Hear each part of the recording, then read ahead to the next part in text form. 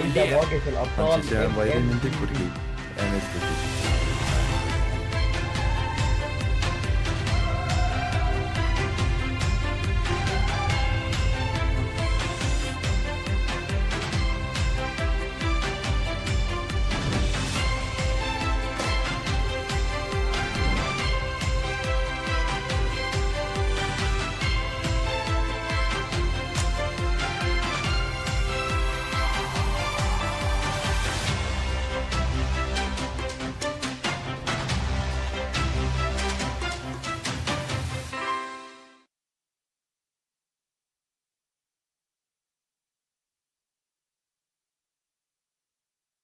My name is Dewi. I'm currently the main roamer for Homeboys SG. Hi, I'm Naufal, also known as Icon from Alchemy SG. I play as the jungler for the team.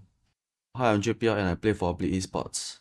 Hi guys, I'm Diablo from RSG. I'm also the captain and EXP laner for the team. My name is Chesty. I play for Team Stellar, and I'm the mid laner for them. I'm Powerful from Team Evil and I'm the jungler for the team. Hi, I'm Adam Yo, and I'm the captain and as well as EXP for Team Flash. Hello everybody, I'm Nick Stain from Vanguard Esports and I'm playing the roamer and also the captain of Team Vanguard. I would say that the team doesn't have a fixed play style, but more of we try to adapt on the fly and try to play as many scenarios as we know. I would say we would be preparing a lot. We've been screaming a lot, practicing as a team together for the past few months after qualifiers, after the last season until today. We have been playing ranked games. We have been playing scrims to try to improve on our teamwork and chemistry, because we are a new team. We have been training very hard and watching all the MPL from other regions, trying to see what they are doing, and we have been picking those small little things up. So this time round compared to previous season, for the last season, I think I started training too late. So for this season, what we have adjusted is like I have trained more with other MPL teams from other country, and we have started training earlier this season. Okay, maybe quite a lot have changed. The emblems now we get to choose 3 different emblems. Yeah, and most of the emblems got nerfed. So yeah, maybe it kind of balance out the game. Everybody will not be used to the new emblem change, but eventually when you play more, when you train more, when you grind it, you'll get used to it. You'll get used to the new emblem, you get used to the new meta. Personally, I think it's a big change, yes. I don't have any preference whether I like it or not. I would say it opens up a lot of possibilities to new playstyles and also more heroes that have never been seen before will be used because the emblem system allows for more versatile gameplays, especially during the early to mid games. Yeah. Actually, for me, I would say I'm pretty comfortable with the new meta, the new patch, because it brings more complexity towards the meta changes, especially bringing the new emblems. There's a lot of things you can adapt to, a lot of strategies you can bring onto the table. We don't really have a goal. Yeah, we just want to go into every game and play our best. This season, I'd say it's probably quite a high expectation, aiming for at least a upper bracket slot after regular season. I think for every team in MPL, the ultimate goal is always to be the champions and move on to international tournaments, and that's the same for Flash as well, I would say. Of course, I'm aiming for the top 1 in MPL SG. I mean, I've failed 3 times already, so yeah, hopefully this season I can make it. We must definitely achieve better results than what we did in SMGSG.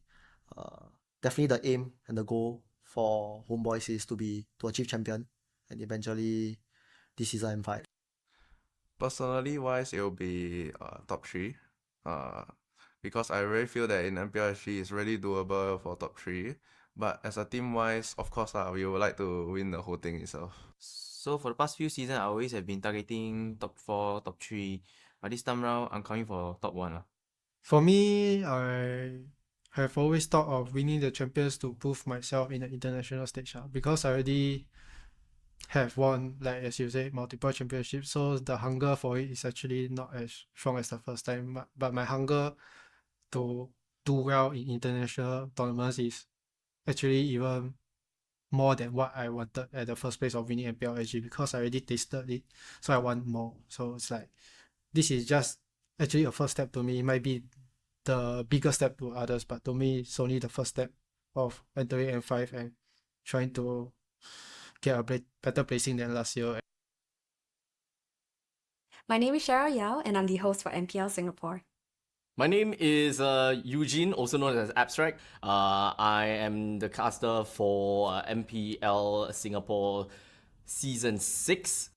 Hi, my name is Churros, and I am a commentator or caster for MPL Season 6. Well, my name is Jace. I'll be commentating for MPL Singapore Season 6. Excited for Season 6 upcoming. My name is Scrubby, and I'm a commentator for MPL SG. My name is Vertigo. I'm a caster / commentator for MPL SG for about 6 seasons already. Hi, my name is Kindofu. I'm one of the few casters that are doing for MPL in this season 6. Funny story. So when I first got my Mobile Legends Bang Bang gig, back then Mobile Legends Bang Bang wasn't like much. There were not a lot of people play it. Eventually, after that one gig, more came to me, and it always comes down to that idea whereby the game that I don't expect doing ends up being one of my staples. How did I become involved? It feels like it's been so long ago actually. So I was doing a couple of tournaments offline, I think community tournaments before that, and I was also learning the ropes, and then I got the opportunity from my mentor, Abstract, who brought me into MPL. So I think since then I've done a couple seasons, and yeah, it's been a fun ride. It started off as an accident because I was an MC for an event, and then for some reason I realized there was no commentator for Mobile Legends at the time. So I just picked up the mic since I had the mic in my hand, and it was history from then on. I went through a casting program with Abstract. Abstract's my mentor. And then lo and behold, here I am. It's a fast pass to being a professional caster and professional talent within MPL. The most memorable one I ever had was Season 4 Slate versus RSG. It was a very tough match between both of these two teams. You know, there's only one slot left because of the change. So there's a lot of tension, especially back then, back then I was like a Slate EVOS Bleed supporter, right? And that's also one of the I think they're at a prime. It was really exciting. We went all best of 7. Screaming out our lungs. It's really fun. And at Tampines Hub as well, we get to hear the crowd cheering and roaring for both these two sides as well. That's one of my favorite moments of casting in MPL Singapore. I think the exciting moment is when you feel the electricity in the air. I highly, highly recommend any viewers who are watching us online to come on down and join us at the physical venues whenever, we share them on social media. Keep tabs on that. Come and join us at the live venue itself and feel the literal electricity in the air. That is something that I will never forget, and I enjoy every single time when we're doing finals. I think, first and foremost, I'd like to thank them. I know that we have a lot of overseas viewers as well. Thank you for your support for MPL SG as well. Without you guys, I think we wouldn't be at the level we're at now. And I think just keep giving us your feedback, because good or bad, doesn't matter. If it helps us improve, we'll take it. I personally really do appreciate the support coming from the community. Things like streamers playing the game and people supporting those streamers eventually kind of rose up to support for the entire MPL community as well, and scene in Singapore. So I feel like keeping that support and viewership going really, really helps the scene, because that's the most important thing. If you don't have viewers, the scene isn't going to grow. If you don't have bodies at Suntec or at OTH, at our Tampines Hub, it's just not gonna work because no one's gonna watch the game. So keeping that support going, I think, would be really important to me, and I'm super grateful that we have these people in Singapore right now, and it continues to grow. Honestly, first up, Singapore is very, very small. And if you have the slightest, interest in Mobile Legends Bang Bang, I highly encourage you guys, to follow our social pages, come on down and support us live. It's really, really appreciated, that presence there, whether you're online, physically with us, it's greatly appreciated, especially Singapore is so small. And of course, for our players as well, they would be deeply encouraged by, your roaring screams, especially on the live venue itself. And with Singapore being so small, we need to show other regions that Singapore might be small, but guys, we are mighty and we need you, all of our Singaporean viewers, to be there to support Singapore all as one. Being part of an ecosystem, that has been very enjoyable. Because honestly, if I were to go to the playoffs and I'm just going in, I cast, I'm done, I go home. Honestly, that's kind of boring. So whenever the audience members or the community members comes over and we just chat each other up, I think that's a very refreshing feeling, and the experience is different every season. MPL Singapore itself wouldn't be possible without you guys. Every one of you are very important to us. And, like what we mentioned, come down every week if you guys can. I know you guys can be quite busy. Or during the playoffs, we are around and about. Just ask away and, have a chat with us. We're more than happy to chat with you guys. So I feel like you guys are really important for us. And I really thank you from the bottom of my heart how much support that you guys have been pouring in towards us since season 1. So I really thank you guys.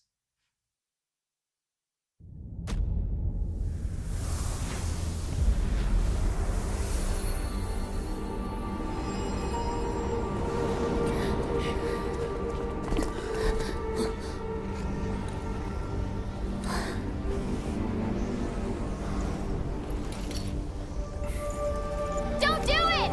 The gateway will devour everything! Sleep tight, my star. Daddy's watching from afar. Close your eyes, Mommy's little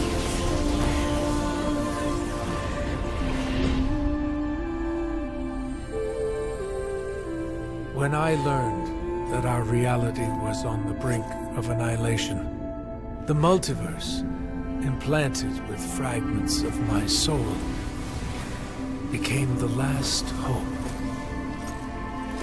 Any universe is within my reach, yet my home still seems but a faded dream. You can't save them. All life will perish before the calamity that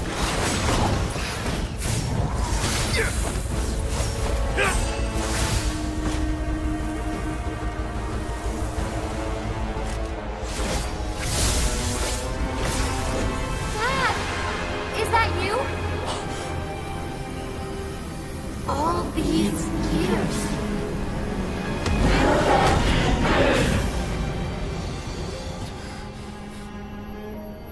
I'm sorry, my little star. I will protect you. No matter the cost. Even the cosmos can't stop me!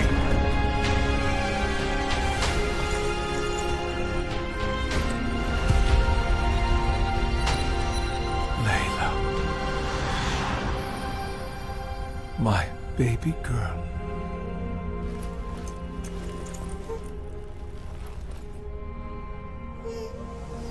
Goodbye.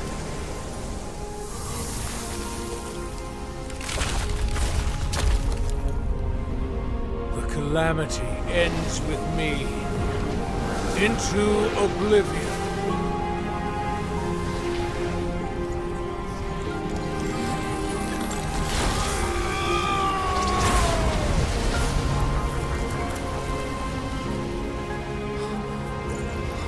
Finally, you are safe, my little star.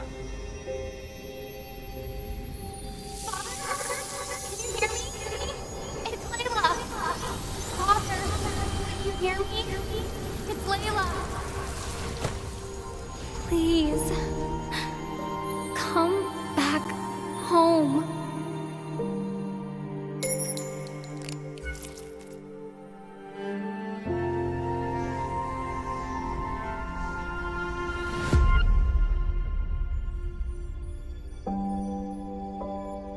that journey is taking me home. For you are the home where I belong.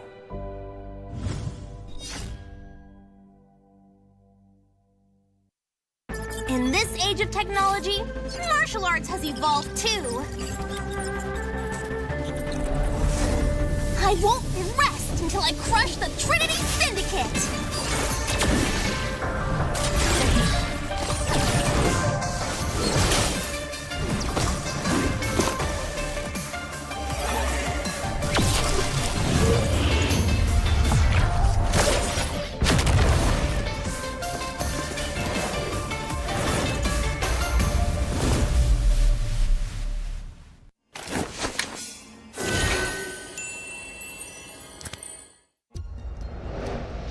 I am Optimus Prime. No one can outrun Bumblebee!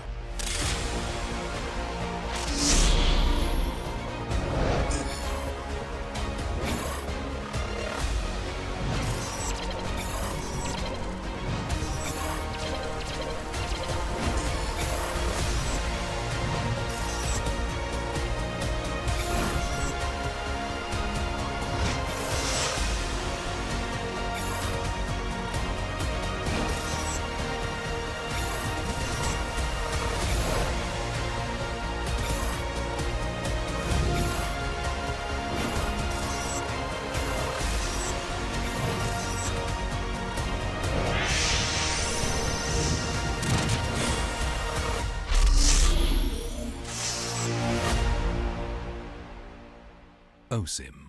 A crispier chicken McCrispy? So much crispier. Bite into an even crispier crunch with the improved Chicken McCrispy. Now, wouldn't that be nice?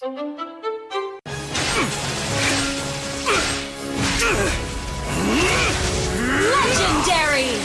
Tigreal!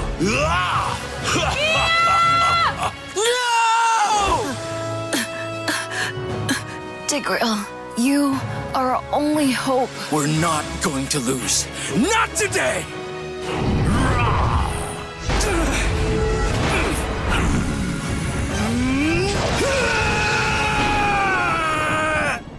Huh? What's going on with my hand? Ooh, why is it so itchy? Yee! Dandruff! Yo, your hand's for gaming, not for scratching. You call yourself a pro? You have dandruff! Tigreal? Tigreal, is that you? Yes, that's me! Do you want to win a match? Defeat Dandruff and Itch with Head and Shoulders! Move on to Head and Shoulders! Up to 100% protection! Dandruff and Itch! Wiped out.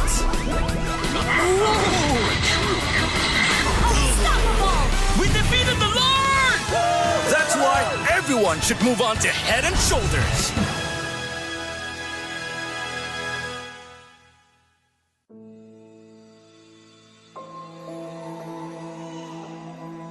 It's all right, my little star. Look, Daddy's over there.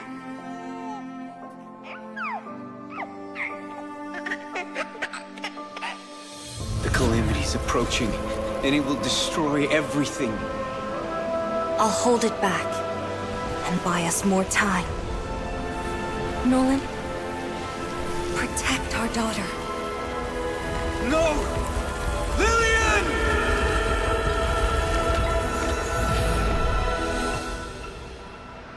In 16 years, the calamity will return. I've already wandered countless universes, seeking an end to the impending catastrophe. There's no time to mourn, no time for regrets. I must fulfill my last promise before I can even hope to see my daughter again. But what chance do I have against the boundless might of the cosmos?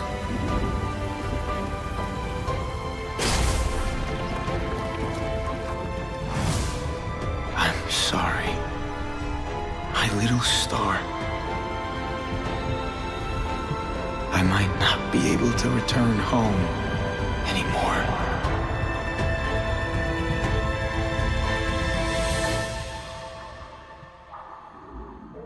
I promise I will take her to see the star lanterns. I promise I'll teach our child how to wield this power. I promise I will sacrifice everything to protect her. I promise I will sacrifice everything to protect our daughter.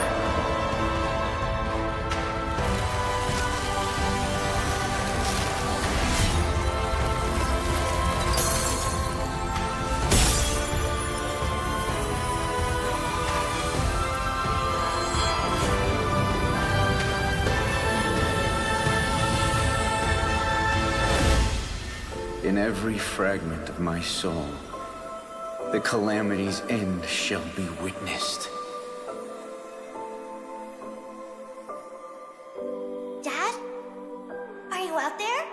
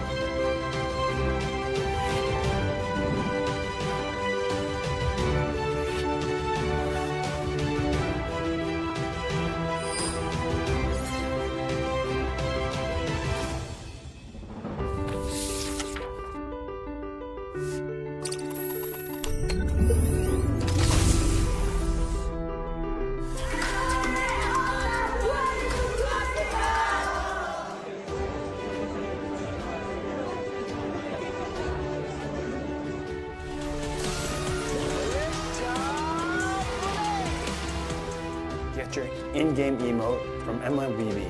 See you all in-game. Y hay un torneo que lo confirma.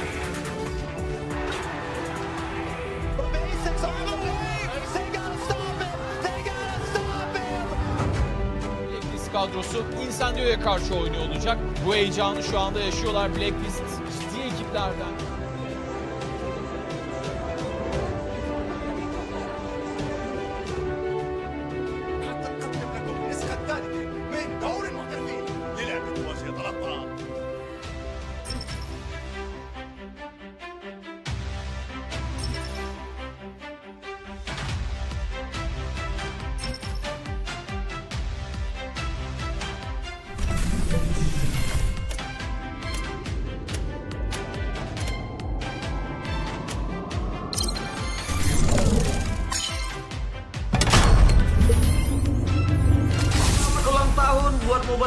Bank ke-7 Happy Anniversary. Anniversary sa nonton MLBB Mobile Legends. Selamat ulang tahun yang ke-7 MLBB.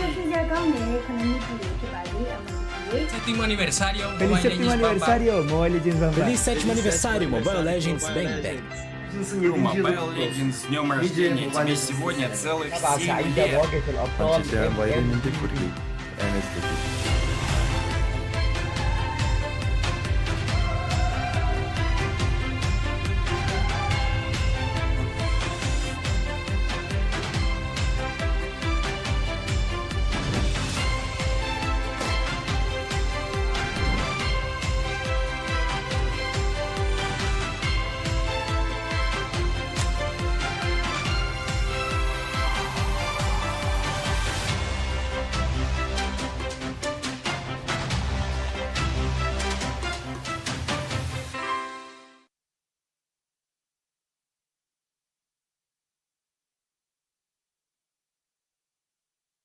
My name is Dewi. I'm currently the main roamer for Homeboys SG. Hi, I'm Naufal, also known as Icon from Alchemy SG. I play as the jungler for the team.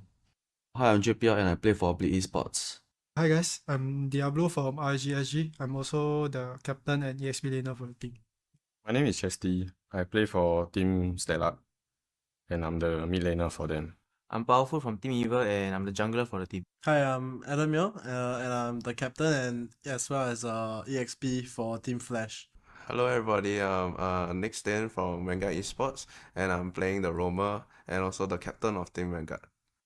I would say that the team doesn't have a fixed play style, but more of we try to adapt on the fly and try to play as many scenarios as we know. I would say we will be preparing a lot. We've been screaming a lot, practicing as a team together for the past few months after qualifiers, after the last season until today. We have been playing ranked games. We have been playing scrims to try to improve on our teamwork and chemistry. Because we are a new team. We have been training very hard and watching all the MPL from other regions, trying to see what they are doing, and we have been picking those small little things up. So this time round compared to previous season, for the last season, I think I started training too late. So for this season, what we have adjusted is like I have trained more with other MPL teams from other country, and we have started training earlier this season. Okay, maybe quite a lot have changed. The emblems now we get to choose 3 different emblems. Yeah, and most of the emblems got nerfed. So yeah, maybe it kind of balance out the game. Everybody will not be used to the new emblem change, but eventually when you play more, when you train more, when you grind it, you'll get used to it. You'll get used to the new emblem. You get used to the new meta.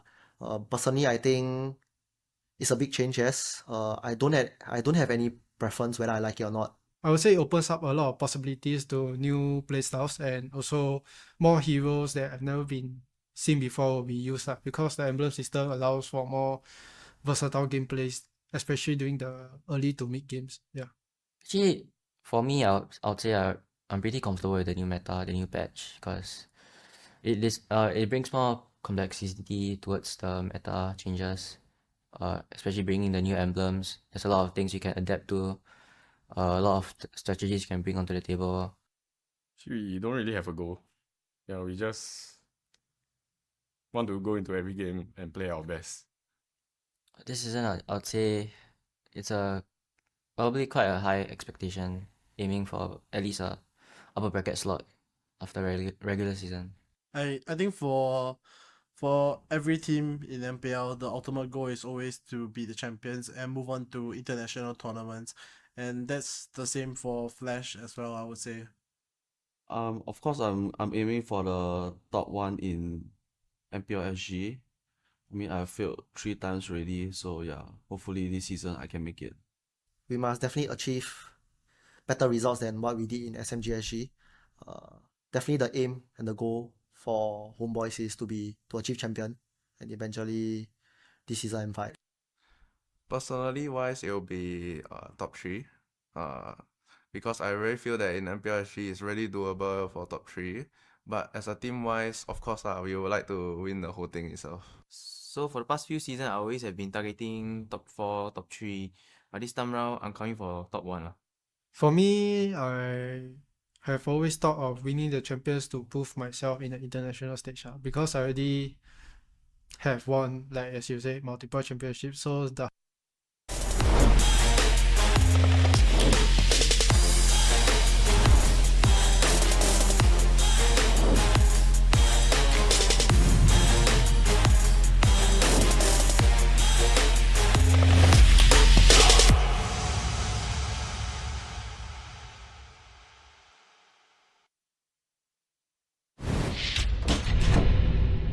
Oh, friends! Welcome, Hello! welcome. So here beside me, I have Abstract. Hi everyone. Hi. Wow, on being a host, a bit different. Yeah, so do you prefer it over there on the caster's desk? Probably, yeah. At least I can scream and shout.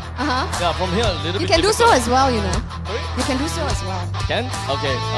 Maybe later lah. When we crown the best talent, best rookie, all that kind of stuff, then maybe I'll shout. Yeah. Honestly, seeing him on stage again, the other time it was planned. So I was actually asking him, Abstract, you come on stage again, are you going to propose? Well, my wife is over there, so propose Round finish two, already. round two. Round two. Renew your vows. You're crazy. I cannot. I'm ROM already. Right. Yeah. So that's why renew your vows again. So, so yes, guys, if you're wondering why we are interrupting the intermission before the grand finals itself, because we are gonna give out awards right here today, and they are namely Best Rookie. Okay, so because we got best rookie, but other than that, I think we have regular season's MVP as well, right? Exactly. And of course, you also have the best talent. Wow, my tiptoe until very tired. Continue tiptoeing. Yes, I'll yeah, do my we'll best. pop it out like that, so you gotta tiptoe the whole way. Yeah. So without further ado, we're very excited to head on into the prize presentation ceremony, and first award that we're giving out would be the Best Rookie Award. So I have the answers of who's the best rookie in my hands already, but I think that we gotta have to invite someone in order to, officialize this. That's right. So we would like to take this opportunity to invite Miss Celine Ko, brand director from Head and Shoulders, to join us on stage. Celine, please. Celine, I must say, no wonder Head and Shoulders. One look, I know that luscious hair is taken care of by Head and Shoulders. And thank you so much for supporting us right here at Mobile Legends Bang Bang Professional League. Until I got used, right? Until right. Can, no problem. I'll take any time, any amount. I give you the Tigreal one, the Eudora one, whatever you want. Can, I got Tigreal, but I will keep using it. Okay, so without further ado, let me just pass this over to you, and we will then open the envelope together. All right.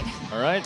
And the best rookie is Slowly from Vanguard Esports. Congratulations, Slowly. Come on over.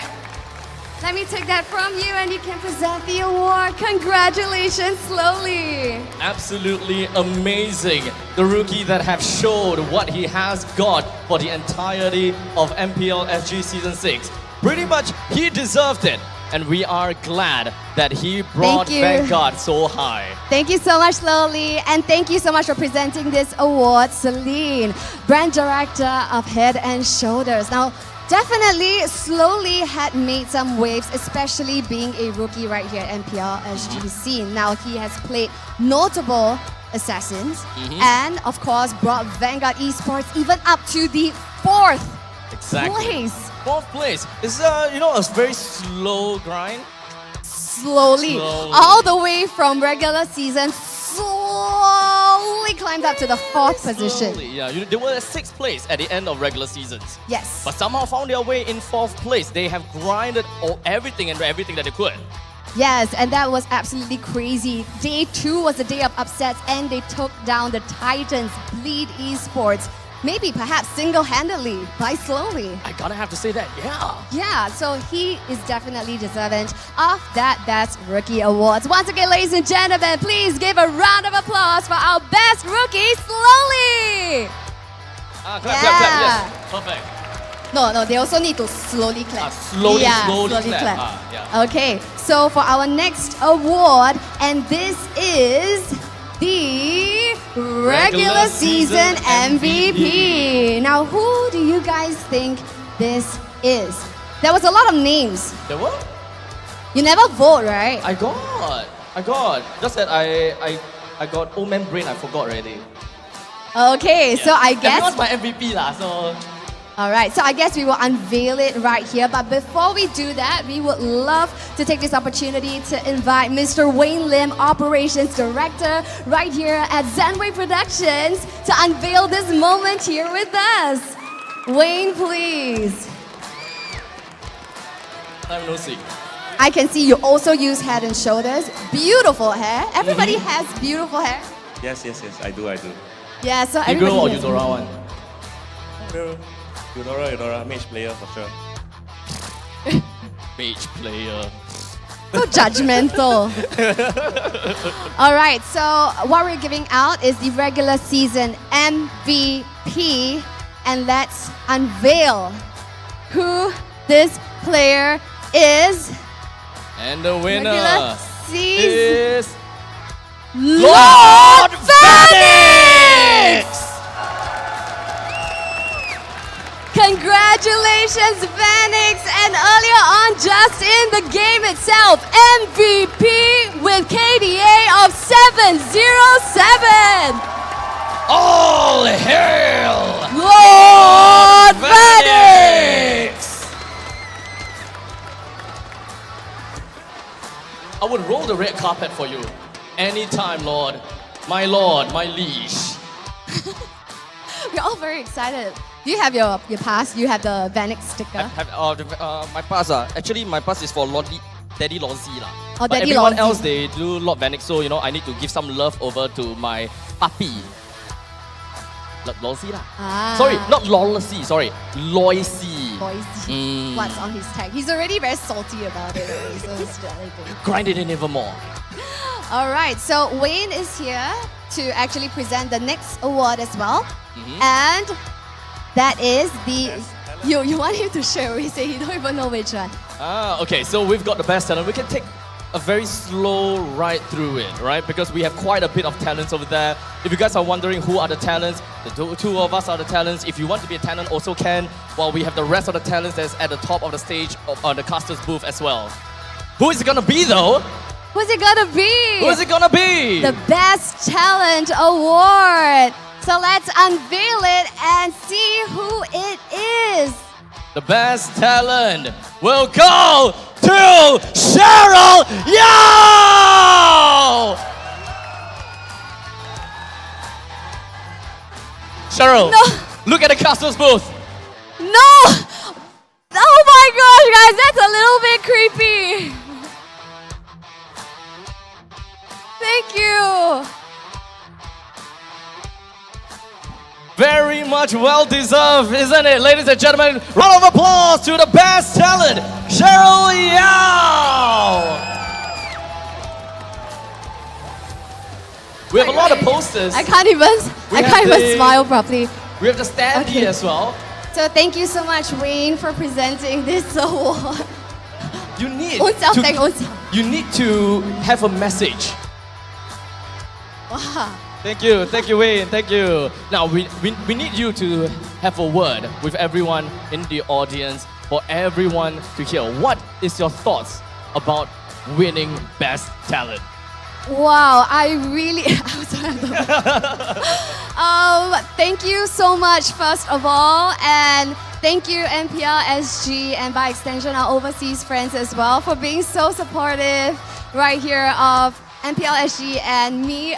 I thank you so very much. I'm new to the entire gaming scene, so thank you so much for showing your appreciation. It's so awkward right now. I should come and save me. Cry. Right. Cry. But yes, guys. Oh, I I'm at a loss for words. Almost there. Keep cheering, guys. Keep cheering. This is a tad awkward already, but yes, it wouldn't have been possible without you, the fans, and thank you so much for this recognition. Really, I didn't in my wildest dreams think that I would even be added into this pool of talents. You deserve it. From the start to the end, you should always have been under the best talent. I know nothing about like all the emblems and the items. When it comes to knowledge, I'm definitely lacking. I disagree. I wholeheartedly disagree. Right? Oh my gosh. Okay, so I won't hold up the airtime because not everybody's here for me. We have more cheering to do for the grand finals that's coming up. Reserve your voices. Yes. Yes. So thank you so much, guys, for this award, and thank you for voting. Thank you. Thanks, Abstract. So yes, we're going to actually cut for a short break, and we will jump straight into the grand finals itself. Now, just a very quick update. You see, they took me for a ride. My whole mind went blank. Okay, so we're here for the grand finals, and it's gonna be a best of 7, guys, and it's gonna be a long ride. We're gonna see our 3 times back-to-back champion defend their throne. Or we're gonna see an uprise of Team Frankenstein Flash, the team that has been making waves. So yes, that will be happening in just under about 10 minutes time. Take your seats, grab your popcorn, stay hydrated. This is the grand finals where we unveil our champions for MPL SG Season 6, and we'll see you in just under 10 minutes time.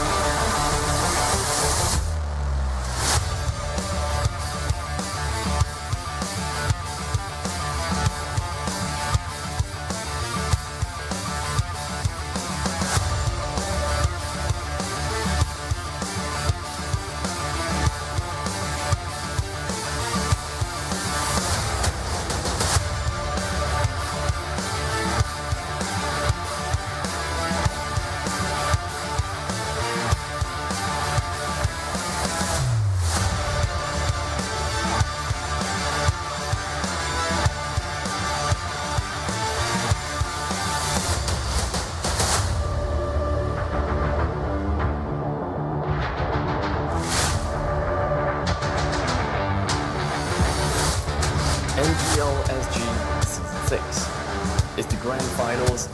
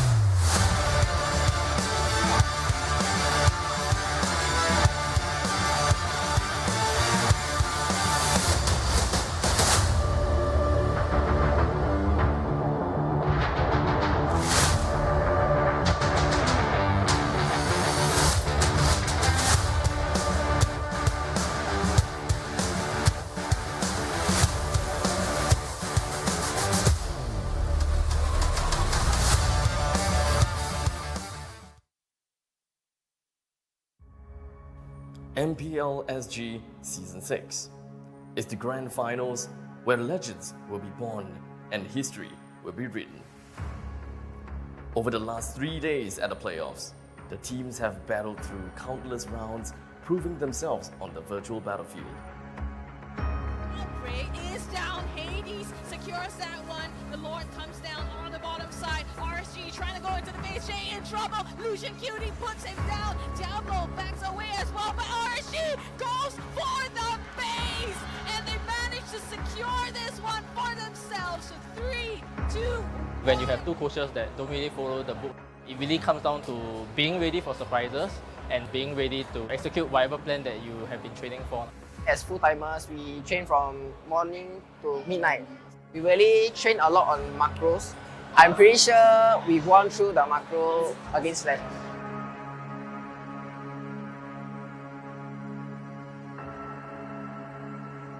It all boils down to this moment! And I'm here with that penalty zone! And now it's just a massive bloodbath against the two teams. They managed to get 4 members. Jay Close himself a triple kill! And this is it! Sending Team Evos out of the competition, and Team Flash secures themselves! I would just like to tell my teammates thanks for committing so much time and effort into training together. Yeah, I think we have learned a lot from our series against RSG, and were we to fight them again, I am very confident we will have it in the bag. We proved that in the best of 5 series, we are able to be the better team. I am proud of what we have achieved so far. We are looking forward to taking it all in the finals. In terms of your playstyle, there's a lot of things that we have learned from it. But to meet again, the same thing will not be happening. Tonight, they face their toughest challenge yet. This is what separates the good from the great. In moments of pressure, true champions rise, seizing the opportunity to shine. The grand finals are about to begin. Strap in, because we are in for a wild ride. Who will emerge as the champion?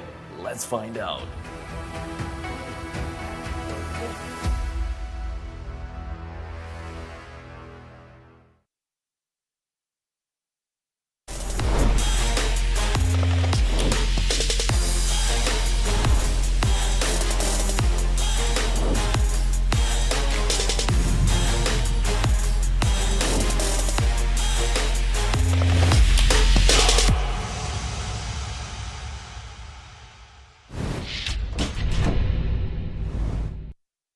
Ladies and gentlemen, right here at Suntec City, after 3 grueling days, we're now right here at the grand finals. Now, over the past few days, even throughout regular season, the Land of Dawn has been a cruel, cruel place. Yes, it has claimed the dreams of 6 teams so far right now in the playoff seasons, and now we are left with the top 2 teams. Right here in the playoff season, it separates the good and the great. And in this match, ladies and gentlemen, the God among men. All right, and with that being said, this match is the beginning of the end, and we welcome you to the playoff season's grand finals, ladies and gentlemen. Welcome, welcome, welcome, everybody. Suntec City, can I hear your voices? Yeah, this is what we do right here in Singapore, and this is how we represent. All right, so right now, the world and of course our countrymen, our fellow countrymen is tuning in to this stream, because in this moment right here of this best of 7, we will see which champion arises from this match to represent Singapore over on the international stage for the M5. So this is a very interesting day and interesting match indeed. So right now, we're just gonna suss out a little bit what the physical crowd thinks. Who is gonna be the champion? Okay, I'm just gonna move over right here. This is the 3 times back-to-back-to-back champions. RSGSG squad here, I assume upstairs as well. It is absolutely packed. We love it. So yes, if you think that RSGSG can secure this for the first time ever, 4 times back-to-back-to-back champions. When I say GG, you say RSG, GG! GG! GG! This is how we do it. Yeah, the boys are super pumped up because they can hear you back there as well. All right.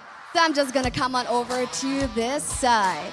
All right. So this is where our orange Frankenstein Flash are at. Wow, Daddy Lousy. The other sign is a bit rotated. Yeah, you guys got an opposite. Oh, Lord Vanix. There's so many fans right here now. Just a little bit for context. Team Flash started off the regular season with close to no fans because this is why I call Frankenstein Flash, because they are top players plucked from every team, loaned and created into this beast of a team right here. But now they've proven themselves all throughout regular season and playoff season and has garnered a huge fan base just by performance alone. So when I say team, you say Flash. You guys got it? Team! Team! Team! That's right! Wonderful, wonderful stuff. And finally, we have awaited so many weeks for this moment. I'm just gonna get this moment to introduce to you the wonderful teams right here for MPL SG Season 6 Grand Finals. First up, ladies and gentlemen, please put your hands together for your 3-time back-to-back-to-back champions, RSGSG!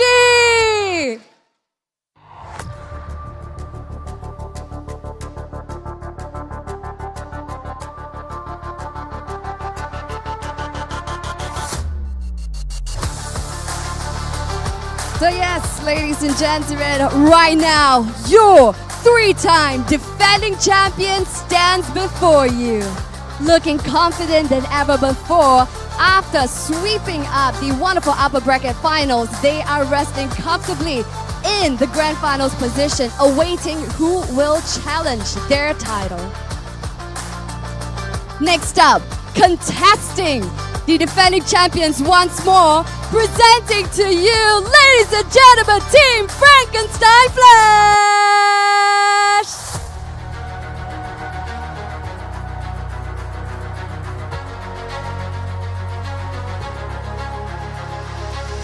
Team Frankenstein Flash has definitely proven their worth time and time again. Now, this is a very exciting match because we see a repeat of Grand Finals in MPL SG Season 5. But this time, will the results be in favor of RSGSG, or will we have a brand new champion of Team Flash? We will have to find out. Let's go. Fist bumps, everyone.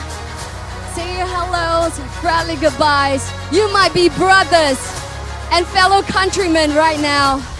But as you head on over to the land of dawn, there is only one champion that's going to emerge. Yes, ladies and gentlemen, as you see, the prize trophy is sitting there right in the center of the stage. As the players are giving their friendly fist bumps, all of their eyes never left the trophy. For this championship, they only have one shot, one opportunity to seize everything they have ever wanted. One moment. Will they capture it or just let it slim? Over to you guys, casters.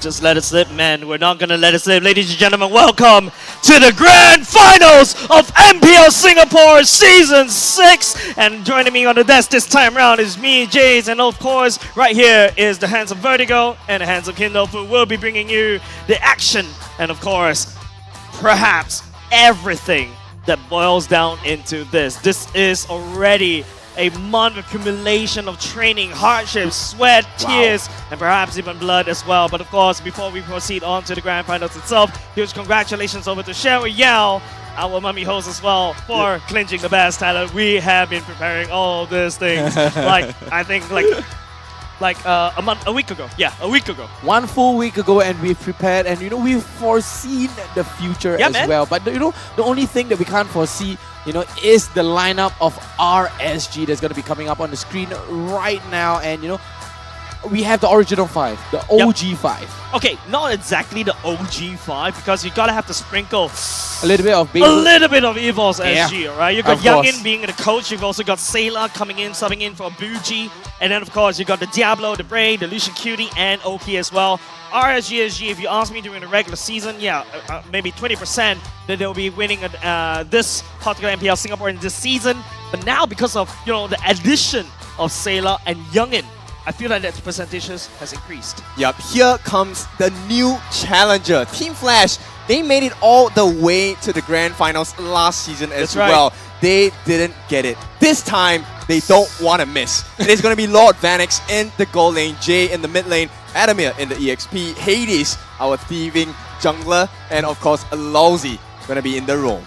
Alright, ladies and gents, if I actually have another foam board that allows you to draw all of these relationships between these two teams. Not only just the fact that, this is like a revenge, a repeat of what Team Flash tried to do in the last season. Lowsy was from RSG, Adamir used to be the same team with Sailor, and Youngin as well. Yeah. And then Jay, Lowsy, and Adamir were friends. There's a lot of storylines that we have to take a look into. And not only just that, you also got a battle between Oki, Lucian Cutie, hailing all the way from Indonesia, and Hades, Jana Cutie, hailing from the Philippines. Well, I mean, Hades has been showing up over and over again. Like, we've seen how at the most dire of times, right? Like, man, is Flash gonna lose? Walks right in, Retribution, T-pose. Yeah, like the fact that everybody on the comment section is already starting to call it like Hades esports a little bit, but of course, Team Flash, we believe in Lord Vanek as well. But before we head on into breaking down Team Flash, let's break down RSG first. Yep, RSG, we know their keys to victory. This time with the addition of Sailor, you have seen how potent he is. So we need him to have his early rotations to assist those early skirmishes. Now we have seen very nice combos that Phobius, so scary in the hands of Sailor, of course with the mind of Youngin here. Now this is all to provide space for Oki to farm and carry, as we've already seen. The combination with that Angela, making him seem unkillable. And of course, something new, right? This season we have seen Diablo with new heroes, that Cho coming out. And I hope to see something additional in this match as well. Yeah, before we head over to Team Flash's keys to victory, let me just remind you, Bray and Sailor were also friends as well. So it's not just like a Frankenstein Flash that we kind of like to build upon where they kind of lump all the All-Stars together. No. Bray and Sailor have been playing together for a long time, even off stream as well. But now let's head it over to Vertigo. Why don't you break down the keys to victory for Team Flash? And the keys to victory for Team Flash SG right here is Jay's versatility in the mid lane. So we talk about Sailor, and this time on the side of Flash is going to be Jay. So if you think of it, it's kind of a battle between the mid lanes as well, right? The mages, you have the versatility coming out from Jay, as well as, all the way on the other side of RSG is going to be Sailor. And of course, Lowsy and Adamir, big ultimate in team fights. We've seen Adamir and Lowsy's synergy. Adamir goes right in, Lowsy goes for the setup as well. It's two peas in a pot, right? Two peas in a pot. They have amazing synergy here. And these are one of the main three keys to victory on the side of Team Flash, and of course it's Vanix positioning in skirmishes. So we've seen how Vanix uses the Ixia to its maximum. Yep, like the positioning of Vanix is definitely very important. So he's definitely have like a massive target painted on his back by Lucian Cutie. But don't forget, another storyline I would like to also remind you guys that Lowsy was not only just from RSG, he was the analyst for last season of RSGSG.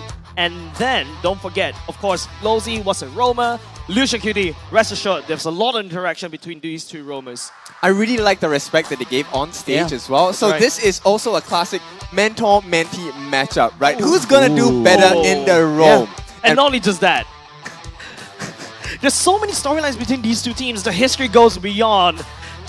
KZP was from RSG as well. Yes. Exactly. Back in the old days. Season 1? Season 1. I mean, we've seen how KZP went from the player into a coach, onto the custard desk. And, this He's time, everywhere. Youngin was also on the custard desk as well. Exactly, but Youngin, you know, he was a player as well, but it's a totally different game. Okay. But, you know, KZP and Youngin, it's a battle of the minds as well.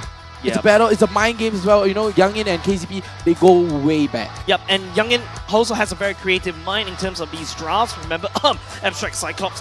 But then we also talk about how, you know, KZP's creative draft basically got enabled by Jay's massive hero pool. Oh, for sure. And I'm expecting this to be the same for RSG as well, because Sailor also can play very unorthodox Phobius. mid as well. So Phobius it's mid not lane. just the battle of the minds, it's also battle of the execution for sure. Oh, the Loi, the Loi Oh, mid yeah, we that saw. one.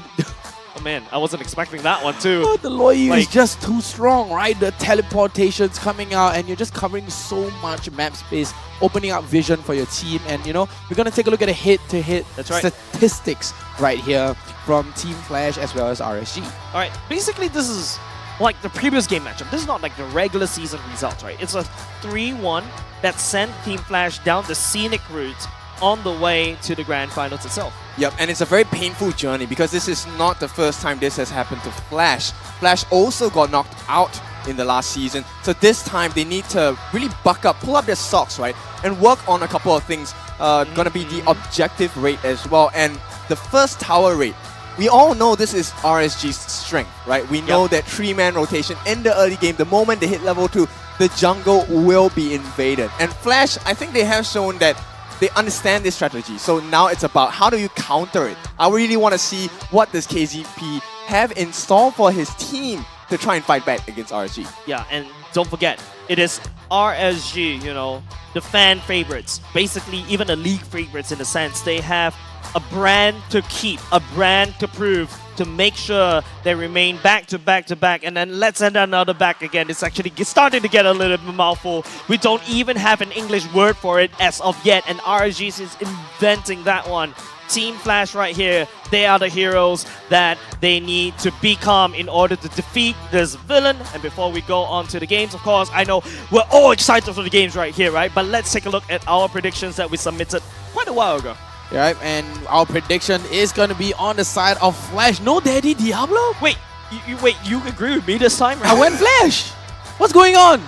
I think there's a switcheroo here, but of course, yes, this is Okay. our predictions here. That's right. Right, so please explain to everyone watching why Flash.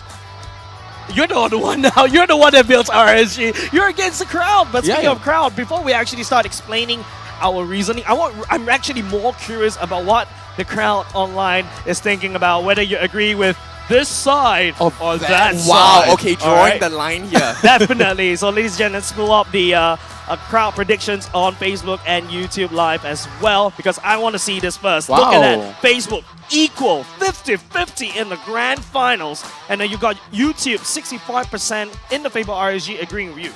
Okay, so maybe let me start off with Yep, why go I ahead. took RSG. RSG here, they don't just want the trophy. They're looking for something more. Yeah. And so this is the baseline. They need to win this. If not, they can't go for that M series. So I don't think they want to give up any opportunity to improve on the international stage, to prove their believers that we can do better and we are the strongest team. So I joined that belief as well. I think RSG should be able to take it and win the series to progress in the international stage as well. Okay, what about you? Hades. Just one word. That's all you need to say. Hades. He's on a different level. He sees window of opportunities to come in. When situations are dire, Hades will be like, I got this. Just one word. He's cool as a cucumber, eyes in his veins. He's literally the cucumber that literally could save your game. Yep, the only cucumber that keeps the team in check. And Lawsy is the hype man. You see on the player cams as well, Lawsy is constantly smiling at his phone. You know, it's like talking to a long distance girlfriend as well, right? He's just smiling and playing and talking to his team. Right. Oddly, this is starting to become a little bit personal for you. But then again, I think Team Flash right here, I think they are literally the heroes that they need to become, right? Because I think we gotta have to try to end the tyranny of RSG. They have been dominating in this season for far too long, ever since season 3, when they start getting on this momentum, because they of course they are a momentum based team. And you start to see when they start to pick up the first turtle, everything will start to, fall together like nice pieces. But then again, I am believing in that Hades. I'm believing in that Lord Vanix to be able to pull through and end RSG in terms of their domination. For sure. So now we call him Lord Vanix, and I think the point for him is no, I don't want to be a Lord. I want to be in the same league. I want to be a god. So Lord Vanix, they have this in mind. They need to beat RSG. Once again, this is a best of 7. It's a long series. Right. Who else can last their competition?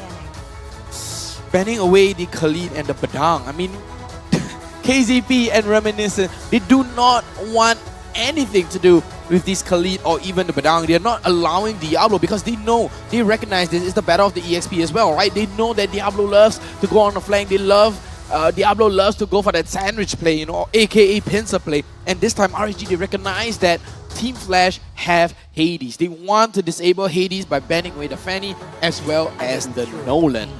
I think, Team Flash, they are in for a very tough time because right now, Youngin has a lot of different options as well. Sure, you have the flexibility in terms of Diablo's EXP laners, but right now, with the addition of Sailor, you have to consider all of this unorthodox picks as well. The Loi in the mid, the Phoveus in the mid, these are all strategies that Youngin has brought in with Sailor from their previous teams as well. So I think Team Flash, they need to consider more than just blocking out Diablo.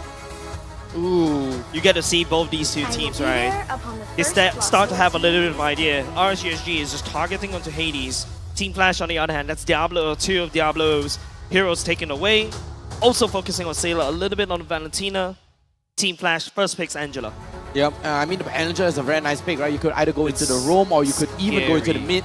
I think they would want Jay to go Angela into the mid lane because it provides you that extra magic damage as well as that hard guard, which will come in so clutch. But this time, RSG, they're going to go with the Irithel and the Mathilda. Wow. I mean, based on the past games in the playoffs as well, when you have an Angela, the chances of you winning significantly go up. Exactly. So Team Flash, I think they have a very confident start, but it's also a flexible pick, like you mentioned. She could go in the mid, she could go on the roam. Now it's really up to Flash. What do they want to punch RSGSG with? I mean, the Irithel is going to snowball so well. I mean, they do not want Vanix to get on this Irithel, right? Because of the kiting capability, and it's more of a deny/snap pick, right? The Matilda is a no-brainer. You have to go for that. And the Irithel has that kiting availability with that Angela hard guard. But this time, the Baxia slips through as well as the Fredrin. So it's going to be an Angela mid. Baxia might go into the EXP or even the roam again. Look at the flexibility coming out from Team Flash here. But knowing Team Flash, I think the Baxia would definitely go into the EXP lane. Yeah, but you know what Team Flash just did, right? These two basically heroes, right, couples well with the Angela in terms of the East catchers, right? And not only just that, on top of creating that flexibility that, of course, Adamir can potentially go into the Baxia. He's pulled it out earlier just now. The Lozy can also pull out the Baxia roam. You also take away the Fredrin away from Bray, which is one of his best heroes. Yep, and adding on to that, Vanix still has that Bruno open for him. And that's one of his signature heroes on the side of Vanix. Alpha. Wow, I mean the sustainability from this Alpha. We've seen how Bray used this Alpha to the maximum. Spear of Alpha straight up into your face, bring you up and smash you right down with the sustenance. And the true damage as well. That is the strength of this drop itself. That's and right. Youngin loves himself some true damage. He wants to get rid of this competition. He loves it. Every time we're like, wait, what is Youngin? Why? He will just give you one word. True damage. That's all. He just one words you. Right? But at this time, we're going to go into the second phase of the ban right now. 10 seconds left on the clock, and it is going to be RSG going to be banning out. Yes, they have to ban out the Bruno. Yep. I think the Bruno really enables them as well, right? There we go. Yep, we can be coaches. You take it away. Bruno is just super crazy in terms of Vanix. If you see him on camera right now. Right here is just RSG looking to ban away Marksman. Team Flash, on the other hand, starts to cut down even more on the EXP lane. Yep, and taking out the Phoveus as well. And RSG, I think they can go for the Claude ban. I think the Claude kind of jumps into the backline and kind of disrupts and bursts on this Irithel. So I think, right now, Youngin, he should be taking out the Claude. Yep, the Claude is the only one that can jump into the backline. It's really clear that Vanix is going to be a problem for RSG. All the games in the winners bracket, you could see Vanix was always cornered, always pincered, always taken aim at. And if Vanix is down, it looks like Flash will take a loss as well. Banning away the Bruno right here, and RSG, I think they should ban the Cloud, but no, they're gonna ban the 1-1. I mean, the kiteability, if that's even a word, is gonna be taken away from this 1-1 as well. It's a very long, extended period of iframes, right, with the crossbow of tanks. So it's understandable why they don't want to have this in the lineup for Flash. And they're not exactly a super bursty lineup as it stands now. So they don't want to have an extended team fight. That is 1-1's one true love. In the heat of the battle, that is it. Remember, 1-1 was just buffed. Yeah, like Jace loves the 1-1. Last week, like in the middle of last week, right? I was just playing it. It's so fluid right now. But then again, I asked the question, right? Why 1-1? It wasn't being pulled out by Vanix at all. And then after that, you know, you've been practicing so with the many Angela, of these old ones. With the Angela, there's so much kiteability and sustenance coming out. You got a free debuff, you got a free shield, you got extra healing as well. Because we all know 1-1 does not have as much lifesteal. So the Angela kind of compensate for that. Hence the, you know, 1-1 ban. What do you think of it? Does it make sense? It does, it does. It does? Because it extends the amount of fighting capability she has as well, right? Now, talking about extension of fight capabilities, they don't want to have that burst coming in from Paquito. So Team Flash is going to take away our boxer here, which means Oki will take up the Lapu Lapu for his team. That's Diablo Lapu Lapu. That's Diablo on a meta hero. And that is like not Diablo at all, right? Like forcing him back into this Lapu, it's just because Team Flash is literally banning away like 4 of his heroes right now. Yeah, I mean, we all know, right? Most teams, if not all the teams in MPL SG, notice that Diablo is always a huge problem. So they want to limit the amount of damage you can take out as well. Edith. Yeah. The Edith is going to get picked up right here. Team Flash solidified their lineup with the Angela Fredrin Baxa as well as the Claude and the Edith and RSG. Abstract, are you watching this? The Cyclops. Abstract, are you watching this? This is the Cyclops. Game number 1 of Grand Finals. A Youngin Sailor signature in RSGSG. What's going on? Huge burst, very fast cooldowns. This strat didn't work in Season 4. Right now, Youngin is pulling deep into his pockets, shocking Team Flash. And I want to see how the Sailor execute this mind of Youngin. It was so crazy that in Season 4, he pulled it out against RSG, and now he's going to be in RSG and pulling it out against Team Flash. Exactly, and with the Cyclops, it's going to go for a hard lockdown as well, and wow, I just can't. With that said, ladies and gents, this is game number 1. Momentum is very important for both these two teams. Who shall get game number 1? I want to hear you guys scream your favorite team as we go into game number 1 of the Grand Finals. Team Flash going up against RSGSG. Wow, with the star power lockdown as well coming out from the Cyclops, but it is kind of a liability, right? The Cyclops is so squishy. I never liked the Cyclops. You never liked the Cyclops. I hate it. I don't like the Cyclops. I actually love a late game Cyclops as well. The cooldown is really literally insane. You essentially have no cooldowns at all. You can keep throwing your skills at your opponents, and it's huge amount of damage along with magical pierce, depending on how you build your items. That's right. The force is really strong with this one as well. And Team Flash here, they're going to go for a reverse map play. They're going to go for the Lolzy Vanix on the top lane. But for RSG, they're going to play a Sailor Diablo on the bottom lane. It's going to be a mid lane Jay with this Angela. So we're looking at that Mighty Morphing time, right? When Jay hits his 4, he has that hard guard available for his team. And I think that's how Flashes wants to counter RSG's aggression. Yep, in a lethal wanderer right now, Jay and as well as Lolzy, they're trying to contest for this lethal, and it is still going to go into the arms of RSGSG. Yep, at this level of gameplay, the minor things really matter. And right now you can see, even though it is just 100 gold ahead, RSG does have a slight EXP advantage. That's going to be huge during that first total of the game. Yep, but look at Bray though. Bray is just waiting in a very, very bad and amazing position. If Adamir steps over the line, that's it. He knows. I think he kind of smells it. There's no information on the jungle whatsoever, and they know the timing of Alpha's jungle. But oh, Lucian Cutie takes a lot of damage. That's a Mathilda, very slippery. Still A-okay, still safe. Bray, oh, that's ultimate being missed. Bench is already popped by Adamir though, just in the nick of time. Yep, the Spear of Alpha is going to go wide right here with the Retribution still available for Bray though, but he doesn't have the Spear of Alpha to close the gap. And Hades can use this taunt and deny that gap closing Spear of Alpha coming out from Bray. First challenge for Hades here. If he gets it, it's going to be a huge lead for Flash. RSG, they're looking to do the same for themselves. Not a lot of magical damage at this rate coming off from Team Flash. Very RSG on the other hand, but Diablo, okay, he's gonna initiate. Oh, Losi, think it's over the other side. Hardguard already commit the first blood. Goes over to Diablo instead. Appraisal's Web, I don't see it. Bray will make sure that he doesn't use it at all. Jay, the only one left. Adamir forcing to use total super points. RSG takes away this one turtle away from Team Flash. That was an amazing Spear of Alpha follow-up there from Bray, smashing and collecting 3 members of Flash into their arms. And look at what Bray is doing. He's trying to get more for his team here. Gets caught out though. There's an Archada as well. Bray gets knocked up sky high once again. That's the second skill coming out of Alpha at the same time. Bray's around this time around with land. But Bray takes someone down for the grave. That's Losey, another casualty taken by RSG.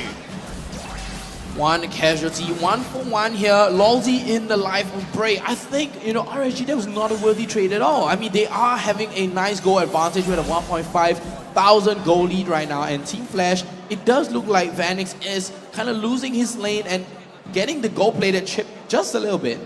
Well, they do make some big differences in this particular first skirmish, right? So Sayla is level 5. Jay just hit, which means Sayla is actually in front in terms of EXP. So the next turtle is going to be a very important time. They might not have enough damage on the side of Flash.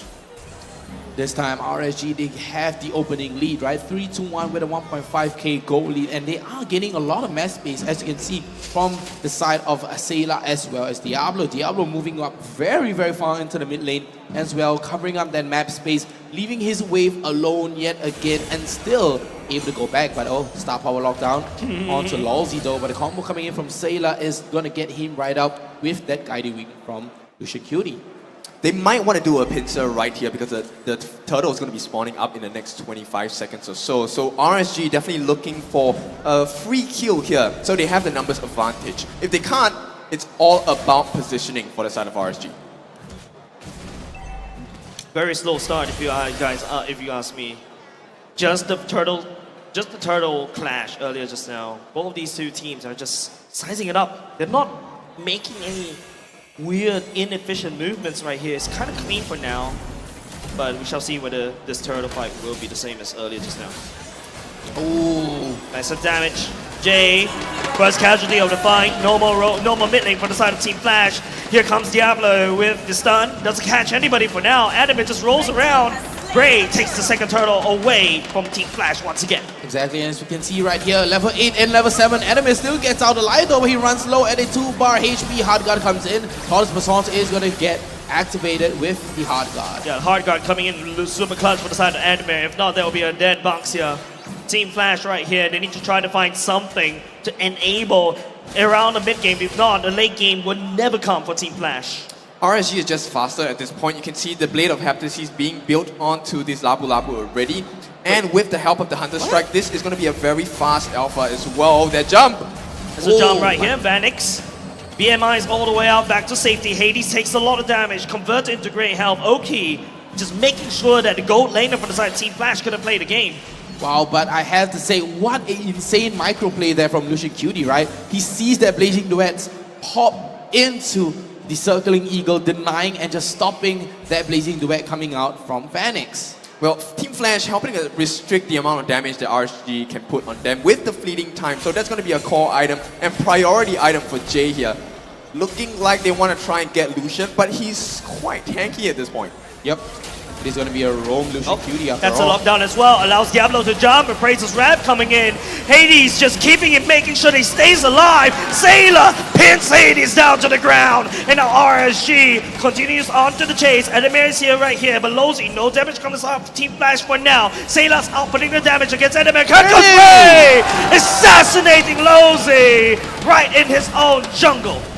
Wow, Bray jumping in all the way from the mid lane turret across the wall, able to catch out onto Lolzy as well at the very last moment. I mean, I like this composition. RSG is playing it like a pick-off composition, and they're peeling away layers of the Flash defense. Kind of like a onion piece where they're taking it layer by layer, and Flash is starting to cry. That felt like you're quoting a Chinese song right there. Layer by layer. Piece by piece. But then again, first turret from the side of Team Flash already taken down. RSG in the dominant lead in terms of the goal, turtle, and also everything that they want to do. Yeah. No contest coming from Team Flash. They will not contest. Team Flash, they need to take things extremely slow. Right now, it's about lasting towards that mid and late game. RSG though, they have a very different plan. They have a 5k goal lead at the 7.5 minutes mark. This is going to be where they can see, can they break Flash even further? Yeah, but Oki already securing onto the Circling Husk Claw Eagle. as well. Miss. But Circling Eagle, Primal Rev gets Lozy right out. But to continue my point as well, Husk Claw and the Berserker's Fury already secured for Oki on this Bruno. Oh, sorry, on this Irithel. As the Bruno was the ban. Yeah. But then again, let's take a look at the damage dealt right Wow. here. Vertigo. Sailor all the way up in the charts right here. Look at where Lozy? Vanix is. Doesn't really have the damage, doesn't do anything at all for now. Hades and Satan landing on top of Lucian Cutie gets knocked out. Bray coming from the flank at the same time, looking at Hades, but Oki just zoning Team Flash away. RSG, they're taking mid, they're taking bot, and taking no prisoners from the side of Team Flash. Yep, and RSG on the macro game, right? It's, again, I mean, the macro game is just insane. So quick. Yep. Hades right here will be able to find Bray, but he doesn't really have the damage. Lucian Cutie just drags Bray back to safety. All that just for the tier 2 turret to go down in the bottom lane. What a macro play. Lucian Cutie though. They need a pick up right here. Lucy looking for it. Will not be able to connect to Bray. Diablo will be the one to find Vanix instead. Blazing Duet already committed with Jay on the hard guard. Diablo trying his best, but here comes Oki jumping over the wall with a heavy crossbow. Just shredding through Vanix. Sailor credits up on the kill. Oki takes down another one. Solo kill only just Jay. Alive from the side of Team Flash. That's a huge mistake from Team Flash. I don't know why they went to commit. Right now, Bray is so far ahead. 3 levels ahead of Hades. He's 6-1-1. Just his rotary swing cuts out about a fifth of the life of Hades. And I'm not sure why they're still taking this fight. It's almost a $10,000 goal lead for RSG. Wow, 10k goal lead on the side. There we go, 10k goal lead on the side of RSG. And I have to say, what an insane flank from Oki as well. Lozy, they know that mistake happened. The onward miss. There was no flip back coming out from Lozy, and they had to take the opportunity right there. Whoa! Hades! What on earth? Just dashes with a glimp. Takes the Lord away from RSG. You doubt this guy, he delivers. What is this guy? What has Hades been eating? This is not a Lancelot. What has he been eating? Landing Retribution over and over again. Walking up into 5 members of RSG and taking away the Lord as well. Team Flash, this is borrowed time. They need to try to find some value and all for the side of RSG. The Blaze of Duet, that's a shutdown. Exactly what Team Flash needs. Even though it gets 10k, look at that. Immediately drops to 8k. RSG didn't know they cannot give too much away to Team Flash. We need what Team Flash is eating at this point because that was a sick retribution by Hades. He achieved so much for his team that he bought them quite a bit of time and they got the kill on Bray as well. That's going to shut down that lead, cut down that gold lead now to 8,000 gold instead. That was 10k immediately when Bray dies. That's 2k immediately shaved off in terms of the gold lead. RSG, they have to try to end this game before Team Flash starts to come online. Yeah, I mean, Vanix is running on a timer right now, right? Let's take a look at the items coming out from Vanix as well. He already secured the Demon Hunter Sword as well as the Golden Staff. And right now, going into the Vampire Mallet as well as the regular Spear, he is going for his Holy Trinity right here. Yep, that Trinity is going to make them divine here. Bray, he has to be careful. They have to be careful right here, and they have to contest this yet again. And yep, the items are going to be coming up on the screen right now. Hunter Strike as well as War Axe. Brute Force Breastplate, of course, coming out from Bray. Yep, this fleeting time actually making a lot of work for Flash here. Both of the Romans actually have that Flask of Oasis already, so healing is going to be great. But the fact that Adamir exists with this Boxer Mark could prove to be the changing point between RSG. Yep, with Degen coming out from the Tortoise Croissants as well. And I have to say, Lucian Cutie has not been making much of an impact, you know, as of right now at 11 minutes, but they are rushing in. 12 Alpha. So we're alpha committed. Adamir looking for a pickup right here on top with Adamir? Jace on the hard guy as well. But then again, Lozi is just looking for a target. Vanix half HP. Lots of damage coming up from RSG. Look at them giving loads of respect over Team Flash, not handshaking that team fight. Yeah, I mean, Bray took a big hit right there because of that, you know, hard guard coming in from Jay and onto Enemy as well. Pops the Vengeance as well. And, you know, he had a Tortoise Persona, so that's denying the heals coming out from this Lucian Cutie. The tides are already changing. Jay going for the Holy Crystal. The heals are going to be insane here. You can see RSG a little bit hesitant to start a fight wrongly. That's why they're being so careful about it. Flash, they're just waiting for that one chance, that one opportunity. They will flip this goal lead on its back. You almost called the Eminem there. Yeah, I mean, they almost seized whatever they wanted, and you know, right now, Flash, they have to seize this Lord right here, right now, and Hades just T-posing in front of RSG, and RSG, they're unsure, they're like, do we go for this fight? I mean, the previous time we went for a 5-man take though, but Lozi, oh, Diablo just dodges that there. Flicker for Flicker already committed. You got Hades in the Lord Pit. It could always go over to either way. It's Hades Retribution versus Raze. Mathilda, Lucian Cutie brings Oki to join the fight. Lucian Cutie a little bit low, second ego, looking for a target. Pushing Lozi. Adamir looking for just tag on to Oki, just zoning him out. But Diablo doing the same. The Wind of Nature Lozi. from Vanix. But Lord killed by RSG. Secured at what cost? Adamir finds onto Oki as well. Bray will trade for Lozi. Vanix still alive for now. But then again, what is the outcome of this particular one? there we go, double kill coming in for Bray as well. It's going to be a 1-for-3 here. RSG, the victor of that team fight as well as the Lord take. And down goes Jay. Flash right now, Vanix, the only man standing here against 4 members on the side of RSG with the Luminous Lord marching down into the middle lane. And the latest death timer right now is going to be on Jay with the 23 seconds on the death time. What can Vanix do with that one blazing duet though? It's a Luminous Lord. Yep. Lozi coming back online though. That's the Star Shadow already committed. Vanix immediately deleted the core, taking damage from RSG, and that's enough for them to end the game for game number 1. That was an open and shut case for RSG. Yep, the pressure was just too much from the side of RSG, and this is what we expect out of a 3-time champion. Very clean cut, very high pressure, and Team Flash, they need to go back to the drawing board. Wow, what a draft, what a play. I mean, the Alpha, the Matilda, I think it's the Angela, man. Angela kind of enables everything. I think everyone doubted that draft from side RSG, right? When you saw the Cyclops out, everybody was like, what? Cyclops? Is that a misclick? I don't think so. It's Sayla. It's Sayla. And Youngin. Yeah, and who are you to doubt the Cyclops? The Cyclops prove you wrong. Yeah, and if you notice the very last fight, Vanix was trying to wave clear with a blazing duet, right? He saw it from a mile away, and that kind of act like a zoning tool and making sure Vanix stays safe. And then after that, the blazing duet wasn't able to clear successfully and spread the damage across the board. That's basically laying down that red carpet for RSG just to take the core. Well, let me share with you a little bit more about why that draft works so well for the side of RSG. Now, concentrated energy on Sayla, they have the Enchanted Talisman along with the Genius Mon and a Divine Glaive. Wow. Now, this is a lot of damage from Sayla alone, right? In team fights, Sayla and Oki are the main damage dealers in that fight.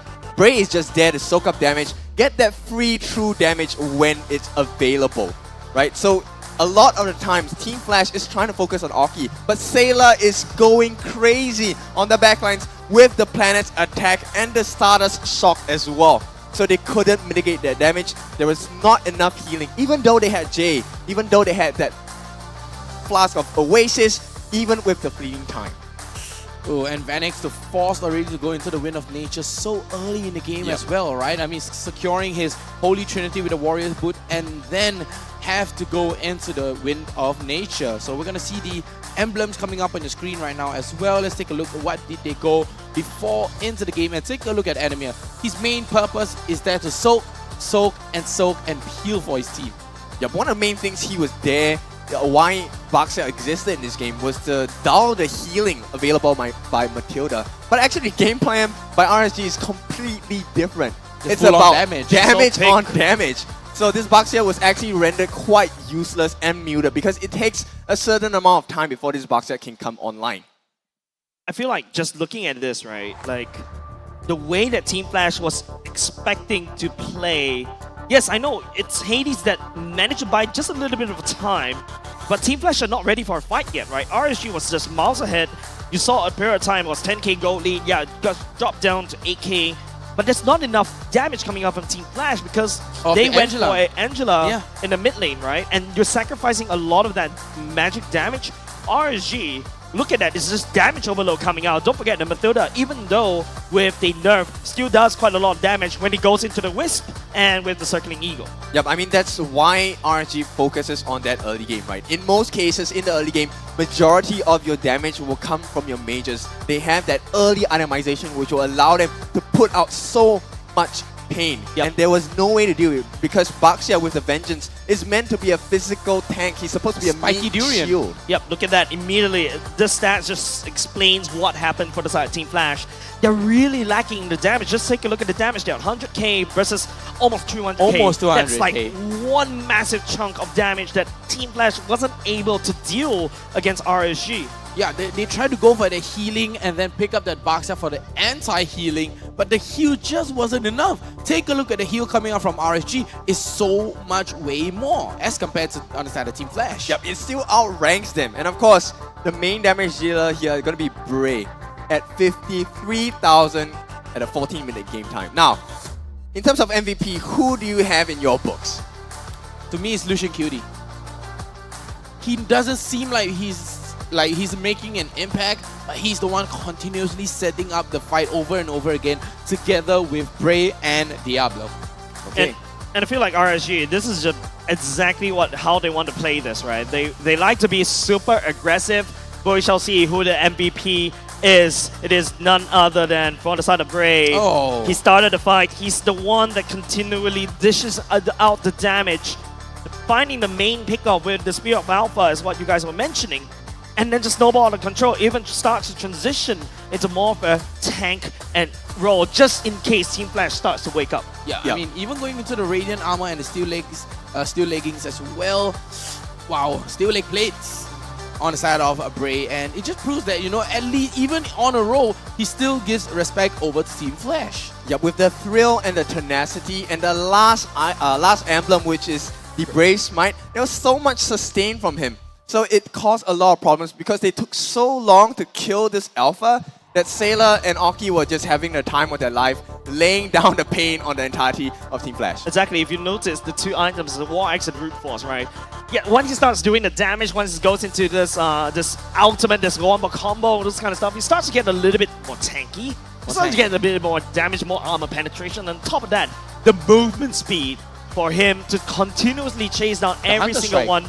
On top of that, with the Hunter Strike, he's constantly sticking on the target that he has to catch. Exactly, and I have to say on the Brute Force breastplate as well, right? Constantly spamming your second skill over and over again helps you maintain that stack. And we can see that in the highlights. That is going to be coming up right now on your screens. Yep, it's all going to start with Bray down here in the 2.5 minute mark. This was the first fight of the game. And what a Spear of Alpha from this player Bray here. He gets all of the damage, and that's the best thing about RSG. They know how to share that damage across the team. Nobody actually really feels like they're too low.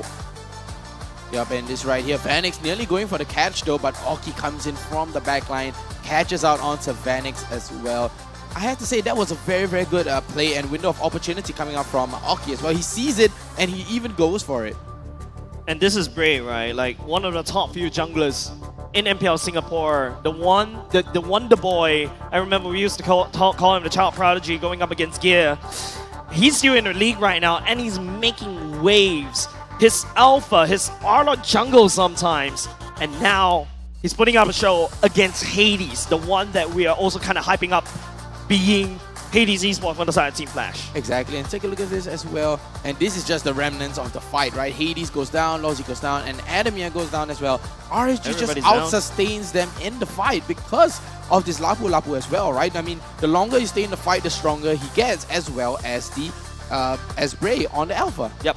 Yep, look at the damage. They couldn't even do any damage to Bray. And, you know, once that Lord charged in, it was game over for Team Flash. Yeah, and it's just really tough for Team Flash to kind of recycle or basically to salvage what was left behind, because you know you're trusting Lozy to kind of land down the catches on the Edith.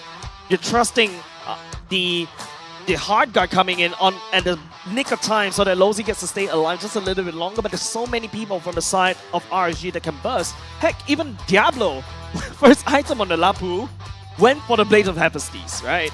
Just damage. Yeah, this tells you that RSG is still hungry for that trophy, right? They Yes. still want to make it all the way to the top, even though their interview was like, nah, it's okay, we don't want to go for the trophy anymore. But yeah, they're still very, very much hungry at this point. Definitely, like all pro players, right? They never play to lose, right? They all play to win. They all play Always play to to go win. over to M5. Don't forget, after today, we'll be crowning our representative going over to M5. But the most important thing is, you know, how is Team Flash going to stop this? Because the most important thing is Team Flash, rest assured, they need a reset. They are definitely hungry as well. And the best way to do so is to get your own McDonald's meal from McDelivery. And to be specific, it is the improved Chicken McCrispy, especially the spicy one. I just tried it. We're having it just now. Yeah, we were having it in the talent room. I mean, it's amazing. It's delicious. It's spicy. Literal spicy. Like It the is. matches that we have right now. It's juicy. It's overflowing with flavor and the crunch. Let me tell you, no matter how long this sits out, the crunch will always be there. I love the crunch as well, and if just in case if you guys are not into the spicy like me, soy. Yeah, there's the soy flavor Yep, as the well. soy flavor So is the soy sauce great. is really nice at the same time. All day, every day. And at the very least, this time around is my first time trying spicy, and it's okay for spice lovers. Yes, this is actually quite spicy, but non-spice lovers, this is still a-okay, still palatable. But the most important thing is, apart from smashing your hunger, you also get to walk away with thousands of in-game diamonds for you, up for grabs for you and your squad as well. Thank you very much, McDonald's, for supporting and helping out in MPL Singapore Season 6.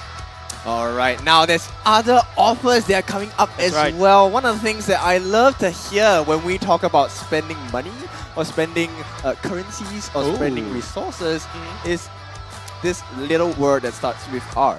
Yes. It's called rebates. rebate. Yeah, rebates. And of course, you know, especially when you're spending for more collector skins upcoming, the 1-1 skins upcoming as well. Looking at it already, you get to also have up to 455% worth of diamond rebates. And just in case if you miss it, don't forget, you know, Layla Saving Box is there to help you save it. So all you have to do is grab yours right now from the in-game store. Yep, and you have a 455% rebate. Yep. So that's 4.5 4.5 times more than what you're gonna be paying for. That's right. And of course, you know, the collector skin is also ongoing as well. The Layla skin has like 2 different painted skin as well of it as well. It looks really good for you to take. And there's so many things for you, right? And of course, don't forget, there's also item rewards worth over 280 diamonds just waiting for you. 280 That's diamonds. that's a good offer if you ever heard one. Yes, that's And- like what?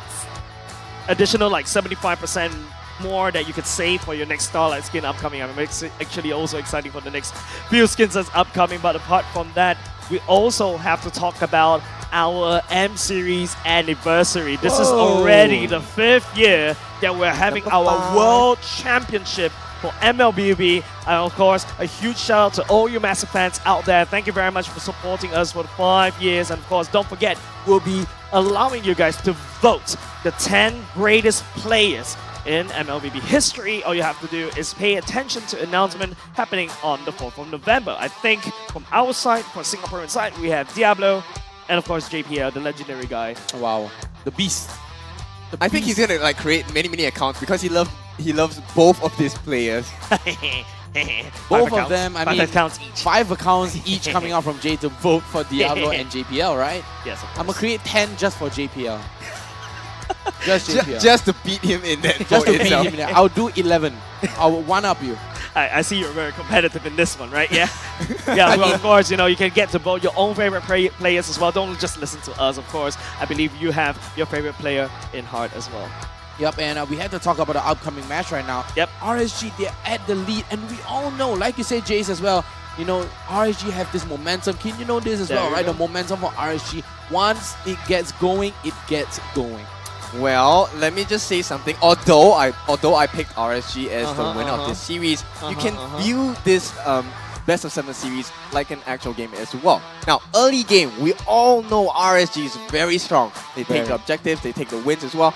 But Team Flash, they like to hold on. They like to come back towards the second half of the game. They like to come back in the mid-game, get ready for their one big fight like we saw in Game 1. They just didn't have enough time.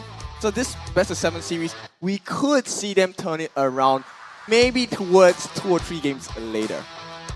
2 or 3 games after? It's kind of close. That's kind of cutting it close, don't Yeah, you think so? I think right now, if you're a Team Flash, if you're supporting for Team Flash, definitely one send all you love.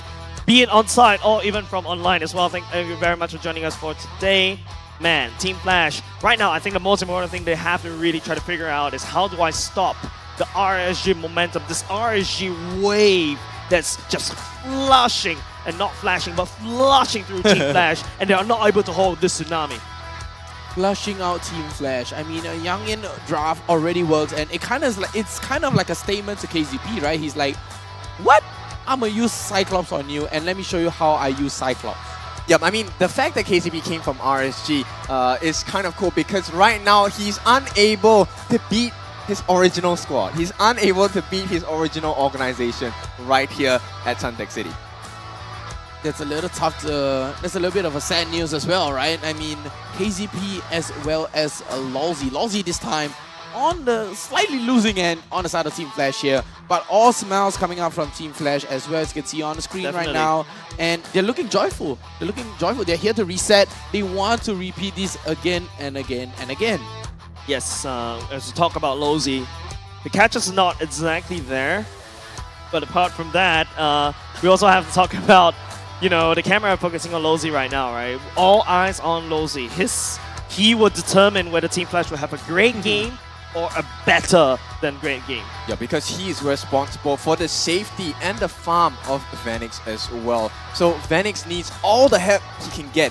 And Hades, I mean, he has been phenomenal thus far in this entire playoff season already. Yep. Of course, you know. Flash, they've been showing up over and over again, and we saw how Hades went for the steal. Yep. You know, he went for the nice little micro play, but RSG has the better macro play. I'm just gonna say one thing, and this is a brutal truth. Ooh. You can almost reach it, but almost never counts in a competition. Yeah, there's no like... You can say almost, but if you didn't get it, you didn't get it. It's like, if you want to buy a skin, right, you only have, for example, the skin costs you 1,000 diamonds, but you only have 999. That one still kind of hurts you, right? You don't get the skin. And that's unfortunate. That's the unfortunate circumstance, especially for the side of esports, right? So that's why you got to get the rebate, haha. Get that 455% rebate? And that turns out, you know, 1,000. Wow. Oh, Diablo! Are you sure? Spicy. He wants to let me go home earlier. Are you sure about that? That's why I love He Diablo. was signaling, for those of you that missed it, Diablo was signaling a 4-0 with his hands. Wow, signaling a 4-0 means, you know, time to go home. Utmost confidence from this RSG side. Hey, Bray was also doing the same as well. Confidence. Okay. I love it coming out from Bray. I mean, the crowd loves it as well. Spicy. But of Very course, it's up spicy. to Team Flash, making sure that they're not going to just go down without a fight at the very least. Don't forget, slated heroes, right? Like, they need to just stop this tyrant from the side of RSG. It's up to the brains of KZP. Maybe the whole communication between these teams. Team Flash, don't forget, ladies and gents, both these two teams on stage right here is only the fighting for that coveted slot to go to Philippines for N5. And with that said, let's not delay any longer. We're going to go into the draft for game number 2. I think at this point right now, what we are seeing, this tradition that RSG likes to keep, is they keep pressurizing this EXP lane, right? Adamir, let's be honest, he was not having a good game at all. They understood the strength of that Baxia, the effect of that Baxia mark Youngie as well. still let it go. He's like, yeah, take the box here for all you want. Yeah, because we are going to crush you in lane, and from there you can't even help to contest at the Turtle Pit. So right now I feel Team Flash needs to protect Adamir a little bit more and see how else he can help to enable Hades to get even more succulent steals from this RSG lineup. I think they should go for the Terisla yet again, right, on the side of Team Flash. It kind of enables them, it closes up the gap with the follow-up from Team Flash. But right now, they're going to be banning away the Joy and Fanny on the side of RSG. They know Hades is going to get enabled and so comfortable, as well as the Nolan yet again. See, look at RSG. Youngin recognized it. They're going to go for a three-man ban on the side of Hades, and on the side of Flash, they're going to be banning out the Angela and the Khalid. Literally, literally gutting RSG is literally gutting Hades dry, opening up, slicing the tummy, just taking out all the organs. All these junglers already denied by RSG. They're even risking it. They're even opening up like the likes of the Mathildas. Because rest assured, Youngin does have an answer to these meta heroes. Yeah, because right now, the reason why Nolan is banned is that RSG has a wealth of experience with any other jungler in the meta itself. So Nolan, there might be some tips and tricks that they might not have seen before. It hasn't been out long enough for them to try all of these cool tricks. And they are very wary of this sneaky Hades. Picking up the Matilda for themselves, right? And it's going to be a Lucian QD Matilda, but this time Flash are going to go with the Irithel. They want to secure it for Vanix. They want this kiteability coming out from Flash. Yep, and of course, with that being said, Irithel, we have already seen Aki put this hero to massive use. Now, it is time for Vanix to show off his power as well. Vanix, it's time to shine right now with the Irithel. I mean, we saw in the previous game as well, RSG, they picked up the Irithel for themselves and the Matilda, but this time, Flash, they'll be able to pick up the Fredrin as well as the Irithel. They did so well on the Fredrin, I have to say, and this time RSG, they're going to go for the Bruno and the Akai pick. Yep, it's going to be a standard one. So Bruno, definitely one of the top contenders going up against an Irithel simply because of the damage they can output. Now, the question I have here is for RSG. Once again, it is a flex pick because this Matilda could go into the mid lane. We've seen that happen before. This Arkai could also go into the roam position. It doesn't have to be a jungler. So there's a lot of flexibility on the side of RSG, which just tells us Youngin is waiting for this next move. He wants to give the checkmate onto Team Flash. Yeah, onto KZP. Wow, the Sicilian. Flash wants to drag this out. Yeah, I think they want to drag this out. It feels like, you know, when Team Flash pulls a Sicilian out, I don't know, it just feels a little bit desperate. Coming off inside Team Flash, they're looking to bring it all the way to the late game. But look at RSG. With the Bruno with a solid gold lane priority, you have early game dominance in terms of the Mathilda as well. Yeah. Akai just hits level 4. He's already useful already, right? And RSG just wants to end Team Flash as soon as possible. I think the reason why they picked this Sicilian is to kind of counter the heavy spin, right? Because Bad Feast actually has a very huge AoE, so they can still get damage done even if they're locked down from that heavy spin from the Akai, right? And based on what it looks like here, we're going to see what the final bans are. There will be no Valentina, no IMU, no stealing of ultimates available for the side of RSG. But banning away the Xbox right here, I mean, RSG, they should ban away the Terizla, right? So Flash should leave the Terizla open for themselves and ban away possibly the Lapu Lapu. Yeah. It's kind of scary that we're starting to say, hey, you see Diablo on the other side? Ban the Lapu Lapu. Yeah, and then what kind of world are imagine we what living happens. in right now? Imagine a Cho just comes out of nowhere. Yeah, and right now, because we're always seeing, you know, other teams banning away, you know, his Khalid. Now the Badang is left open, right? So right now, we don't know what Diablo could potentially pull out from RSG. He's now like a magician, pulling out bunnies out of his hat. Quite interesting that Team Flash is more afraid of the Luo E compared to a Badang, right? There's much more damage coming out from Badang within a short period of time, but we have seen the decimation they can do with a Luo E. The dispersion by Sailor yesterday cracked Team Flash right open, and they just had all of the pickings on the side of RSG. Crack them right in the middle of the skull as well. And RSG this time, what can they ban out? I think they should ban out Terizla here. No, they're gonna ban the Kaja. Wow. Yeah, that's Kaja. That's what Lozy likes to play back in RSG as well. I think it's just RSG just doesn't want to allow anybody getting picked off. It's also something that is very annoying to deal with. Yeah, because you essentially split that person away from the formation, right? And Bray, if he is playing this Akai, a heavy spin used to chase someone isn't as effective as locking someone down. So they don't want to put themselves in that position as well. Likewise, on the side of Team Flash, they don't want heroes like Loi, because heroes like Loi will be able to change the formation on the side of Team Flash, and they get pincered once again. They've already experienced this yesterday. And, you know, for a hero like Sicilian, getting pincer is the last thing you want. Yep, the Terizla gets picked up on the side of Flash right here. They want to close that gap. They want someone to jump into the backlines. And now RSG, they need that for themselves as well. But they already have that Matilda as well as the Archive for the disengage and the pin lock against the wall. But they just lack somebody to jump into the backline. And that is going to be Diablo's expertise. Yuzong sounds good here. Or even a Lapu yet again. Yuzong, Lapu, or even a Cho. It could go anywhere right now. Yeah. I have no clue. Even though I claim to be the massive fan of Diablo, I don't even know what he will pick right here because he's going off script. He's going off MO. This is scary for the side of Team Flash. And they just need someone to be able to split the ranks of Team Flash, because right now as it stands, because the Terizla will definitely go for that penalty zone, right? Oh my god, it's a god! God along with the Dyrok. So very high burst damage with a very low risk of catch. Yep. Right? Once again, RSG is just penning and making sure that they want to end the game as quickly as possible. With the help of the Dyrok to get the early game snowball as soon as possible. Find the backline, assassinate, be it the Erythel or the Sicilian. Yep, this god is going to be a big problem because he has a much faster wave clear compared to what Jay can offer on this Sicilian in the early game. I think a Cho works here for Team Flash. I think a Cho works really, really well for a roam. The Cho roam on Lawsy. We see how Lawsy play on the Cho roam.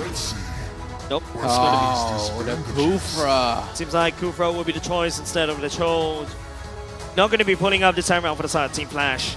I feel right here, looking at this, Team Flash looking to just clash and making sure that there is at least some form of disengage with the Kufra with the bouncing ball, just in case if anything happens. Especially the bouncing ball kind of denies and slows down the Dyrok with the dashes, and also the Bruno with the dashes as well. Youngin versus Reminiscence and KZP here. Game number 2, Team Flash and RSG. I mean, I'm kind of siding towards Team Flash here. No Kufra bias whatsoever. Yeah, you're a Kufra main right there, right? Yeah, I feel like there's a lot of things that's really wide open for side Team Flash. Now you're going to have to try to find a way to deal with the Archive. You're going to have to try to find a way to deal with the Dyrok and the Gord as well. Somebody from the side of Team Flash, you jump to the back line. Maybe that's why they wanted the Kufra. But then again, ladies and gents, stop the God. We cannot allow them to pick anymore because we're going to go to game number 2. It is, once again, Team Flash looking to equalize the score against RSGSG, or RSGSG going to what Diablo is predicting earlier just now. Wow. Diablo predicting the 4-0 already, and Bray as well. But honestly, I look at this, right? Confidence. I mean, RSG, they have to snowball this. Lawsy. Wow, Lawsy already jumping in, but the bad impact with the claw comes in, and Lucian Cutie takes the brunt of it. Lots of damage, but don't expect Team Flash to be able to output any damage from the Sicilian as of now. It's only just 47 seconds on the clock. RSG opted for a quick 2 with Sailor and also Diablo, but hold on a second, that's also Oki getting knocked up. The dash allows him to be a little bit safer now. RSG will send Lucian Cutie down to the bot side to match Lawsy. Right here. I mean, Lawsy on this Kufra, right? We've seen how he uses this Kufra to the maximum advantage, right? Going for the Tyrant's Rage with the Flicker and just catching RSG off guard. And that's how they took the game away from RSG. Lawsy was on the Kufra. Yeah, once again, they're putting so much emphasis on this EXP lane. They want to make sure that Adamir doesn't have a good game. Now, Adamir are going to equip that Festival of Blood along with the Brave Smite. They understand that he needs to survive, not just the onslaught in the early game, but in the late game as well, because there is plenty of damage on the side of RSG.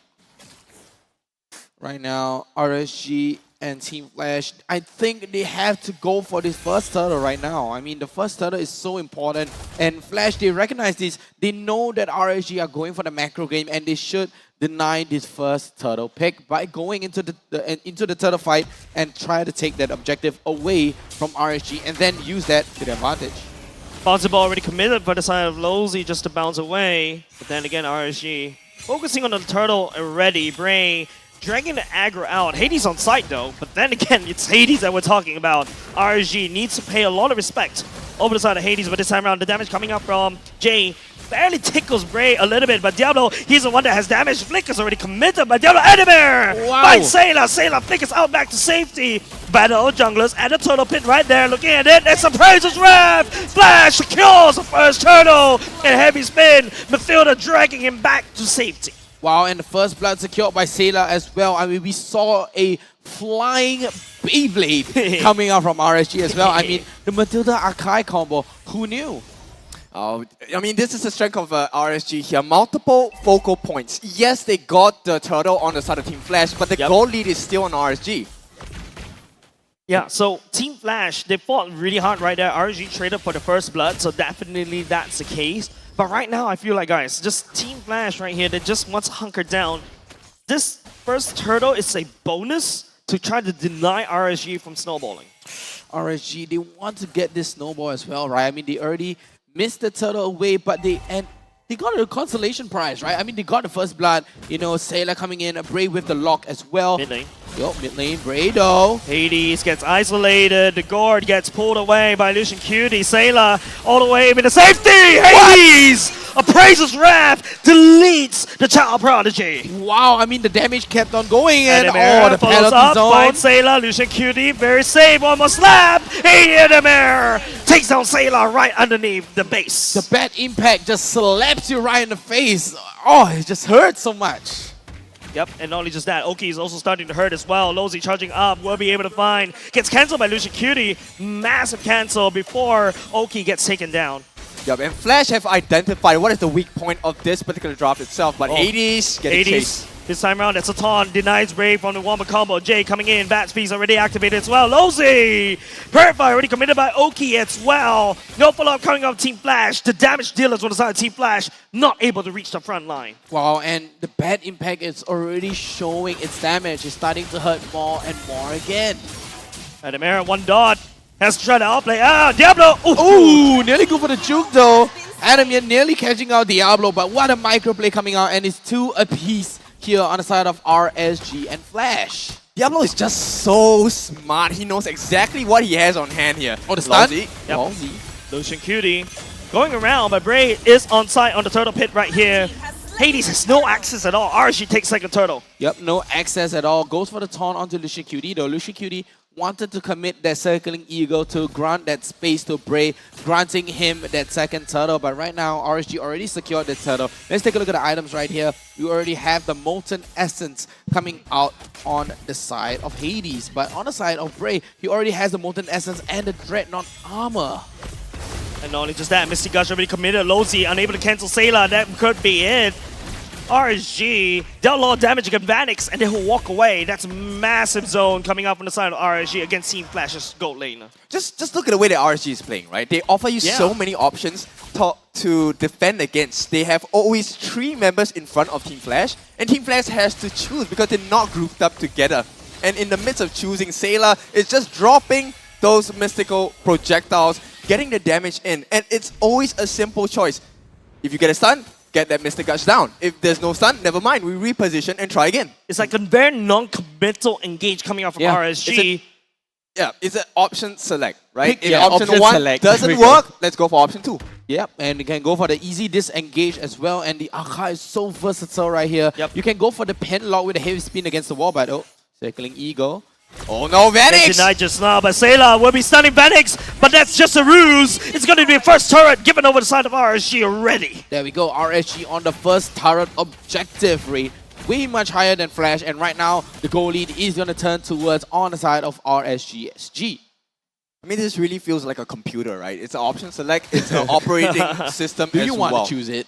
Yeah, exactly. If I don't get the kill, I get a turret. And right now, RSG is just making very good trades across the map. And this strategy can only work when Bray is left untouched. He has an even level and itemization, as well as Diablo, because they can then stand in front, soak some damage, and just let Sailor and Oki make the point of choosing, right? Do I want to engage on this hero? Yep, and right now the Lord Dance Diablo able to bring his turtle on a walk around the Lord Pit there. And wow, look at the damage though coming out from Diablo. Already so much damage, but the jump. Hades. Hades here Sayla still walks waiting. into the wrong bush. That's a taunt. Bray turns it around. That's a stun coming up from Sayla, slowing it all the way down. Diablo assassinates Adamir. Bray comes in, heavy spin. Red trees with the help of Sayla, missing Gush. That's the second turtle. Given over side RSG. And that is enormous for the side RSG. They take down the turtle, they take down the bottom side turret. Not a lot of place for Team Flash left to farm. That's why they give the Dyrov over to Diablo, because his Abysm strike is so painful. And especially when you have a lead against your EXP laner, it's easy game for Diablo. He is 2 levels ahead of Adamir. Once again, the strategy is very simple from RSG. Give Adamir a bad game, make sure that Bray is equal or higher than Hades, and we always get the win. Okay, Low Z this time around, missing Gush right here, landing the cover. Lucian Cutie, slippery. He gets away alive. Wow, but Hades here taking a lot of damage. Still has the Grey Half to play with though, but Eruption comes in. Bray still at 50% HP. Nope, they're just going to disengage. RSG, they respects Team Flash just a little bit more. Don't forget, there's a flank incoming. On the side of Diablo right there, he also takes down the top side turret while everything's happening right there around the purple buff. I mean, guys and girls, we're watching the RSG clinic right now. You look at Sayla, all he has to do is to keep throwing those mystic projectiles and wait for a hit to land. In the meantime, Lucian Cutie is buying so much vision for the team. They don't even have to commit. He can always get out with the Circling Eagle and the Guardian Winter. Just pull away Oki. Look at that. That's exactly what they need to do. Yeah, this buff of Mathilda is actually kind of bonkers, right? Like, Lucian Cutie could just use the Circling Eagle. I'm forcing you to panic just a little bit, but at the same time, you know, RSG, I can sneak away an objective. I can sneak away something else away from Team Flash. Yep, and it's always an overcommitment from Team Flash because RSG wants you to fight on their terms, on their turf. Yep, and Adamir can just jump right in with the penalty zone as well, and Jay with the bad impact from the back, constantly chunking Bray out. But Diablo as well going for the sandwich play. So it's almost 50-50, right? I mean, RSG, they do have the nice lead right now, but the flicker already committed, and the Praises Rev coming down. Sayla goes down. Okay, that's first casualty that Team Flash absolutely require. Adamir just split it for the win, and he takes down Lucian Cutie. Traded by Oki for now. 2 for the price of 1. Still worth it for Team Flash. I think it's worth it, right? I mean, take a look at the turret. The turret is at 1 feather of HP, but Team Flash, they already have the map control. Sayla and Lucian Cutie down. Lawsy bouncing around, making sure Bray doesn't get even close around the Lord Pit as well. Lawsy right here. Oki is joining into the team fight. Diablo coming in for the flank. Team Flash, Hades just tanking onto the Lord. Second Claws doesn't catch anything for now. Bray looking for opportunity. Heavy spin in hand.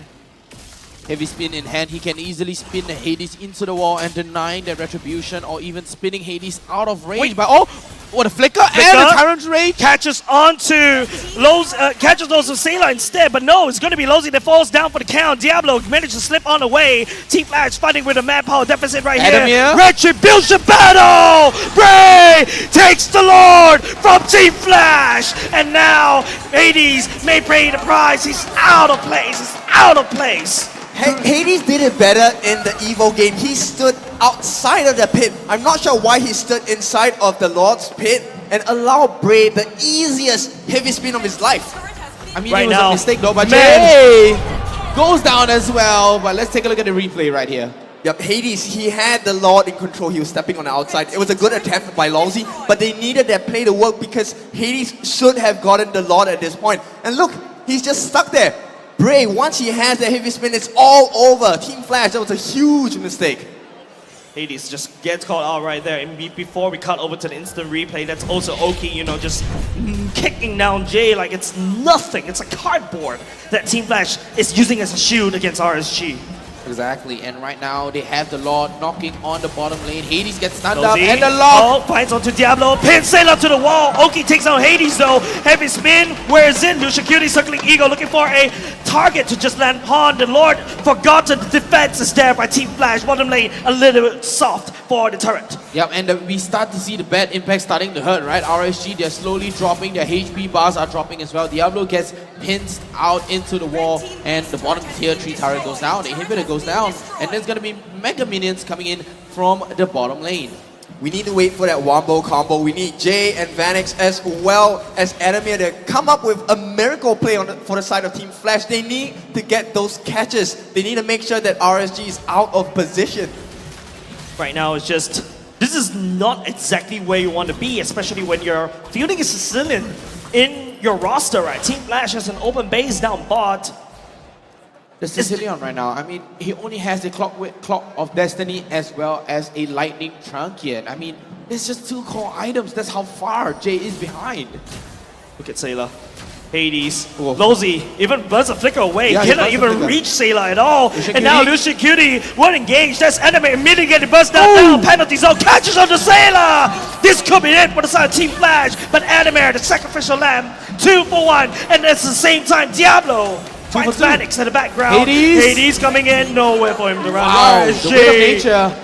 Just taking Team Flash on a ride. The Wind of Nature coming in clutch from Oki as well, denying their praises Rev coming in from Hades, and they do have a numbers advantage right now with the minions pushing in. Oh my goodness, you saw that, ladies and gents. Lozy tries to jump onto Oki. Oki just dashes away. That's Oki picking up a godlike against Team Flash. Yep, a godlike already coming in as well as Lucian Cutie goes for the cycling ego but denies it and cancels it out. Goes into the guiding wing to get right out, and Oki is on a roll. He is at max build.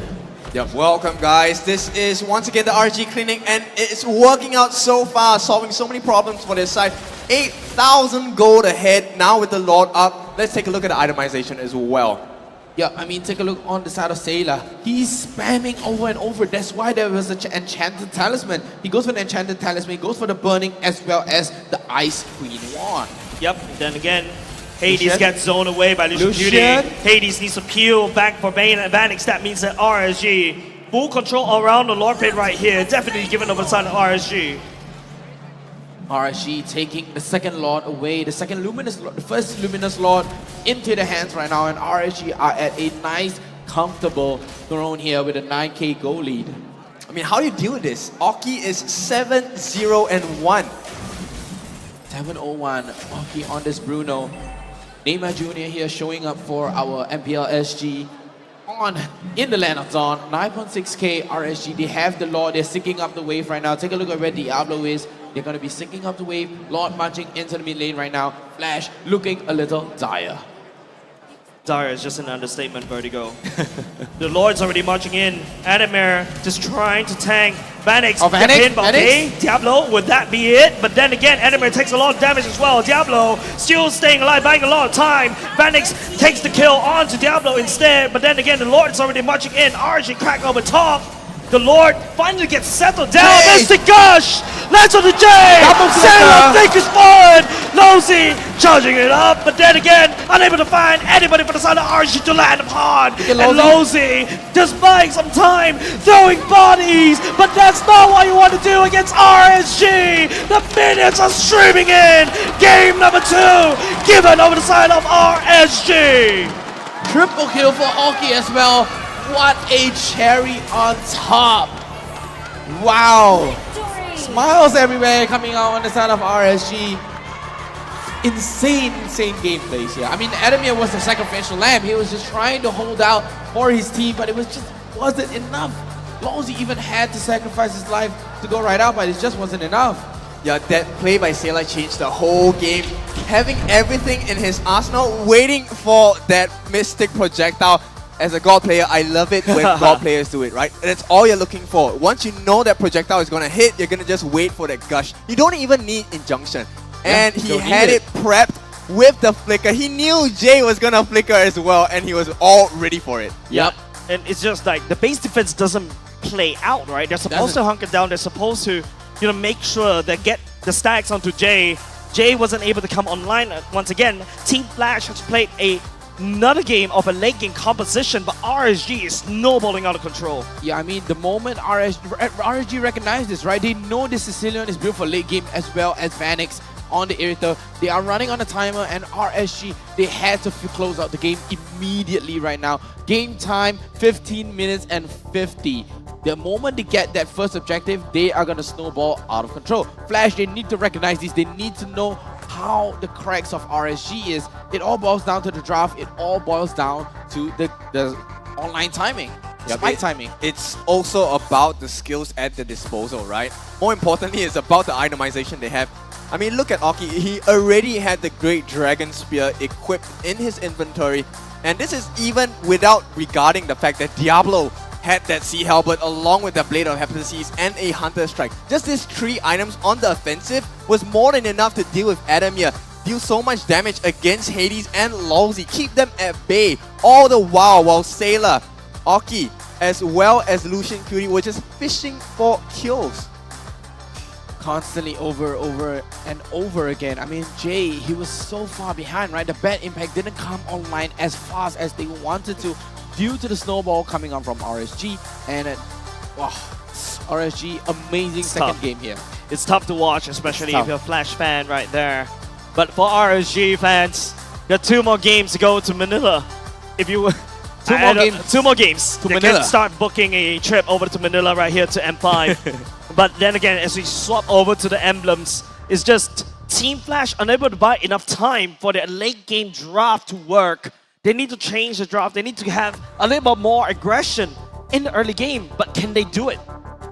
It's looking a bit tough because right now the way that RSG are playing, it really is like you're running a computer simulation, right?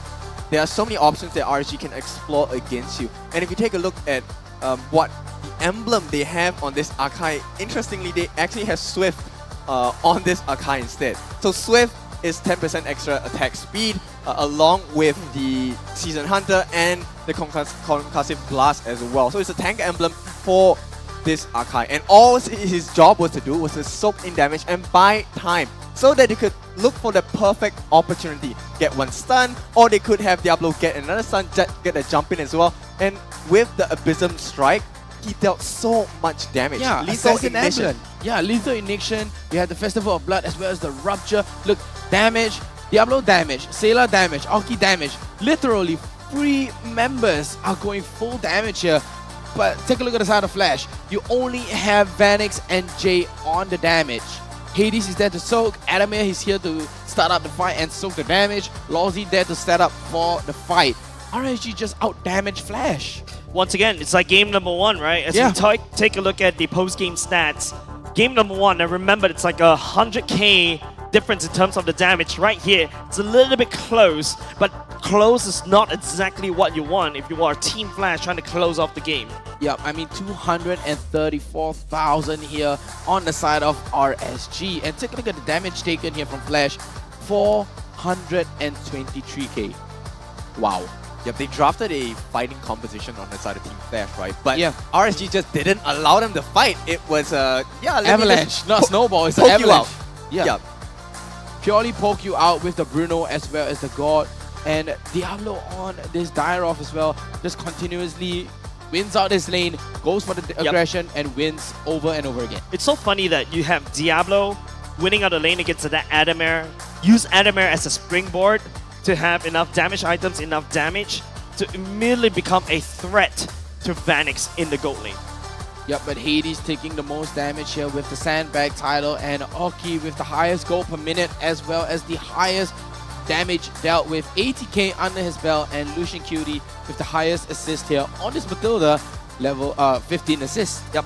Once again, it feels like we're going into a tunnel vision, right? When you're going up against RSG, it's like, hey, this composition doesn't work. This hero, we have to ban this hero out. And then you start to go into this very dark circle. It's like, what can we actually play against RSGSG? I'm too far in. Yeah, and it's exactly what RSG wants to do, right? They have been doing this even start of MSC, right? Right now, RSG is this hypnotism thingy that hypnotizes, you gotta ban, my Diablo. But then again, when you ban these 2 Diablo, ban the Khalid or the Badang or anything, you just tunnel vision into that. But then again, let's take a look at the MVP from the side of RSG. Okay. I'm gonna give it to Sailor if I have it, but then again, Lucian Cutie, of course, Indonesian player from as well from the Roma, 2nd season in RSGSG already. He's been dropping names, especially these kind of MVP. Yep, I mean, look at that movement speed, a thought of movement speed, with the basic emblem. This guy has been bringing in the team fight as well, right? He kind of takes the role of Diablo, right? You don't have to wait for Diablo to set up for the team fight, but this time Lucian Cutie can go in with the Circling Eagle. You can get out with the Guiding Wind as well. And there's a few times, right, Kin? Like, he drags Oki back into the fight, and then sometimes he doesn't even really need to bring it in, and it's just like, why not, right? And then all of a sudden there's so much damage from the side of RSG, Team Flash couldn't hold. He's the insurance policy, right? If it gets too far forward, don't worry, we have the Guiding Wind to pull you back. Yep. Right? If it's time to go, hey, we have the Circling Eagle with the Guiding Wind. That's right, he's the best wingman as well. And speaking about that, we will be going into a very quick mic check between these two teams and see what they are communicating during the fights. Coming. Tajan no pick, no. Our team, bring our team. We start first, After. Nice! Bye. Okay, play. Back. No value. Frenzy. Let's go. Frenzy. Nice. Go me. Cek. No flick. Hey, flick, no flick. No flick. No flick. Nice. Go top, fly. Go top, no. Okay, tinggal. Hey, this. Never. I die, it's okay. Okay. Got see value.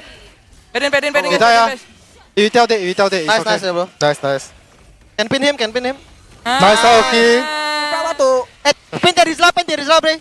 Pin Terizla. Hey, come, just kill. Nice. They got me, Hello. Hey, go find out, I got it. I still got it. Sorry. Next wave, guys. Sabar. J. Nice. Go. Go. Nice, Ayla. Kubraki. Hey, Freddy, now. Okay, play. Oh, Logi no, T1, Logi no. Yeah, kill. We can this one now. Logi. Nice. Atake tahu. Start him. He's dead. Nice. Nice one, guys. Go back. Nice, Ayla. Nice. Look at Yeah, it looks like RSG has a very clear understanding of how Team Flash operates. I just want to point to one moment in the mic check where I think Diablo was saying, hey, Lousy has no out. So he really knew that even though there was a dive, he has already calculated and played with Lousy so much that he understands that sometimes Lousy dives into the full frontal lineup even without an escape option. He already had the Tyrant's Rage into his face, right? He already knew. Yeah, I mean, Lousy was from RSG. Right? That's exactly just very simple right there. But then again, another thing we also want to talk about is that, man, it was so clean for the side of RSG, right? Clean. And in fact, in game number 1, game number 2, Lucian Cutie has been consistently picking up the midfielder. Man, he is the best wingman over and making sure that you get home safe after a wild night out. Yeah, I mean, they have an itch to scratch for the side of Team Flash, right? It's difficult because right now, it feels like RSG has you in the palm of their hands. They know exactly every step you're going to take. So Flash needs to do something about this. Yeah, definitely. And Team Flash, you know what they need to do by putting something into that palm? Put head and shoulders and then put it on your hair, because that's exactly how you get our hairs, ladies and gents. We're squeezing it, don't worry. Yeah, don't worry. But the most important thing is you can all get it right now. In fact, if I'm not mistaken, we're also able to get it on site in Suntec City. If you guys are not here, you can also get it in the nearest fair price and all the other stores island-wide. And if you're a little bit too lazy like me, yeah, you can get it online from Redmart, Lazada, or even Shopee as well. And don't forget, there's 2 limited edition designs, which is the Tigre one, I think is this side, and then you have the Eudora, which is on the other side as well. But apart from that, the most important thing is you also get to win, some coin skins and also exclusive Head and Shoulders X MLBB merchandise. So what are you guys waiting for? Go grab yours right now. Yep, and start to wash your hair, right? I mean, we're going to have a small little break coming up and you can go and wash your hair. 5 minutes is all it takes to wash your hair. Yeah, I think if you want to impress some of the ladies out there, or of course, just to make sure that we're also on the same page, if you want to impress some of the guys out there, you just also have to make sure that you wash your hair, because I think that's one of the first few things that we're also looking at. But of course, apart from that, don't forget, ladies and gents, the new Assassin is out right now. That is Cosmic Wayfinder Nolan, the father of Layla as well. And oh boy, the trailer looks so good. I can see the skin, the texture of the skin of that trailer. So go watch it right now if you guys haven't. But of course, apart from that, you already start to see some of it around in MPL Singapore in action. One of the few heroes that Hades love to play as well. I mean, the Nolan has been getting banned out over again. Yep. You got the Nolan ban, the Fanny ban, and the Joy ban. 100% ban on these 3 heroes here against Hades. Yep, they understand that Hades is kind of like the catalyst for the team on the side of Team Flash. And right now, you can see it's working, right? When Hades doesn't have a good game, everything starts to fall apart on the side of Team Flash. That's right. With that said, ladies and gents, we're going to go into a short break. Don't go away, ladies and gents. Right here, it is already halfway point for the side of RSG to go over the side of M5. But then again, it's a very uphill battle for the side of Team Flash to climb. With this 10 minutes, hopefully they'll be able to find some strategies. With that said, don't go away, ladies and gents. We'll be right back.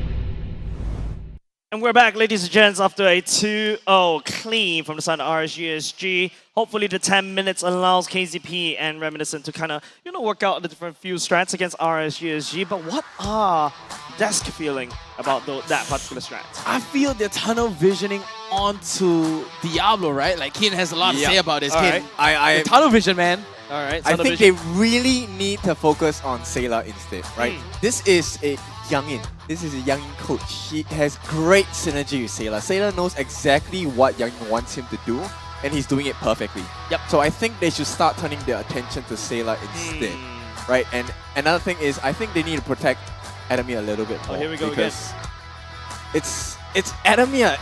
Everything starts from Adamir. You give him a good game, they should be able to turn it around. That's right. But then that's again, just my thoughts. do you protect an EXP laner? Because from the last I checked, EXP laner should protect me, the gold laner. Well, I mean, Adamir has been performing over and over again. We see how the penalty zone has been landing. The moment you give him the Terizla, yes, he may be losing in lane, but in the team fight, you got to see this as a 5v5 as well, right? Okay. A damn has been pushing out performance, but it's comes down into that 5v5. Yep, I'm waiting to scream the damn before, we're waiting for that godlike play. We need a damn, not a damn it. Man, I remember I cracked that joke when I typoed his name one day. But ladies and gents, I'm going to go into game number 3. This time round, what kind of flash strategies would they pull out of their zombie pockets? I don't know, man. Kill off the Matilda, and that is exactly what Team Flash is going to do. Finally. They identified that Lucian QD, finally he can play this Matilda at the highest level. It is quite the bane of Flash's experience here. Banning away the Khalid and the Matilda, but this time RSG, they're still going for the Hades ban. Hashtag Hades Esports indeed, and Angela is still gonna go out of the equation. So Flash, there is no Matilda, no Angela on the side of RSG. Good bans, good bans. Now the question is, they did not focus too much on Sayla. Yes, granted, they have taken away that Angela. Sayla with the Angela has been quite godlike so far, and looks like the trend is going to continue, right? Yep. It's all about making sure Hades can't get these steals, because every single time he gets those steals, he buys just a little bit more. And as the game progresses, he's going to buy a lot more than just a few seconds. What do you guys think about Hades Lancelot instead? Why is RSG not, finding that ban on the Lancelot? Because we saw him can be quite cracked, but now hold on a second, Team Flash flipping a script just a little bit, forcing the Faramis first pick. I mean, Jay has been so comfortable on this Faramis, right? Like, the Netherrealm grants them that sustainability in the team fight and just granting them a second chance even. Yep, looking to put RSG into the Netherrealms as well. Of course, this Netherrealm is more supposed to keep the team alive, but they might want to put RSG in the Netherrealms with that. All right, Valentina is super wide open. RSG, she should take it right now. Kind of have to pay some respect over the side of Faramis, right? Yeah, the Valentina. Valentina is nice and open, but this Oh, time, wow. they recognize this. They're not giving the lands over, and it's going to be a snap pick and a comfort pick. Oki picking up the Irithel and the Lancelot as well. They do not want this kiteability. Isn't this just RSG? They're always telling their opponents, your respect has to be earned.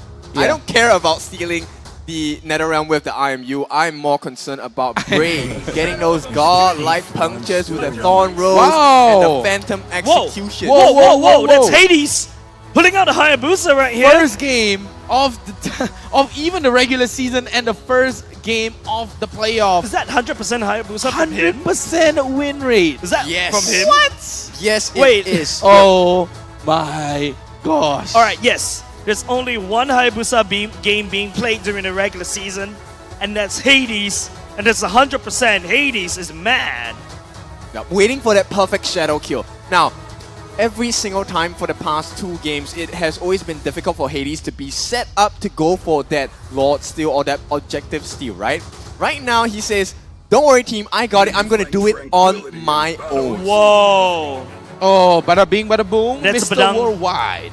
That's a badang coming out for the side of RSG. Diablo falling back into old tricks. Yeah, I mean, it's because of these Hayabusa, right? The moment that Assassin is picked up, a badang on Diablo, he's going to catch out Hades over and over again, but it all boils down to the speed of Hades. Can he do this fast enough? Can he shadow right out as fast as he can. And we've seen how Diablo used the Badang against EVOS Tars, an insane Fanny player, but this time it's going to go up against Hades. Can he pull out the same Badang? Alright, I'm going to tell you this, ladies and gents. I know Diablo's diet. Every day when he wakes up, he eats fannies for breakfast. Wow. I mean, you gotta rephrase that. I mean, the Fanny has been eaten up by Badang. Yeah, right? but he always makes that break into a crack. Yeah. Right? So that fist break into fist crack, that is the combination that we're waiting for from Diablo. Now, on the other side, Jay here going to secure that Brody for his team. So Vanix this time going to be more of the focus on the draft for the side of Team Flash. Wow, the Valentina getting banned out. Of course, you see a Faramis on the other side, you immediately respond with a Valentina ban, right? Because RSG hasn't selected yet. But this time around for the side of Team Flash, at the very least, there's some sort of early game to mid game priority that is secured in the first phase pick. Yep. Now the question is, are we going to see this Faramis go into the mid, or are we going to look at it in the roam position? Oh, this Edith as well. I have to say the Edith can easily use the Primal Wrath and get out of this Badang, right? I mean, the Badang with the 1,000 fists to your face. And, oh, the Phobius, yes, the Shadow. The Shadow. Now, one more benefit about the Edith is that if Edith isn't caught in the fist break into the fist crack, the Primal Wrath is essentially makes Badang a sitting duck. So that's why they ban out this Edith. It is a huge counter to this Badang.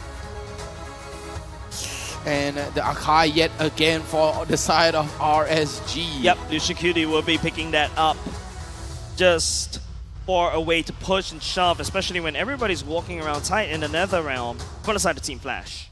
But I hear a choke! The signature!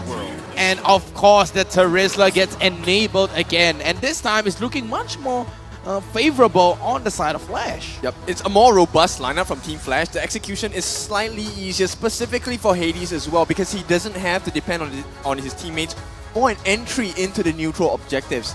Now, the question is, what does RSG have in line to try and stop this invasion into the neutral objectives?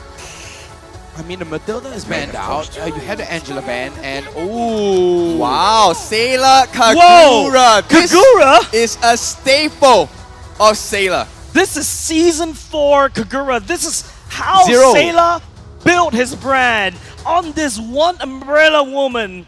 And it's the first Kagura game in this particular season, and he's pulling it out in the grand finals. Oh boy. The first Kagura game. He pulled out official one. He pulled out a Cyclops, he pulled out a Kagura. What else do you want? A Loi came out as well, right? Who knows? A Eudora might even come out. Who knows? The Hidden Shadows Eudora. That's what EVOS. I mean, you can tell, right? Team Flash, they're trying to flip the script, turn it around, but Sailor is going to use the yin-yang overturn to turn it around once more. Yep, that's right. And it is going to be game number 3. Truth to be told, ladies and gents, I am shooked. I'm standing on a stage separate from platform and I'm shaking because it's a Kagura game. And with that said, ladies and gents, going into game number 3, I want to hear you scream and cheer for your favorite team, RSGSG, going up against Team Flash. Yep, Flash, it's a huge one. Now the question is, which team is going to be shook up? Because this is game 3. One team gets to have a 3-0 lead, the other gets to cut the lead. Oh, I mean, it stops the momentum. Yeah, Oki is riding on the Ducati bike. What? Yeah, can we get a camera observer on that one as well? I want to see him in full glory right there. Wow, I mean, oh, the Purify already popped on the side of Oki very, very early in the game. And once again, Adamir is not having a fun time. Very low, forced to TP back into the base again. Look at the bike, Oki just zooming it around in the bush. The skin looks really good. Vroom vroom. I am very distracted already. Vroom vroom indeed, but Lucian Cutie here putting a good amount of headbutt onto Vanix and a kind of compensation for the Purify from Oki coming out. And Vanix not having great time, right? Brody's supposed to be able to bully any marksman in the early game, but Irithel on this Ducati bike was able to put him down to the ground for now. Penny Gilly, V4, and look at Hades here, even manages to catch out onto the Lethal Wanderer as well as the Gold Crab. That's a good start, and you know, Bray is trying to do the same as well. Yep, it's the battle of the assassins here, right? You have Yeah, the it Lance is. assassin as well as the Hayabusa assassin. So Flash right now, they have to go for this snowball. I see They a have to shadow win kill this. down bot. That's first blood Whoa. given up beside Team Flash in the first minute mark. Yep, that's the snowball. That's the snowball that they need. But I have to say this Kagura pick from Sayla as well. Say less. This umbrella is going to grant you Sayla. so much information. I mean, it's just a shout out to Ken, right? He loves to say less. Sayla, say less. I mean, that's the name of his game, right? Every time he goes up against you 1v1 in mid, he asks you to not talk so much. Just say less. I'm going to win this match. Say less indeed. And Bray, shing over here. Lawsy giving that information. Easy turtle. Yeah, and they get the objective here, but Hades decides to let it go. I mean, they're trying to go for their neutral objectives. Right, we will find out if that's the correct call for Team Flash, because it looks like right now Hades is more focused on farming heroes instead of taking the neutral objectives. He's trying to go for that snowball, right? He Yes. wants that. He wants his double buff. He wants his extra speed, and he wants that snowball. Flash right now, although they lost the turtle, but they are still having a nice little goal lead to themselves. Yeah, Lucian QD sees where Hades is, so massive information given to the side of Oki already. Hades, I don't know, whether it's a Hayabusa, you really want to farm up as quickly as possible, be it even neutral creeps or be it heroes. Well, the plan could be to shut down Diablo. As we all know, this is a very mobile character here. So Hades, with his shadow images, is going to be able to traverse the map quite quickly and see if he can set up on Diablo. Yep, Diablo, that's a fist frag. Hades gets stunned. Diablo burns the flicker all the way back to safety. Animer giving chase. Sayla looking for the assassination. Hades just has to just run away. Yep, but I have to point out as well, right? Sayla going for that execute, right? Like, yeah, you have a free debuff, you have a free dash, you have a free TP, so why not go on full damage with that execute? Yo, magic shoot being Heavy spin. Hits Lawsy. Lawsy to the wall. Lawsy takes a great fall. Humpty night. Dumpty indeed. Oh, but Hades still trades. That's Diablo taken down. Sayla follows suit. Animer with a swing of an axe takes him down. Wow. Very different result this time. This time, Adamir is winning the lane. They're getting a couple of kills on Diablo as well. So Flash, they have a good start, but can they maintain it? Wow, big trades across the map, right? Flash, they're like, okay, they're gonna go into the bot lane. Sure, no problem. I'll give you the bot lane. I'm gonna hunt Diablo down. I'm not gonna enable Diablo for anything no matter what. I'm gonna down his morale. I'm gonna take Diablo off the map. Right now, Flash, they have a nice commanding lead, and ooh, just a T-posing standoff. Yeah, but it's just a small commanding lead, right? Yeah, I don't very see small. that's exactly commanding at all, but I think right now, Team Flash just working down on the turret energy down bot. Hades just amping up. He's actually looking at Oki instead. The assassination lands true. He gets away. Sleek ninja. Yep, and still able to take the turret as well, and they're gonna let this go and secure the turret for themselves. Man, Team Flash right here is just saying that turrets are overrated. The nether realm for safety. Jay will be pinning Adamir just a little bit, but he slips through the wall. That is so much time bought. Team Flash different right after this 10-minute break. Sayla maybe getting caught out again. Okay, Sayla does a kick, free by coming off, and Sayla still turning around. Hades finds some damage, finds onto Sayla. He slips all the way right underneath the turret of RSG. They finally recognize this, right? They found their win condition, but in return, Flash, they're gonna be losing out onto the tier 1 top turret. Ooh, torn apart memory already wasted out by Vanex trying to catch on onto Lucian Cutie. Oki again. Oh, here we go again. Shadow kill just in the nick of time. Headbutt doesn't really able to connect. Hades gets on the way. Yeah, very good awareness by Lucian not to immediately TP home yet. He understood that, hey, maybe the assassin is nearby. Let me save Oki first before I head back. I have to say, right, I mean, Hades right now is forcing Oki to go into the Wind of Nature immediately, right? He already brought the steel leg plates as well as the Husk Claw and the Swift Boots here on the side of Oki, but it will definitely force Oki into the Wind of Nature, right? Or not, it's going to be a free kill over and over again. This is a different Team Flash, right? Game number 1, game number 2, they go for this late game draft. This time around, they have a lot of mid-game priority, but we need to see whether Team Flash can close out this game comfortably. Bray dashing away with the ultimate Phantom Execution already committed. Yep, but a big level difference here on the side. Lawsy is still at level 6, Lucian Cutie already at level 7. So that is going to be a big EXP deficit coming out on each side, but Lawsy here. Lawsy. As a troll, that's a knocked up from onto Lucian QD. Oki and Lucian Cutie just tagging around, making sure that Oki gets the farm. It's a little bit behind, and that's caused by none other than Hades. Yep, we'll pull back onto Bray as well though. But DHS already secured down onto Diablo, so it's definitely going to be a full attack speed. But down here, he's going to be able to hunt down Hades, and take a look at this. Diablo though, does he see this? Oh man. Shadow kill? Shadow kill committed, that's Diablo panning Hades! Oh! Feather Ram committed, Lucian Cutie doing the same!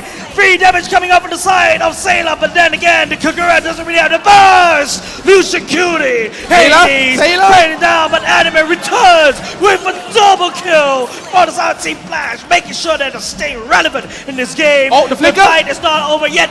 Jay taking Oki down to the ground. Whoa! Flicker for the kill. Flash is hungry. That is going to be a 4-member takedown. Oh, that was disgusting. It's a trade. That was a good map awareness by Vanix to save his flicker, use it with the corrosive strike as well. A huge kill onto Oki. He's not having a good game at all. 2-3-0. Team Flash feels like they're very much alive in this third game of the series. Yeah, they recognize this. That's their win condition, right? Because of this Hayabusa, they're here to kill, pick off, kill, and pick off. And Jay grants them that second life. I mean, in case Hades gets caught out by Diablo, there we go. Nether realm. Frankenstein Flash coming right up. They're starting to sit up just a little bit. Lucian Cutie, what's that no, Beyblade coming out? It's already gone. Right here, the cake landing onto Diablo, making sure it's Vanix, but Vanix takes too much damage from Sailor. And now, low CJ, Enemy coming in penalty zone. We'll be able to fire onto Diablo. Oki landing on the Hurricane crossbow. Would that be enough damage? Enemy picks up a mega kill. He redeems himself. Yep, trade 1-for-1 right now. Vanix for the life of Diablo. Oh, that was a good call though. There was an amazing call by the bubble buff, getting taken away by Hades though. Massive lead over the side of Team Flash already. How did RSG find themselves in this spot? Adamir is having a great time of his life. He's also just outplaying so much damage against Bray. Phantom Execution already committed. Oki off the other screen. Oh, Jay. Takes down Jay. Wow, Jay goes down but instantly comes back up. He does have a lot of stacks in his pockets right now. But let's take a look at the player goal right now. Vanix and Hades on the top 2 net worth on the side of Flash. They have a nice 1k goal lead though, but Olozi spots out Bray. Great. Hades cancelled! Takes away. The kick lands on the Bray. The Child Prodigy. No more. Hades assassinates him. That micro play coming out from Lozi, he knows that Phantom Execution is going to be coming out, but the stun cancels that Phantom Execution and denies that retreat 50-50. Yep, and you know, with a turret lead, Team Flash, they're going to be looking for more. The Lord is already marching down on his bot lane. It's all about buying time. The longer this Lord stays alive, the more mega creeps will be present. Yep. Diablo right here may get caught by Lozi. The damage coming up on Diablo is there though, but then again, RSG is unable to use it to great success. Team Flash, there's 2 waves marching down against them, make it 3 in fact in the middle as well with the Hayabusa. Lozi looking for a pickup right here, headbutt lands, Lozi deleted by Sailor with the execute. Yep, but they got what they wanted, right? You're going to be able to trade out Lozi for that tier 2 bottom turret right now, and you do have the other waves coming in, and Bray right now, Hades trying to go down onto Bray though. Does have the tag, but looking at Hades right here, he shadows all the way out. Lucian Cutie burns the heavy spin, not committing to the shadow kill. And he steals the orange buff away as well. Even gets the orange buff away, and Enemy, a really good teamwork right there, going to support Hades in that team fight, right? He knows that he can't win out Bray because of that item build. Let's take a look at what Bray is building on right now. Thunderbell going for the Modern Essence as well as the War Axe, and right now, possibly going to go into the Sky Guardian helmet. Yep, but on the flip side, Malefic Roar already being picked up by Hades, so he's going to have a lot of damage as well. BOD as well. If Oki oversteps here, it could be over, but Sailor is hiding. Sailor's hiding, looking for a burst. That's a little bit of poke. Hades slips on the way for now. Sneaky Ninja. Wow, he knows something is wrong. He's like, it's a little too quiet, and Oki is a little too confident. Oki is carried. Yeah, Oki is bait.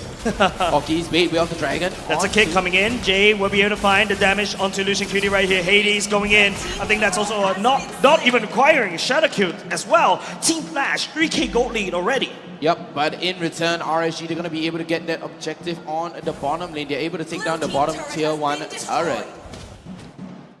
What's the game plan right here? RSG right now, they're struggling just a little bit. Team Flash was able to find a snowball onto Hades. What's the game plan right now? RSG, if they want to win this, right, RSG, they need to find the pickoff of a lifetime. they need to find their pick-off of a lifetime because at Flash right now, they are dominating. We have 3.7k in the goal lead, and Adamir can just pop off any moment with the penalty zone. He's already redeemed himself, right? Adamir right here, 402. He has a kind of a bad EXP lane for the past 2 games. And now even against Diablo on his Badang as well, his signature Badang. And Diablo is already a little bit struggling right now. No, actually no, it's already 3 dabs already. Oh, Jay. Still has that nether realm, goes through the wall, gets Goes through pulled the wall, over. Bray. Misses the timing on the nether realm. Lozy trying to dash around, trying to find a pickoff right here. Hades hiding in the pixel brush. Looking for a pickoff at the same time. Sailor and also Oki hiding all the way back. They know that if they show themselves, Hades will just jump onto them. But Diablo though, all the way on the other side of the map, doing the Lord's work, but where's the dragon? Where the dragon Brave finds Vanix, no Lucian Cutie! Isolating Vanix, flickers at the same time. Penalty zone committed. Vanix just struggling to find the damage onto RSG. They flipped the script. They turn two members. Diablo looking for the flag. The Lord still secured by Team Flash though. And Jay cleans it up here, which means RSG needs to back out now. Hades, he can chase across the map if he needs to. Blade of Heptis, he's gonna be committed and gotten into his inventory. And with that, Flash, they take a huge advantage. The Lord starts marching down the bot. Hades with the steal of his lifetime, even with the OG Shadow Kill. Let's take a look at the instant replay that's going to be coming up on the screen right now. Really insane. He was very patient here. Hades actually hiding in the bush as well. And this was actually a nice play with the heavy spin. But Hades, he wasn't concerned. Calm, cool, and collected. Gets the kill. And then he gets the steal of his lifetime as well. Hades making it work for Team Flash. Making the dream work, making the Team Flash work right there. Bought his team a little bit more time for an unfavorable circumstance. And speaking about unfavorable circumstance, Lucian Cutie takes a lot of damage even after pinning Lozy all the way to the wall. No follow-up coming up from RSG. Yep, torn apart memory already committed here on the side of Vanix. So it's still going to be Oki and Vanix. Oh, securing by the way of the dragon, pushes Bray all the way back into the turret's nose. Yep, it plays no matter to the side of Team Flash, right? Whether Vanix has his ulti or not, because Hades is a one-man army at this point. He is the one that sets it up so that someone always has to accompany Oki or Sailor, that someone always has to be around the corner. And what does that mean for Team Flash? What does that mean for one particular member? It means gold. It means greed is good. Adamir can get the perfect penalty zone every single time. Yep. Perfect penalty zone, already have the Fury Hammer, goes for the Dom Eyes, Athena Shield, as well as the Blade Armor. This is going to be a full tank to Rizzler, so all they need to do is go for that penalty zone, and that is only Adamir's role. And I have to say, Diablo though, going on full damage on this Badang. It might be a liability here. Dreadnought armor also built by Badang already. Yeah. You know, Diablo is a little bit worried that the damage output coming up from Hades, landing over a little bit of respect over the side Team Flash. Yeah, one of the things that you'll notice that Jay only focuses on is that if Diablo catches a nice fist break in the fist crack, will he burn his nether realm? You know, earlier when he died to the jungler Bray, he really didn't give 2 cares in the world because he knew he had the cooldown reduction on the death timer. He could come back into the fight really cleanly, and he caught out Diablo with that Ghostbusters at the last second. Very last moment. Jay, on this Paramis. I thought you were calling me. Yeah, I know. Jay. Not Jay. Jay. Yeah, sorry, I on this responded Paramis. both. But then again, it's also going to be a siege happening for the side of RSG. Mid lane already cracked open, sneaking it away. This RSG sneaking away turrets. Okay, where's like Sailor? what Diablo has been doing. Sailor also is a very scary map for the side of Team Flash. They need to try to learn to have to open the map. If not, they were just going to get pounced upon. Lozy! Misses! Oh no! That's one big, and Hades gets pushed all the way from the Lord Pit right here. Has shadows all the way back. 2 fights happening instead. Sailor gets chased upon by the rest of the members of Team Flash. The umbrella open. But then again, Hades making the play of his life, trying to make sure, but no! Diablo puts him down to the ground instead. Exactly. But Adamir, Jay running all the way and gets the burst down. Tags onto Bray. Bray Resmiel has returned. Oh, Jay takes the Lord away from RSG. What was that? Look at the damage that this Faramis has. That lethal ignition put to good use here. Wow. 3, 2, and 9. I mean, is this not a different Team Flash? They had the information. Flash had that information because Hades knows that Bray does not have that retribution available, and hence Jay is able to give, to take that Lord away. Yep, it was a situation where the three of us were looking at, can you kill Bray? Can you take him out of the equation? And they Jay said, just no need. I'm need. gonna use the Ghostbusters and take that Lord away. Diablo. Oh, gets stunned right here. Oh, goodness. Assassinates Diablo instead. It should be the other way around. Ouchie. RSG one man down in this turret defense. Don't we only have one assassin jungle in Team Flash? Why does it feel like they have 3? 3 members, right? You have Phoenix, you have Jay, Hades, as well as Adamir. Sneaky with the penalty zone and the top turret push. Now, Team Flash is just going to slowly corner RSG. Yep, the Lord marching in though. Waves are Gets the synced. charge. Lousy can get the kick. Kick onto Lucian Cutie though. Is that the main target? That's another round already committed. Lord rampaging Wow. down bot. 3 Mid lane turret. cracked open. Vanix just tearing these turrets like butter. Yeah, hot knife through butter. Then that's Vanix towards the 3 turret.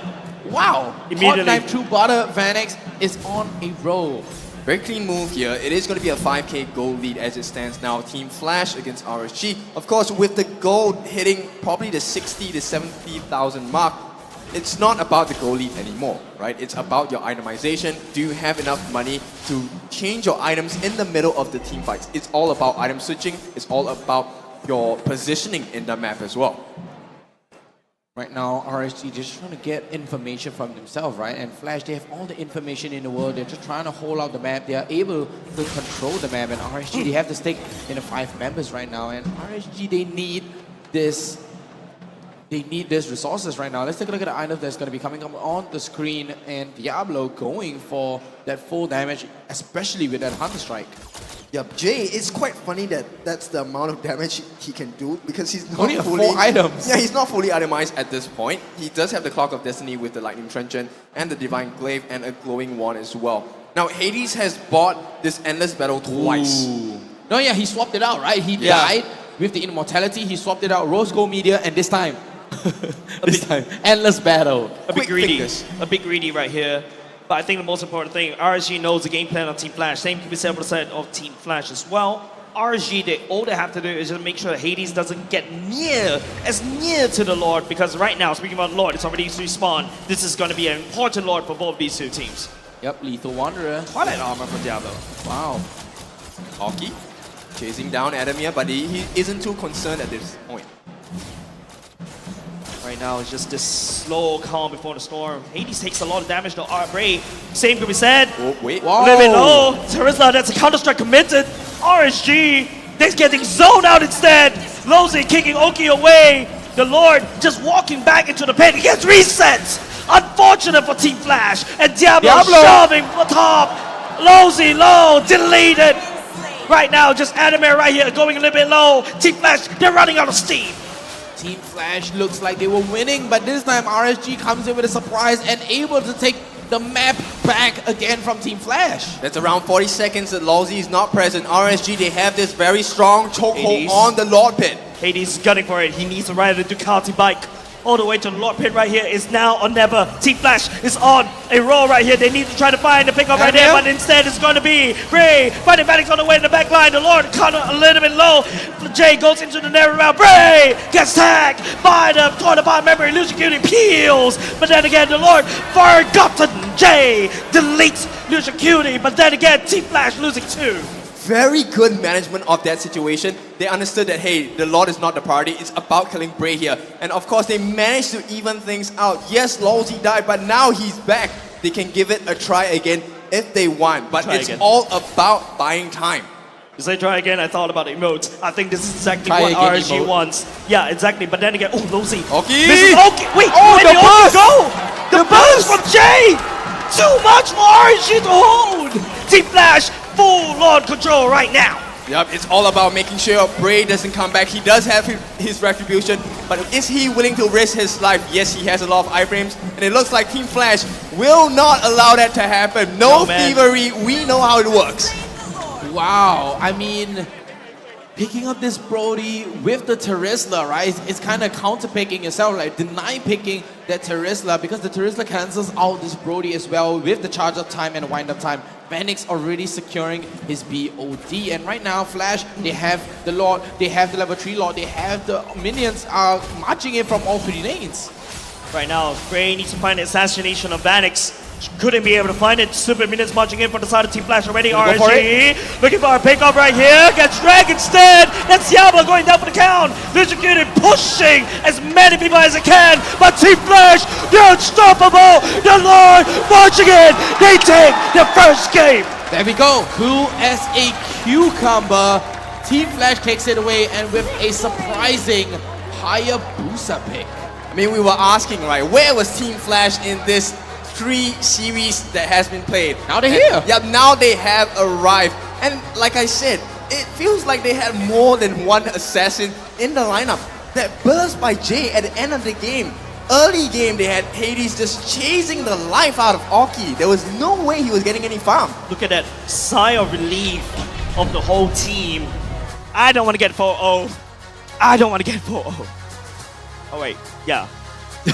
Cheryl, I think you're the fourth right here. Yep, Cheryl is our 4th caster for today. Yes. But yes, and that was amazing game from Flash. A much better understanding of how their power spikes and the strengths of their characters were available to be used, right? That was what RSG demonstrated in the first 2 games. And down here, you can see how they shut Oki down. Just get Hades on an assassin jungler. Yeah, and exactly right. I think the past 2 games, it was mostly Hades was on a Fredrin in game number 2. Game number 1, it was also another Fredrin, right? So right here, it is Team Flash finding that secret sauce. The comfort. Get the assassin online from the side of Hades. Are we gonna see a 5 assassin bands coming out from Team RSG? They might. There's already 3, so why might as well, right? Like Youngin could even possibly go, you know what, let's ban out the Hayabusa, ban out the Lancelot, and take, end the link for ourselves.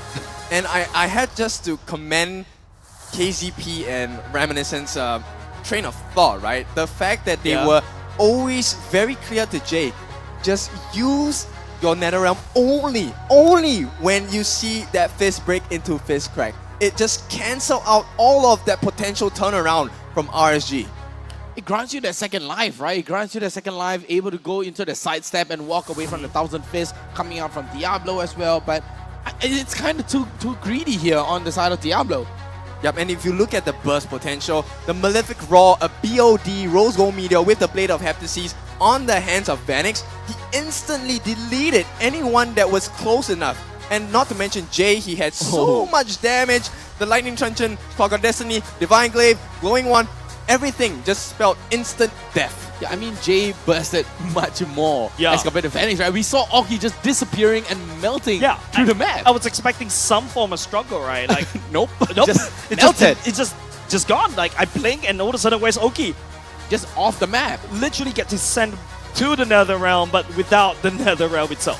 Incinerated. And you can see that's why it is the Lethal Ignition equipped by Jay that did so much pain to the side of RSG. And I really love this emblem build. Yes, it is a standard emblem build for the side of the jungler for Team Flash, but this Hayabusa, my goodness, the Rupture with that extra damage and pierce along with the Season Hunter, he always made the steal, he always made the kills, and the killing spree helped him with that mobility as well. Right now, it's just Team Flash winning on 2 lanes, right? Like, at the very least this time around, Adamir has a better lane. I think we were talking about this before going to game number 3. Yeah, like, this is exactly what Team Flash need. Get Adamir on a more comfortable hero and then make sure that he win that lane matchup so that Team Flash can start to focus a little bit more attention onto Oki instead, allowing Vanix to farm. I think it's more of, RSG forcing Diablo, like, hey, Diablo, we need you now, and constantly pulling Diablo away from that EXP lane, needing Diablo in a team fight over and over because he has to catch Hades. But they were very close. I have to say they were very, very close because Diablo was on the brink and on the cusp of breaking that T3 at the top lane. And it took Jay 1 TP to go back. So at that point, if RSG, any of the members on RSG stopped the teleport from Team Flash, it would have been a much, much closer game. Wow. I mean, take a look at the stats right here coming up on the screen. I mean, you have the damage. They'll almost equal, right? Finally. Almost equal, but the macro game from Flash and the heals coming up from Flash as well. Hades recognized this as that Hayabusa and Flash. I think KCP is like, you gotta wake up your idea, right? You can't keep going into the Fredrin I think they definitely woke up after taking 2 Ls in a row right here. Yeah. Team Flash, this is a different roster. RSG right here, it's their turn to go back to the drawing board. Team Flash has adapted. RSG just needs to find another thing to basically tweak their strategy once again. Yep. So, I mean, this begs the question once again. The usual suspects on side of Team Flash. Who is your MVP? Jay. To me, it's Jay. Jay. Jay's or Jay?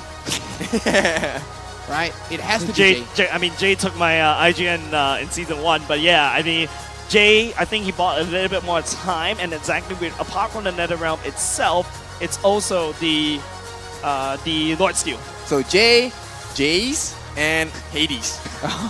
I mean, Hades did very well too. When is it gonna be? Oh, there we go. Jay. There we go. It's Jay. Yeah, I think that Lord Steel bought enough time for Team Flash to really consolidate what they want to do, right? And not only just that, it was a little bit dire, especially when you see, you know, there's a lot of things that's supposed to go right for Lozy went wrong. It was a little bit messy in a certain period of time. You'll be able to see it during the highlights, but then again, it is still Team Flash salvaging a win. Yep, it was a very scrappy fight at times, but Jay made it work for the team. I mean, the presence of mind to make sure they had the timing down. I cannot imagine how stressed you would be in that particular situation. I feel like this is basically Team Flash. Remember, we're talking about buying the skin? Oh, yeah. Getting the rebate. Yeah, he found that 1 diamond that he need from Layla's saving box. And he get that 1,000 diamond. He's Just got nice. that 1,000 diamond. And Jay, I tell you, it's so hard to play this for Rames as a 5-man team as well, right? Because you need to use the NetherRealm to the maximum AoE possible.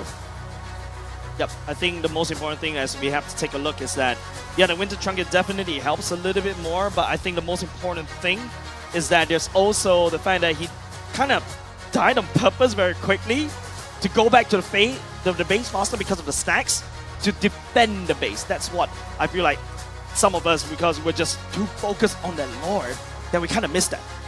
Yep, and the Lord was just too much for RSG to handle, right? Like RSG, yes, they managed to get the right idea. Yes, everything was on point. They managed to go into that turnaround. They managed to turn around the fight as well. But Flash just took RSG by the neck. Yep, they got resuscitated back there. But now it's really about finding out, okay, so what made this change? We need to see what kind of conversations they were having that allowed this huge momentum shift into Team Flash's favor. Yeah, with that said, ladies and gents, let's head on over to the mic check as what King was talking about. Go. Okay. Go. I think you're dead. Nice one. Nice! Hey, this esports, guys. Let's go. You all 2 people enough? Yeah. Go. Nice one. Die. If Famis can come to me. Nice Famis. Dash. Come behind, guys. Cut. Go for cut. Hey, we on Go for cut. Cut nothing, guys. J. Cut die. Hey, come back. Look. Yeah, I shot out already. One of Phoenix. I think you should try. I'm watching you. Nice! Die! Nice. You. Okay. Scratch each other back. Yeah, bro. Body 10. Hey, let's stop. No purify! Nice! No. Hey, the Cho body find lens now. I'm here. Hey, bro, just look to kill. Anyone. Barang. I can spin. Yeah, hey, Yuta, come here. I can spin. Tower. Nice! You know what I'm hearing constantly? Just it's just breathing into the mind. They're like, I mean, exhaustion is kicking in, right? Yeah, of course. They've been playing since like what, this early on, and then after that there's this long break. It breaks the momentum, and I think that is because of going through the lower brackets. But of course, you know, if your upper brackets like what RSG SG are at, they are definitely, they're definitely watching Team Flash with great intention and great analysis as well. Yep, I mean, one more thing about it is that we also have a lot of people watching this with us. Thank you very much, ladies and gents. Hello. We do have a PC record right here, 30K. Thank you very much for supporting us. I remember we're going to go ahead and look out to that 50K mark. Don't forget to redeem that code for you, because more will redeem even more. And of course, share with all your friends right here, because MPL Singapore, we're going to be crowning our champion. Would it be the Tyrants of MPL Singapore, or would it be someone totally new, which is Team Flash? Wow. Right now, Team Flash, they already broke this momentum, right, coming from RSG. They both broke that tiredness. They're like, oh, 2 games has passed. I gotta wake up right now. They're like, whoa, wait, 2 games has passed. The king is definitely stirring. The villain is definitely going to be cooking and plotting. Team Flash, on the other hand, these technically new kids on the block on the grand final stage, they are definitely going to have to try to outwit definitely RSG. Well, right now they're trying to go against the Kings. So when you want to try against the Kings, you best not miss. And Flash has already awakened the Giant. So right now, RSG might punch back extremely hard. Yeah, and we're seeing when, championship teams start to wake up because of one mistake, they go on ham in the second game, and it's going to be a massive seesaw. But before we go into that, don't forget, ladies and gents, remember I was talking about how, I have this backache yesterday? Oh, yeah, you had a backache. So after the cast, I went over to the booth at OSIM Chair. If you notice that there's a booth like right at the back, ladies and gents, if you're on site, you get to try out what I felt. That backache completely gone. Deleted like Oki. I'm trying. Oh, wow. Deleted by Oki. The shade. Yeah, thank you very much, Osim, for coming back as well. Don't forget, there's also this V-hand massage technology that helps you to really just come back and bounce back like what Team Flash is going for. And don't forget, you get to gain in comfort and style with the U-Throne V Transformer Edition designs. And remember, Osim is definitely here to support your well-being, even if no one supports your character in-game. Yeah, wow, man. where's my room? Where's my room? That's exactly why the players are actually playing on the awesome chairs as well, right? So we have the Bubble B edition. They have the Optimus Prime one. That's right. And of course, the most important thing is that, thank you very much, Osim, for allowing me to also sit on that to just get rid of the backache, because it's so annoying, because I was, when you wake up with from a different position that you're not used to last night, you're like, your team's a little heavy.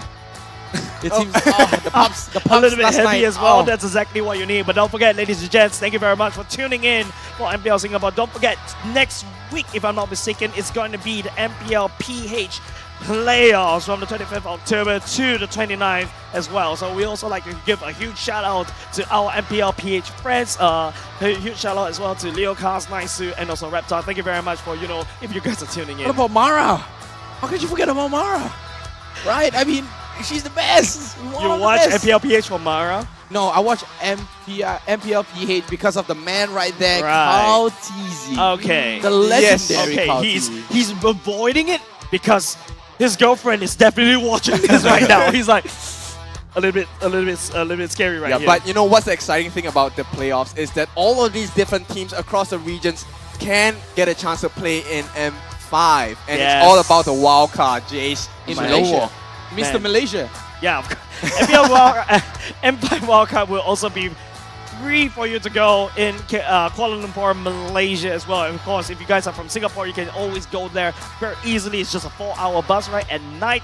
Don't forget, you get to pre-register right now on the 4th of November to kickstart that pre-registration right now, because the location will also be announced very soon.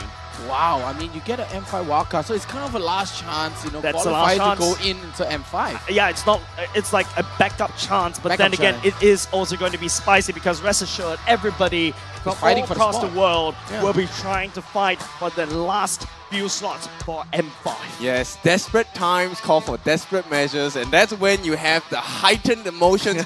Everything comes to a fruition. You will have that crux, that climax. I mean, that's what everyone is looking for in the grand finals as well. That's right, but then again, of course, we talk about desperate times right here. Team Flash pulled a desperate card, kind of like a wild card in a sense. because Literally. Hayabusa was seen in like the first day, I think, and then you pulled out on the last day. He disappeared for a while. He had to lay low, right? I mean, Flash, during Like the regular Sway, season, they love to, go for their utility jungle. That's Yes, right. the Fredrin, the Baxia, and maybe even a tank Lancelot. Uh-huh, But this uh-huh. time they're like, you know what? You're gonna 3-ban me?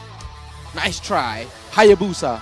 We would smell that from my mind. We literally deleted that hero away from my brain. Yeah. And it's exactly like, back in the good old days. I'm going to give you a huge shout out as well since I'm here, Yon. Yeah, Oh, Remember? yes, I He missed just Yon. debated everybody in MPL Singapore. Debated everybody. Yep, and Yon on that Hayabusa as well. We saw how Yon, utilizes that Hayabusa, but this time it's in the hands of Hades. Is he gonna be taking over Yon's place or filling up his shoes? Could be the way. He did a good job, right? He I did. mean, He did the an fact amazing that job. they're at the same position now in the grand finals on finals day, playoffs day number 3, and he's pulling them back up. The previous scoreline in the previous season was 4-1. Now we are at 2-1. If they can tie it up on the side of Team Flash, we might be looking at some changes in the history. Yeah, also before that, I almost forgot about what my ex-roommate, shout out to Wolf as well. Yes, the standing changes every time. We realized that Cheryl wearing the Team Flash one, that's, We need to even it out. you gotta have to even balance it out. the playing field. Balance. Thanks for the reminder. We have to balance, right? Whenever this is like our totem, it's like our shrine. Oh, Cheryl's moving. Oh, I thought why Cheryl's moving. I was like, oh, I'm pulling on the shirt. Wait! Don't destroy that. We spent 1 week on it. Yeah, I gotta pull up the sleeve. Makes it look more believable. Yeah, but then again, I think the most important thing that we have to talk about is right now in the next game, right? Like, this is going to be a little bit of time. We got around 10 more seconds before we go into the draft. Any thoughts? Would Team Flash repeat that same assassin thing? Or is RSG going to try to find a way to stop it? Don't forget, the Mathilda ban is also another thing that Team Flash found great success with. I think Trust in Youngin. Yeah, trust in Youngin. I think they have that Terizla. They think that Terizla is a problem, right? They're eyeing down the Terizla. Animus Terizla has been enabled over and over again, but this time they're gonna go for the Nolan ban as well as the Khalid and Matilda ban. The Khalid is basically a backline jumper. Still same bans coming up from the side of Youngin, Nolan and the Joy as well. What's next? The Fanny? Or maybe even the Hayabusa, I'm not too sure. But Team Flash right here, looking at the ban on the Khalid, Mathilda, and Angela. I think RSG should leak the Fanny out because rest assured there's a Padang that Diablo can always use to counter that Fanny. Yep, keep it simple, keep it predictable, right? That could be a strategy by RSG. But now it's about, Sailor. Does Sailor work with that Kagura? I think it's one of his signature heroes, right? But not the kind of level and standard that we are expecting. Matilda is gonna get banned now, and yet again, Flash, they want to go for this Faramis pick. Is to trick. First pick to Faramis, once again, it was one of Team Flash main Staple, recipe yeah. to success in game number 3. Definitely you snap pick that up, but now RSG, are they going to pick the Valentina this time around? I think they should pick up the Valentina, right? The Valentina was wide open, but they decided to go for the Irithel instead. I'm not really sure what Youngin's thinking. Maybe he doesn't see the Faramis as a threat. Respect has to be earned. I believe they have earned the respect of their counterparts. So I believe RSG should at least pick up something to counter this J Faramis. Yeah. Maybe taking. I feel like RSG taking the Lancelot away is not a good idea. But no, they're going to go back into Ray's comfort hero. It's going to be the Fredrin once again. Yep, but this time they're going to go into the same draft yet again for the first 3 again. I mean, the Hayabusa as well as the Brody. And this time, the Fulvius is open. So the Demonic Force is just going to be jumping around and hunting down Hades.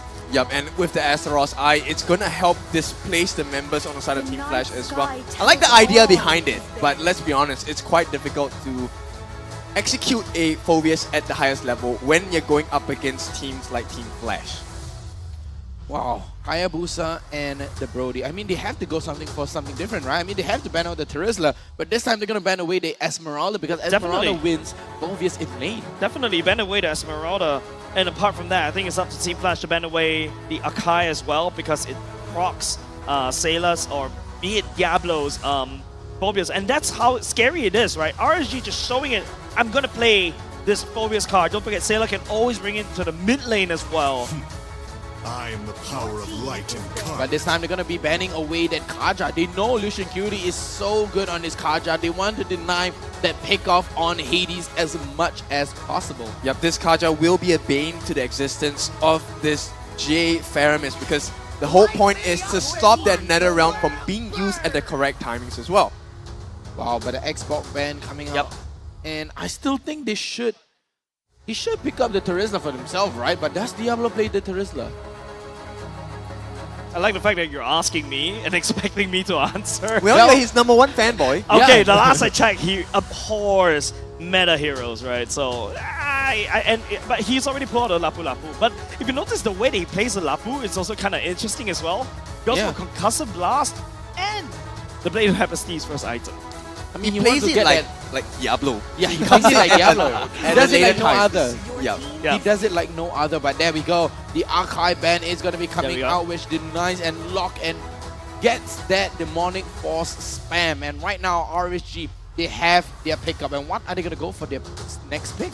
Second last pick. Okay, maybe I'm just being a little bit big brain right here. I'm wearing my tinfoil hat right now, right? Yeah. RSG purposely showing the Phobius out here, and I don't think they even intend to go for the Archive pick at all, allowing Flash to waste one ban slot because they need to take it away. If not, RSG is going to take it. It's just Youngin literally sending a checkmate, or check at the very least, over the side of Team Flash. Let me formulate the big brain play here. It is an option select.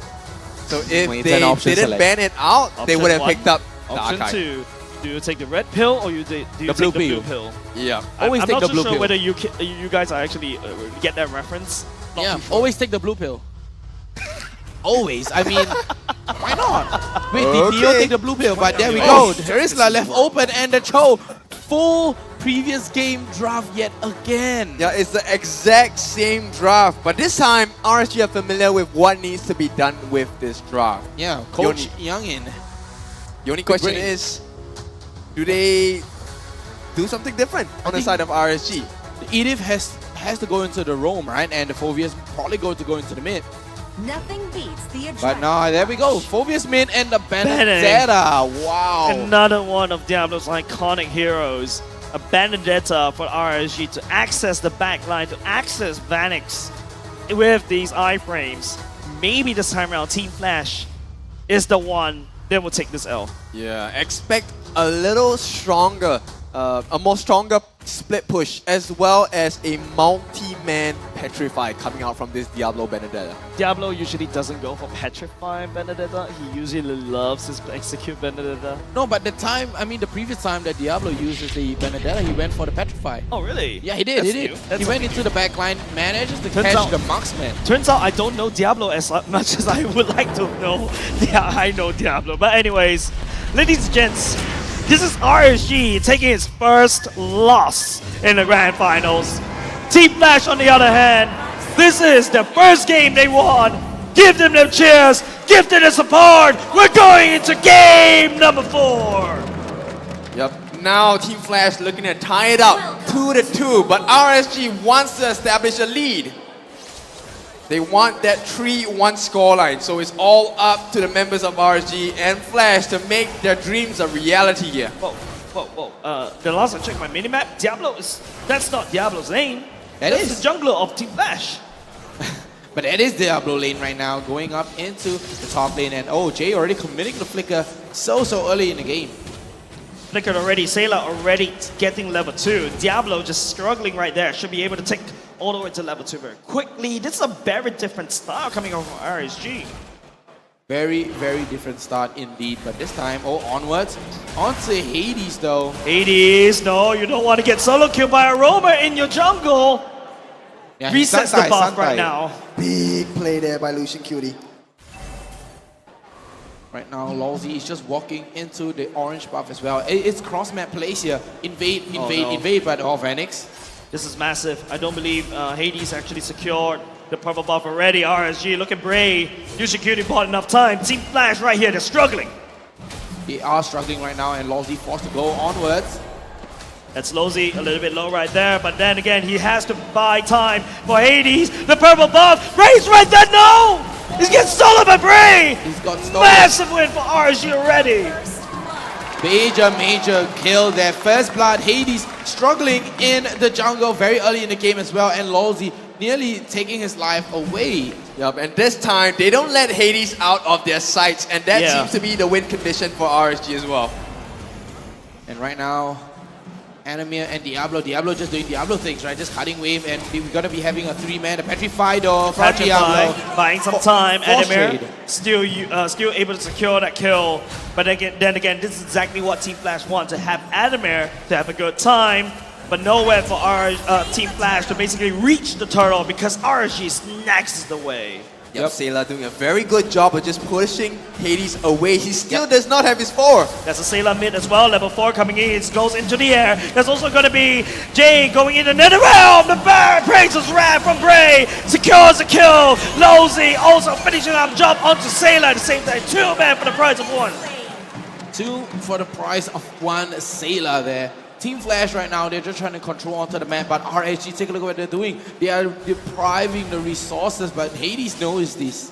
He knows what happened in the bottom lane, and Hades right now just trying to get a little bit of compensation for what they have lost. It's a 3-level advantage for Bray. He's already at 6. Yep, and right now Hades at already level 7, and the purple buff has been out. 4 members already locking down that purple buff. They know it's equivalent to a Fanny. A Fanny without that purple buff is useless. Not only just that, it's going to be, playing the purple buff like a turtle. RSG snacks it away, permanently putting Hades even further apart. Oh my goodness, they are just man-marking this guy at this point. Hades, he cannot catch a break.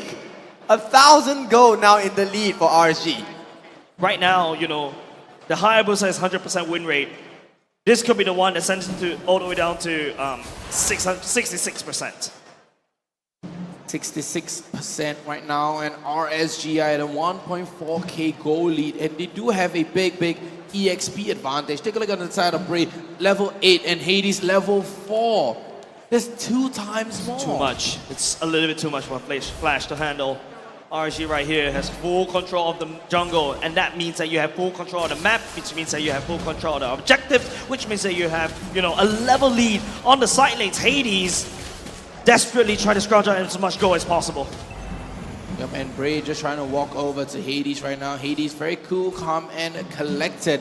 Trying to get all his resources right now, and Bray, he sees this, he knows this, he got that information though. But way of the dragon. Okay, way of the dragon, but no way for the side of Team Flash to follow up. Diablo dashes forward. RSG just hard invades Hayabusa. This Hayabusa irrelevant for this game. Irrelevant indeed, and right now Bray, RSG just walking into Flash's jungle. Your jungle is my jungle. My jungle is still my jungle. That's what RSG is saying. This map is just RSG's map, right? And Team Flash feels like an intruder at this point. There's nothing to say much. There's nothing much to say anymore for the side of Team Flash and RSG in this game. There's nothing for the side of Team Flash. Not good enough. Penalty zone, but no one for the side of Team Flash to follow up. The commitment, but Animir able to go for the zone, and Sayla just trying to slow down the push here. And big fight though. That's a fight coming out, but then again the kick would not be able to land. Lucian Cutie goes into human form, outputting the damage. Sayla, look at Sayla, just making fun of Hades right there. But still, Team Flash assassinating bottom side turret. That's the first turret given the side of Team Flash. Even Sayla is 1 level ahead of Hades, and he has been roaming around the map, not really taking a lot of the minions. Right now, it's just looking very dire. Over the side of Team Flash. RSG, there's 1 turret up top taken down. Hades just reduced down to this. Hades with a Hunter Strike, finally securing down his first core item of the game. And Flash, RSG recognized that win con, and they still let it slip through. Right, they're like, Young is like, yeah, give them the exact same draft. I have the answer already. Shikudu finding Lolzy right there, right in the bush. But then again, RSG, look at where Bray is. Just setting up permanent residency in the Team Flash jungle itself. Didn't even need to apply for immigrations at all. That's a kick coming out, but then where's the follow-up coming on Team Flash? Lolzy the kick, and now the dash. Sayla repeats the jump. Secures a kill on Lolzy. Wow, the demonic force is just so strong here on the side of on the side of RSG. Sayla doing so much work with this Phobius, and that's I've got to say this 200 IQ plays. Yep, he's literally putting the terror in Malefic Terror. That slam down on the ground, not only does it generate a shield for him, it also damages the opponent here. Oh, here comes the catch. Let's see. Right now, it's a Clock of Destiny on Sailor, right? And he's building towards the Lightning Truncheon, means it's going to be extremely painful for each of the members to get caught by any of his skills. Lozy ignored right there. RSG just want to take do some damage against the structures. Team Flash right here is... I'm not going to give it... I can't sugarcoat this. This is looking very bad for Team Flash. Looking pretty shaky as well, Team Flash, but Lucian Cutie with the onwards though, Primal Wrath. Then again, still a far fetch for game as compared to previous game. RSG, the turtle secured once again. The whole map is theirs. Yep, and they're perfectly itemized to go against Hades. It's a double steel leg plates for the side of his Lucian Cutie. So if he gets caught out, it's fine. He just completed his Dom Ice as well. So RSG very convincingly 3,800 gold ahead. Right now then, what Team Flash is laking insurance, right? Like, yep, Jay can burst, but Vanix maybe is a laking marksman? I don't think so. No, it's a very late game here. So much of a late game, but Rosie here taking a little bit of damage. Demonic Force finds that. It's another round, but that's exactly what RSG wants to be. That's Diablo coming in to fight. I like to blow. Sailor goes all the way to Ham in the back line. You dash, I jump. You dash, I jump. You dash, I find a triple kill. And that's what RSG is sending a statement over the side of Team Flash. Sailor with a big Demonic Force play as well on his Phobius. Insane amount of damage as well, but I have to say, I had to point out, right, that small micro misplay coming out from Adamir. Adamir missed the penalty zone, if you mind. Look at Adamir. He goes for the penalty zone, but he missed. There's so much dashes from the side of Team Flash. Just take a look. It's just 3 resets. Resets over resets for Sailor. Just, especially when everybody's come up together in this nether realm. Feels like, you know, Youngin's saying that, you want to go for a famish? Sure. I have a Phobius to counter you. Yep, hardcore Phobius right there by Lucian Cutie. Onwards there, onto Lozy. Lozy right there, nowhere to be seen. Gets deleted already. Gets the Roma for the side. Team Flash already gone. The only one person that Team Flash could use to peel is Adamir. But RSG is already knocking on the doorsteps of Team Flash. They just have too much control on the side of RSG, and Flash cannot handle it. One more game. RSG will be sent to championship point. One more game is what Team Flash cannot afford to give. Exactly, and right now Team Flash, they do not have much damage. Take a look at Banix right here. Level 9 on this Brody by Adamir. Yes, Diablo cutting penalty zone, trying to buy some time. It also allows them to clear the minions a little bit quickly. Team Flash holding on to dear life. Yeah, Malefic Roars being bought out by both Vanix and Hades, but where's the damage? I don't see any damage coming out from Team Flash. They're so far behind. It's a 2 or 3 level advantage on the side of RSG. That's a Lozy flipped. Lucian Cutie just ignores it.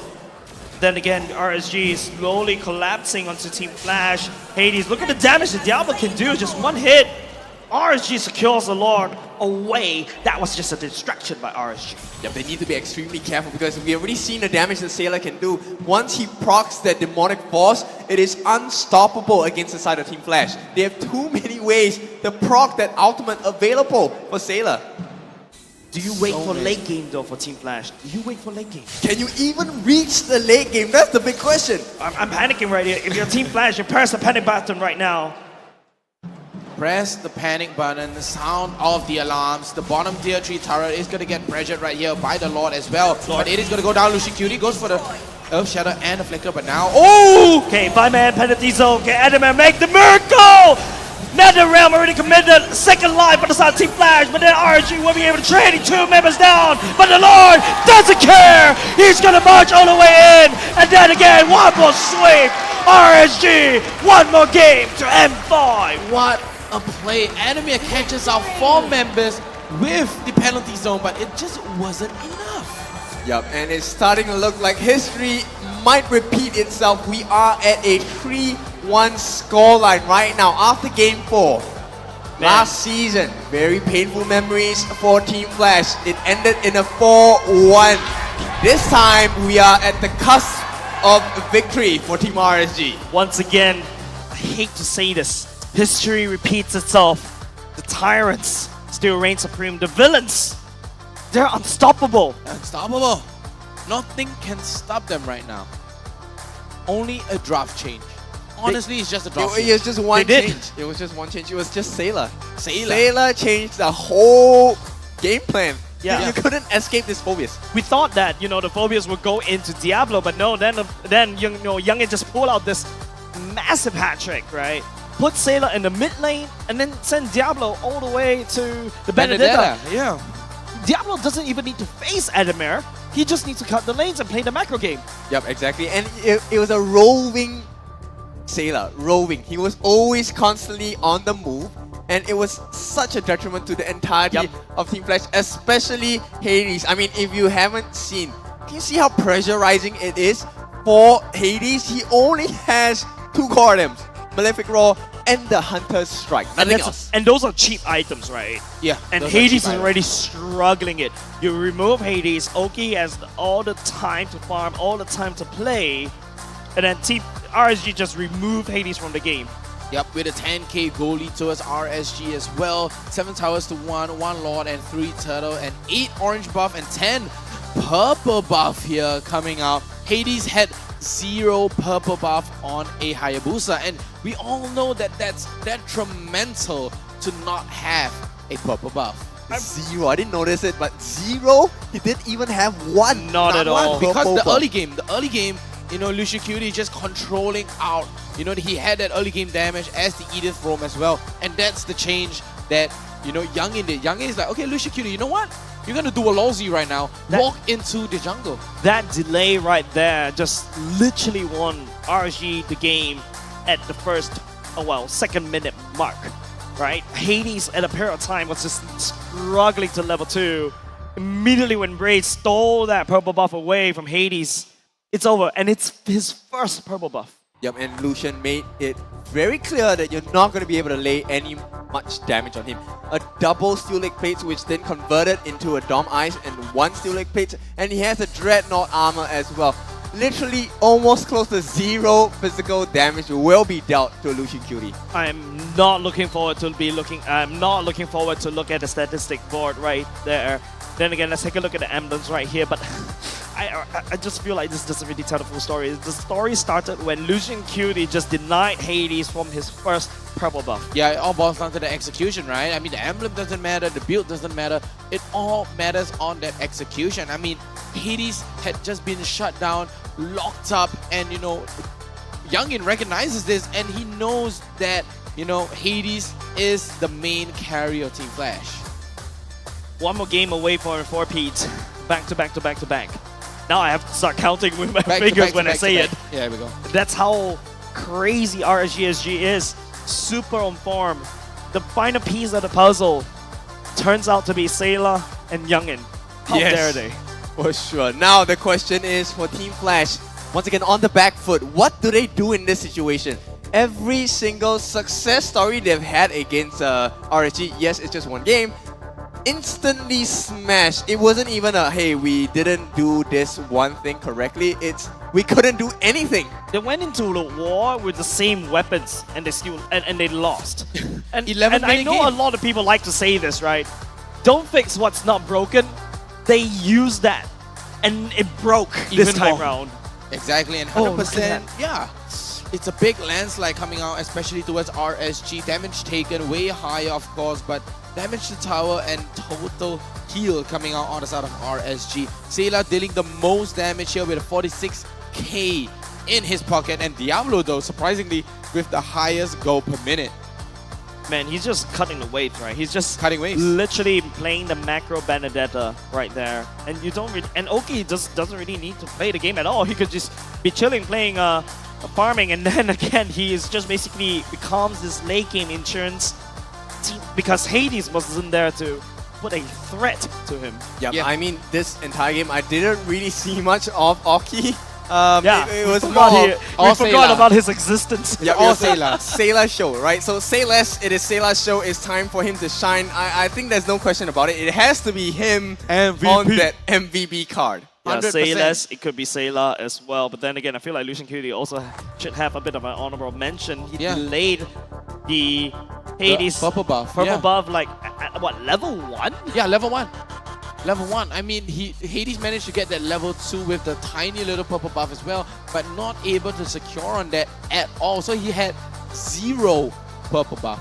0. Even with the help of Lawsy, because Lawsy is running everywhere. He can't have many hands. I mean, he only have 2 hands and 2 legs. There's only one place he can be at a time.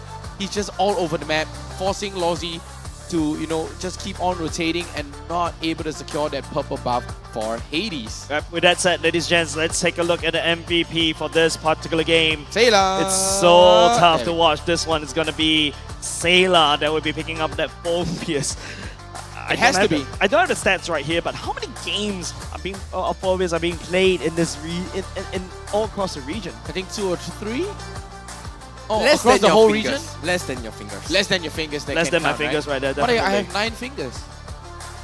Still less than that. But Still less than anyway. 9 fingers. But yeah, I mean, yeah, say it what you congratulations. like, right? But then again, you see, this is a very interesting emblem coming up of Phobius, right? It's an assassin emblem going with the Imperial Rage, Festival of Blood, and the movement speed. Now, this helps because the movement speed is going to allow him to close that distance, because it's really hard to land the SRS Eye because there is a delay in the usage of the skill, right? So in order to maximize your chances that they are going to be shifted by the SRS Eye, it makes sense to have a faster cooldown and a movement speed as well. And so that's going to be a huge benefit for this Phobius. And you can already see the devastating effects it had on the entirety of Team Flash. Exactly. What, did we change the clothes? Magic. I turned around and I was like, what? Cheryl's literally wearing Team Flash already. Yeah, definitely. If you guys are big fans of Team Flash, I think you definitely have to send as much support as you can. But then again, before we go to that one, let's take a look at what they have to say, especially during the game. Let's take a look. Okay, bro. Lucian, Lucian, don't cannot talk too much. Apa ini ya? No. Okay. Give it to him lah, eh. Hinumare! Kena! Ayo. Aton. I can go, nice! I can go, guys. Ayo blue, Hinumare, cok. Go. Ani. I come here. Targeting, guys. Aton. Tam sila. Fast please go pro. I prop jalti, paramis jalti. Ajam. Nice, go. Aton sila. Ajam. Go. Ah, die. Your kill. Nice one, guys. No flicker. Agasing ah. Go. Gas. Hey, go pro. Paramis jalti. Dia in. You flicker. Dia pick ya. No flick. Don't just. Dia pick. Go. I go him. Nice! No shadow. Watch me. I can go. Come here. Go. Nice. Hey, ketetok. Neman. Hey, watch me. Flanking. Ajam na. Go. I can talk. Go. Ajam ping. Nice! Wita. Anda. Okay. No. Go. Nice! Guys. It's like, Sayla, are you angry? Sayla, are you angry? Sayla angry? Wait, Sayla, are you angry? Sayla just went out of his mind. Man, he just jumped all the way so far away. Super nuts. It felt like he could never die, right? Who made him angry? Tell me now. I mean, on his Kagura, signature Kagura. Oh yeah, he lost. That's why he's like, Kagura as well. Phobius time. Yeah, it's time for Phobius, but then again, another one that I love. Gray is like, wait, no minion. Then it's like, wait, that's the Lord. I'm like, the biggest minion of them all. That changes the face. Like, oh yeah, minion, and the gigantic one marching into the base. That's the minion. You almost forgot his basics. Right oh yeah, I had a minion. Man, especially when when you're, of course, when you've got so much emotions right now, especially your RSG, you're so close again to redeem themselves again. As compared to N4, we all know how that went down. But this time around, we're sending a different RSG. But before we go to that, more about the Abyssal Wings draw event. It's now back. We talk about the villains. RSG is the villains. They are the villains of MLBB lore, of course. You can get yours right now, and you can enjoy the Selena Lady's Vengeance at 29% off in Exchange Shop right now. Log in right here in the game and get 50% off of your first draw every single day. Yep, half off 50%. Now, right now, it feels like Wait. I'm math track right now, so if I do on top of the diamond rebate of 455%, I get a 50% off. Does it mean that I get 500%? And then with the 29%, does it mean that I have 529%? Exactly. That's right. Hey, don't give wrong information. Oh, wait, sorry. I don't think math works that way, but... The 27% works only for the exchange shop. Ah, okay. There we go. So it's not stackable. Sorry. in False the information. draw. Sorry, I got a little bit excited right there. But with the draw though, you get almost a 500%. Okay. Almost. Wait, what? 505. 505%. Sorry, okay. I get a bit distracted by the math, but you get the math, right? 50% off on top of your first draw every day. Don't forget to activate the weekly draw as well so that you get 4.5% 4.5 times of your diamonds at the very least. At the very least. Okay? Yeah. Minimally give you back. Bottom line, if you want to take flight like how RSG is taking flight now, just go and spend the diamonds and the money on this Abyssal Wings event. Or you can be like Sailor. Oh yes. Sailor angry. He soared to the skies Sailor and took smash. everyone Sailor down. smash. Sailor smash. Literally. It'll be a nice little sticker, right? Sailor smash. So of course, ladies and gents, we're gonna have to take a short break. Definitely Team Flash definitely need one, especially when they go back and relook at your draft once again. With that said, don't go away, ladies and gents. Perhaps the final match, final game of MPL Singapore Season 6 will be played in the next one. We'll catch you later, guys.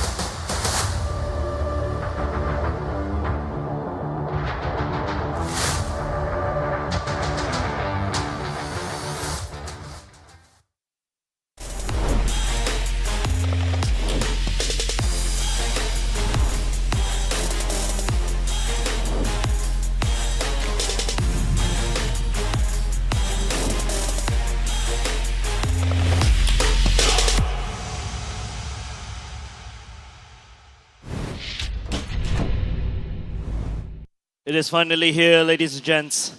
The potential last game of tonight. It is still the villains reigning supreme all across MPL Singapore. The back-to-back champions going in for the back-to-back champions. There we go. That makes sense. That makes sense. Then again, it is up to Team Flash. Stop them in the tracks. Ladies and gents, welcome back to MPL Singapore. My name is Jay. Still here on the desk is Vertigo and Kindle, who will be bringing you and breaking down all of the hype and all of the action. But then again, it is all up to Team Flash right now to pull off the impossible. Will they come in with a reverse sweep, or will they go into a best of 7? We all know what Team Flash wants. Team Flash now wants a 7-game series. Yeah. This game is their one chance to say we deserve to have a 7-game series. If they do not, RSG is going to repeat history and throw them down into nothingness again. Repeat history indeed, going all the way and trying their luck once again in the M series. Don't forget M4. We remember M4. Oh, we all remember M4. MSC, they have improvement. And now, with new friends in tow, Youngin and Sailor, holy moly, they changed the game. Yeah, they changed the whole game, and who knows, this time we might go even further, than as compared to MSC as well as Hopefully, M5. man. Oh, M4, sorry. I got ahead of myself. Oh, Still living. M6? Well, technically M4 was only just this year as well. It makes sense. How fast has time has flown? You blink, it's the end of 2023 already. Yep, and we are now, it's been what, my 3rd season to season 6 already. Wow. Yeah, wow, Welcome on board, kid. Yeah, with the experienced casters. They've been here since what, season 1? Like, yes. Yes, so the two of you have been here 2005. since season 1. So for them, this story has been long told already. Yes. I so think tell as what's the Beauty and the Beast quote again? Tell as old as time, right? Beauty and the Beast. I love you. That's all. That's all I know. Definitely did watch Beauty and the Beast. Only time will tell. Only time will tell. Okay, but the most important thing is, of course, Team Flash. That previous game in game number 4. Yeah, I feel like they're recycling the same heroes thing. Yeah. They're using the same draft, but it didn't work out, right? They were confident, but then as it turns out, RSG told them, no, this is not confidence, this is arrogance, and you're going to be punished for it. Literally sit down and be humble. That's exactly what RSG said. They adapted very quickly, but then again, the main common denominator that we've seen all throughout for 4 games in a row is that Hades is almost permaban. Yeah, permaban Hades indeed, right? I mean, the Nolan, Joy, Fanny, over and over again for 3 games straight. Right? Even Joy, with Fanny, Nolan. Joy, even, Fanny, Nolan. Yeah, even with the Badang sometimes wide open, they still ban it away. Yeah. They're just not going to be able to. They just don't want to deal with that one. And we haven't seen a Lancelot coming out from Hades as well. No, I mean, because, RSG snap picked that Lancelot, he picked up that Hayabusa. True. Yeah, but And now they lost. It is time for Team Flash to really look within, really deep down. Yeah. Is it in their DNA to try and get things started, get the ball rolling for a potential reverse sweep? Now, let's not go too far. Let's take it one game at a time. Okay. Will they break the curse? Will they change the course of history? Yeah, I think this may be the day where they finally rewrite history, right? Like, on a parallel world on the other side, yes, they're definitely, winning, of course. But then again, this is the reality that we're seeing right now. RSG, just one more game to be booking their tickets all the way to M5. The only one coveted slot that MPL Singapore was given is just so close for RSG, and they can feel it. I mean, it's tougher this time, right? From 2 slots down to 1 slot on the side of MPL SG. The fight is definitely much more feistier. Yep, it's definitely tighter. Both these 2 teams. During the break, I was just looking at Adamir Instagram as well. Oh, yeah. He's also tasted the M3, right? He was there at M3, and he wants to go back again in M5. And M3 was what, 2 years ago? It's a big difference, right? And It now it is a totally different team. It is a team filled with friends, filled with good synergy as well. But right now, RSG also has a great synergy. This is a new metamorphosis, a new evolution for RSG-SG. This is the final form. This feels like RSG-SG. Okay, I'm going to say it out loud, all right? This feels like RSG has melded with EVOS SG. Oh, melded. Strongest form ever. Yeah, it's kind of surprising because I remember some of us were just discussing, right? Like off stream, we were like, yeah, this with the performance in regular season a little bit questionable, but then again, playoff mode, super solid. Super solid. I mean, right now, RSG, they have the ball rolling for them, but Flash, can they put a door right there, put a door in front of that ball to slow down or even stop or disrupt that ball from rolling? And we exactly like the snowball rate we saw in game number 3, where the Hayabusa was picked up, and you know they recognize this, so they Youngin go for that Phobius as well as that Edith. Very good control as well, and right off the bat it was just stopping any form of growth. There was no purple buff available for the entire game. Hades was so poor, he can only get 1 orange buff, and that's how disruptive Lucian Cutie was. But ladies and gents, game 5 is afoot. The drafted game starts right now. Same bans, no Khalid, no Phobius. Wow. No more strong mid lane for Sailor here, but of course with that being said, it does open up other options for Sailor. Now, we have seen the Cyclops being played for Sailor. No. You saw how Abstract was just like... It worked. He was mad at game 1. If you saw RSG Singapore's Instagram and on his stories as well, he's just so mad. He's like, I've never seen Abstract this mad before. Yeah, exactly. But I have to point out that Akai and the Phobius is banned this time, and the Angela as well as the Mathilda is open. So RSG, do they still want to go for the 3-man ban on the side of Hades? Yes, they still do. And I think either the Mathilda or the Angela has to be picked up. But no, they're going to go for the Fredrin. No, what?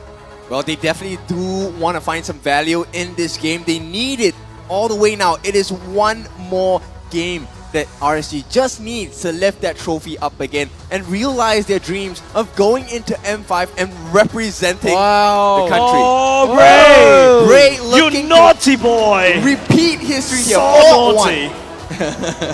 Naughty little boy. Cheeky as well, but he deserves it, man. He pulled out an alpha, went toe-to-toe with Hades as well. One of the best junglers in MPL Singapore right now. And there's an Angela. Put aside the RSG. Is the game just over here? Angela, Irithel. We have seen this combination being pulled out by RSG in the upper bracket finals. Flash could not answer it. Yeah, you're right. It's just a very nutty combo. And then again, luckily, Team Flash still secures the pressure away from RSG. That's one less headache that, you know, Team Flash has to deal with. You can see the concern on Remanescence's face here. Do they go with the Baxia? Do they go for their Baxia mark? Do they try and lessen the healing? Or do they go for the reverse, which is let's fight fire with fire? You have a lot of health, I have a lot of burst. So much options. Feels like a chess play. It feels like a chess match being played by both Youngin, KCP, and Reminiscent. It's a 2 brains versus 1. Youngin is just trumping them. I mean, you got to include Ju H too, right? I mean, Ju H. Oh yeah, Ju H. Sorry about that. How could you forget about Ju H? How could you forget about Ju H? But right now, they're going to go for the Faramis and the Bruno. So Flash going for the snap pick, picking up their Faramis for themselves. They want to out-sustain the fight. They want to stay in the fight as long as possible. And the Bruno up against the Irithel. Honestly, to me, it's a 50-50. Yeah, to be honest, it is 50-50 because the heals coming out by this Angela will be mitigated and neutralized by the Ghostbusters of this Faramis. But that's in the ideal situation in a perfect world. It's all theory, right? We are looking for the practical applications of the draft. Now, that's an Edith. Oh, sorry, that's an X-Spark bit already banned away. RSG lending a lot of respect over to Team Flash, over to Anime. Yep, and they have to ban out the Esmeralda as well, right? RSG knows that, you know, they have to ban out the Esmeralda because the shield cutting ability coming out from this Esmeralda is gonna hurt Oki on this Irithel if the hard guard were to ever land. Right now, it's just about the remaining slots. Kaja? Well, technically this Fredrin is still a flex pick, right? So they will take out and ban out the Baxter for themselves, and we might see a surprise ban actually from Team Flash. What is the big brain ban here? I thought usually RSG would ban out the Baxia, right, to stop that healing, or even Flash pick it up from himself. But this time Flash is gonna go into that Baxia ban. Very, very surprising right now. They can go for the Terizla, right? I mean, Flash could leave the Terizla open for themselves, or even go for that Cho in the previous game.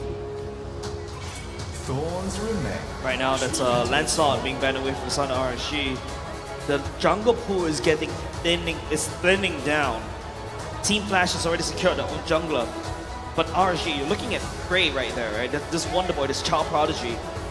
He can play even an Arlet jungle if he chooses to. Ooh, the Bray Ala jungle. Big throwback, isn't it?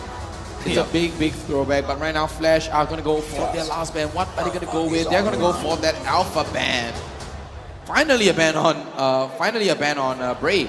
So 3 ban on Bray this time for Flash. You got the Archive Phobias as well as the Alpha. Now the big question is, does RSG have something up their sleeve? I don't know about you, but it feels like RSG is perfectly ready for this. I don't know, but I'm kind of feeling it at this point. You're feeling it? Could it be a Bane jungle, or maybe even back into the Link jungle? Bane jungle? No, the Marty sounds good here, the Martis. Yeah, it has to be the Martis here. I don't see any other option. But oh, the Arlet gets locked in. But wait, it's still a flex pick. The Arlet can still go into EXP. I don't know. I was about to ask you. Have you seen Diablo on the Arlot? How was it? Was it good? I don't remember. I have. I think he did. He played a couple of games on the Arlet, maybe one. Well, but this is a very scary combination. It is. A final slash into potentially Earth Shatter, and you know you have the Irritel just going ham with the heavy crossbow as well. That's a very nice combination, and it's not exactly very difficult to execute as well. Yep, the Cho. Gonna go for the Cho, but this time they're gonna go a Hellcut. Okay, someone's gonna turn off the EXP. lights. There's a Frederick going to EXP lane. Hellcut, I think this is the first time 80s will be playing this one. Ooh, and they're gonna go with a Min Sitar, and it is gonna be a Ala jungle and a Min Sitar on the EXP lane with the Angela mid. Ooh, this is a very, very nasty draft coming up from Youngin. Youngin, what have you been eating? And that is a nasty, nasty draft. McDonald's, definitely. I mean, okay, I freaking love Minzy. I really love him a bit. The King's Calling with the Shield Assault with the extra stuns that is unique to each individual. It could very easily crush Team Flash. Okay. It all depends on this final slash. Alright, look. Right now, you're looking at a Cho from the side of Team Flash that hasn't been working out at all.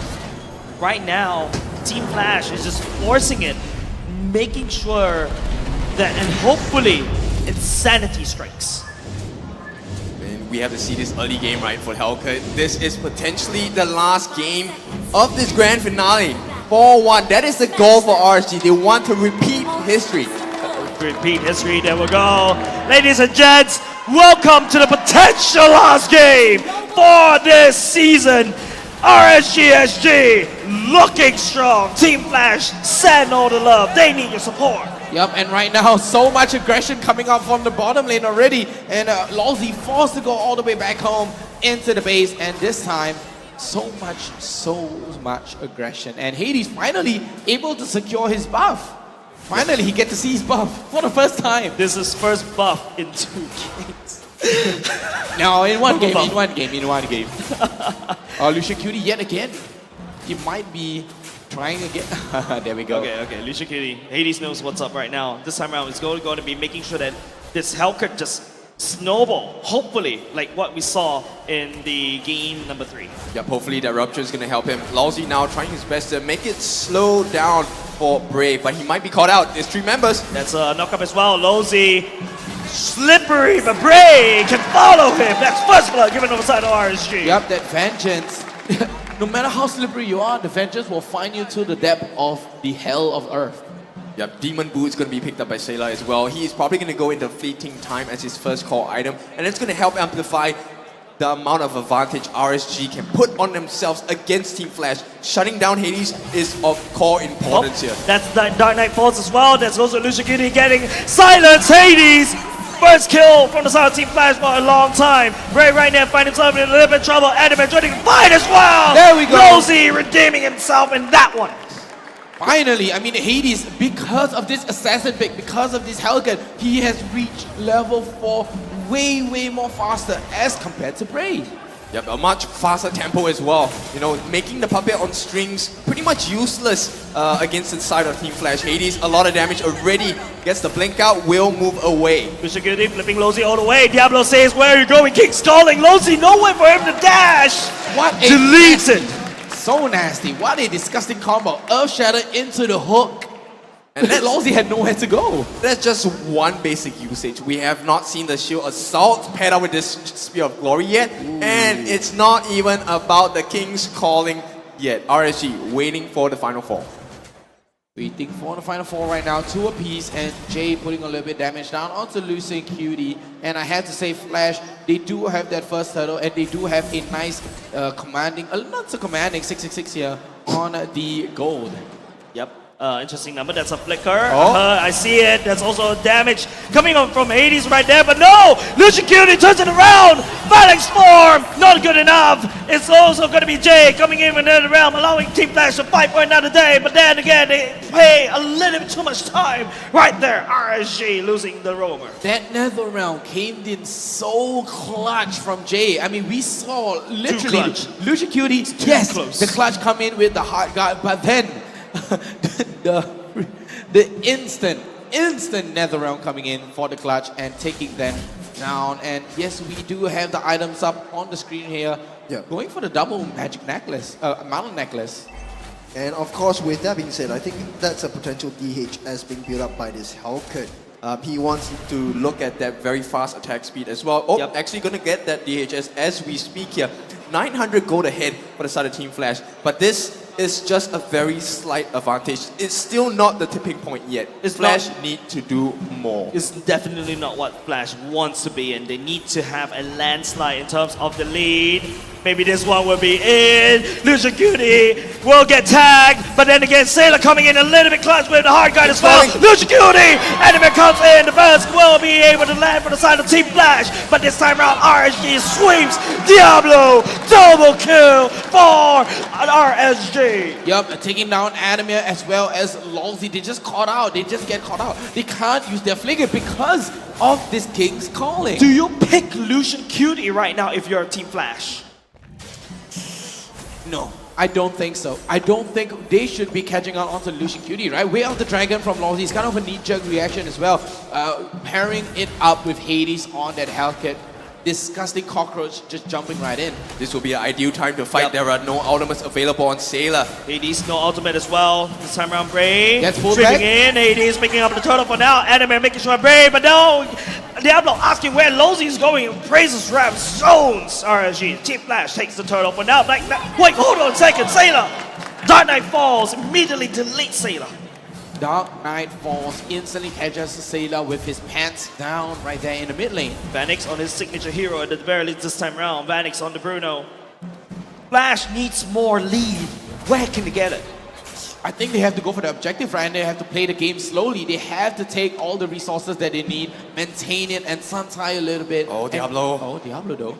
Every time he uses that shield assault, it's bad That's because they can get the That's burst. Lozi, Sailor, the hardcore coming in. Oh, the Diablo hook! drags. Team Flash underneath the turret. Lucian Cutie coming in for the flag. The King's calling, making sure that Team Flash cannot escape, cannot retreat, cannot follow up.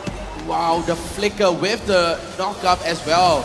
Catching out Diablo, but the hook just hooking them back in, and Bray goes down, instantly gets melted, and a unstoppable already coming up from Hades here, and Flash, they're doing the game tree. That's exactly what a Hellcat wants to be, right? Being able to snowball from this. Yep, Sailor actually making a huge save there. Every single time when your Minzy uses the shield assault, he loses a very huge amount of advantage and damage that he can chunk out. So the fact that Sailor saved him, bought him some time to get that King's Calling down, allowed for that comeback, right? And of course, that was a perfect opening for a final slash for Bray. It didn't really work out at the end because Flash reacted correctly as well, and Hades actually manages to move out. Ooh, Malefic Roar secured by Hades already. And this time, Earth Shadow into the flicker with Nice the flicker as well. Earth Shadow, King's calling, nowhere for Jay to go. Not even in another round he will go. But this time around, at the very least, the respawn timer for him is still there, thanks to the stacks. DHS and Malefic Roar already secured on the side of Hades, but this time Jay only have a Clockwork of Destiny. That's a lot of damage coming up from Hades though, but hard guard committed by Bray as well. Enemy No Man's Land. Jay desperately coming into reinforce. Appraiser's Wrath, no damage. Lozy kicks onto Bray. Hades turns off the lights. Where is the damage? He will be able to find onto Bray. Sailor, the only one left, but he's only just an Angela. Hades picking up a double kill. Diablo missing the spear, but then again, the damage has been done from Team Flash. And this is a free total for the side of Team Flash. I don't think they want to give any more from the side of RSG. Right now, it's all about Lucian Cutie. What else can he do to slow down the farm and this push in the mid lane? 3 turtles into the pockets of Flash right here. And they're slowly starting to snowball, right? Taking the tier 1 turret as well and getting that first turtle for themselves, third turtle for themselves. But the mid lane turret, take a look at that. It's almost cracked down on the side of Team Flash. Yeah, but Flash needs to end this game quick because as the late game comes, Hades will start falling off. That's right. They are on a timer, so Team Flash, they need to make a win happen and they need to make it quick. They need to do it flashy and in a flash. They need to end this game in a flash, right? I mean, but the late game, the only thing Hades can do right now is turn off the lights as well as that silence. It's one of 2 heroes that can silence an enemy hero. Yep, if you take a look at it, Clock of Destiny as well as Lightning Trenchant already completed by this Faramir, so Jay will have huge amounts of damage that is going to be added on with that lethal ignition. Right now, Lord Vanix trying to turn into God Vanix, waiting for that Trinity. He already has the Heart's Claws, has the Berserker's Fury as well. What is next up for him? Unfortunately for Vanix, right, his performance in this particular game, or well, this particular grand finals, a little bit underwhelming if you ask me. He's currently still walking around as a minster or basically a peasant for now. He hasn't had that Lord title as of yet. That's right, and on the side of RSG right now, they are suffering on the map a little, but take a look at this. The hook comes in. Hook comes in, Hades finds No Man Land. King's Calling already activated, making sure that he goes down to the ground and shut them go. Give him side RSG, and they will love it. Wow, Hades just gets caught with his pants down right there in the bottom lane, just trying to push out the wave, but it just wasn't enough. Yeah, and that's why you pick a Minzy, right? That's why you pick want that King's Calling down. There's so many other members you can catch as well. Yep, definitely getting killed. Nice kick coming off of Lozy, trying to redeem himself. NetherRealm committed, but there's a lot of damage coming up from Diablo as well. Heavy crossbow, that's an AoE damage dealt against Team Flash. They need to back out now because RSG, they're still feeling very strong. Bray still has that final slash, and with that being said, it is going to be the first Lord of the game coming up. Flash, the lead has been cut. They are still at 1,000 gold. Not a lead that you want to be if you're a Team Flash. 1,000 gold in the pockets of Team Flash right now, but 8-7, and they kind of stop Hades in his track right there. He was going on a roll, but that shutdown is so important, bringing the lead back to RSG again and trying to equalize that gold. And Hades is at 7-1-1. RSG identified that and burned so much ultimates just to make sure that Hades stays down the ground, but then again, it's going to be the duty. Diablo on the other side, flip side, King's Calling already activated to Team Flash. Looking for an angle to enter. Vanix out, try to kick, but then again, Lozy goes down for the count. Wow, that was disgusting coming up from Diablo to King's Calling into the spear as well. Hooking back Lozy, denying him of any mobility or any dash at all because of this King's Calling. Yep, and that's the ideal situation you want as a Minzy, right? When you have the Spear of Oh, the damage here. That's Bruno kicking down Jay. Credit for the kill. Hades around, making sure that he actually absorbed the Lord. Also, the Reggie Belden lands onto the Lord of our Team Flash right now. Vanix taking a little bit of damage, and Adamir just making sure that Bray is so busy. Appraiser's Wrath, Diablo coming in, Sailor taking the kill. Yeah, but Adamir would gladly give his life at this point because it's about protecting Lord Vanix here.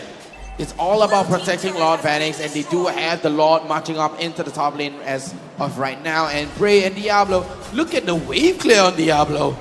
His Minster is going crazy. Oh, Lozy. Is that the way you want to? Is that the way you want to be though? That's a nice fight. Vanix! Oh, he got Vanix! King's Calling, make a kill, give it over to Diablo, and RSG has found its mark. So 2 men already down for Team Flash. What a play from Diablo, that was disgusting. Massive play from Bray as well, isolating Vanix, nowhere for him to run as well. They just will not be denied. They want this 4-1 win. Wow, Hades though, doing a lot of work, pushing up the lane and pushing up the waves as well into the bottom lane, forcing RSG back, and Flash finally has some breathing room right now, as you can see from the code below. Hashtag our pride, our passion, and Oki takes a little bit of damage here. Animir jumping right in. First damage coming up from Jay already, being felt thoroughly by Oki. Team Flash, Hades sent to be split push, sent to do the split push role right now. Team Flash, the early priority already gone. It's very hard to position yourselves as Team Flash, especially when you know that Bray still has that final slash. That's right.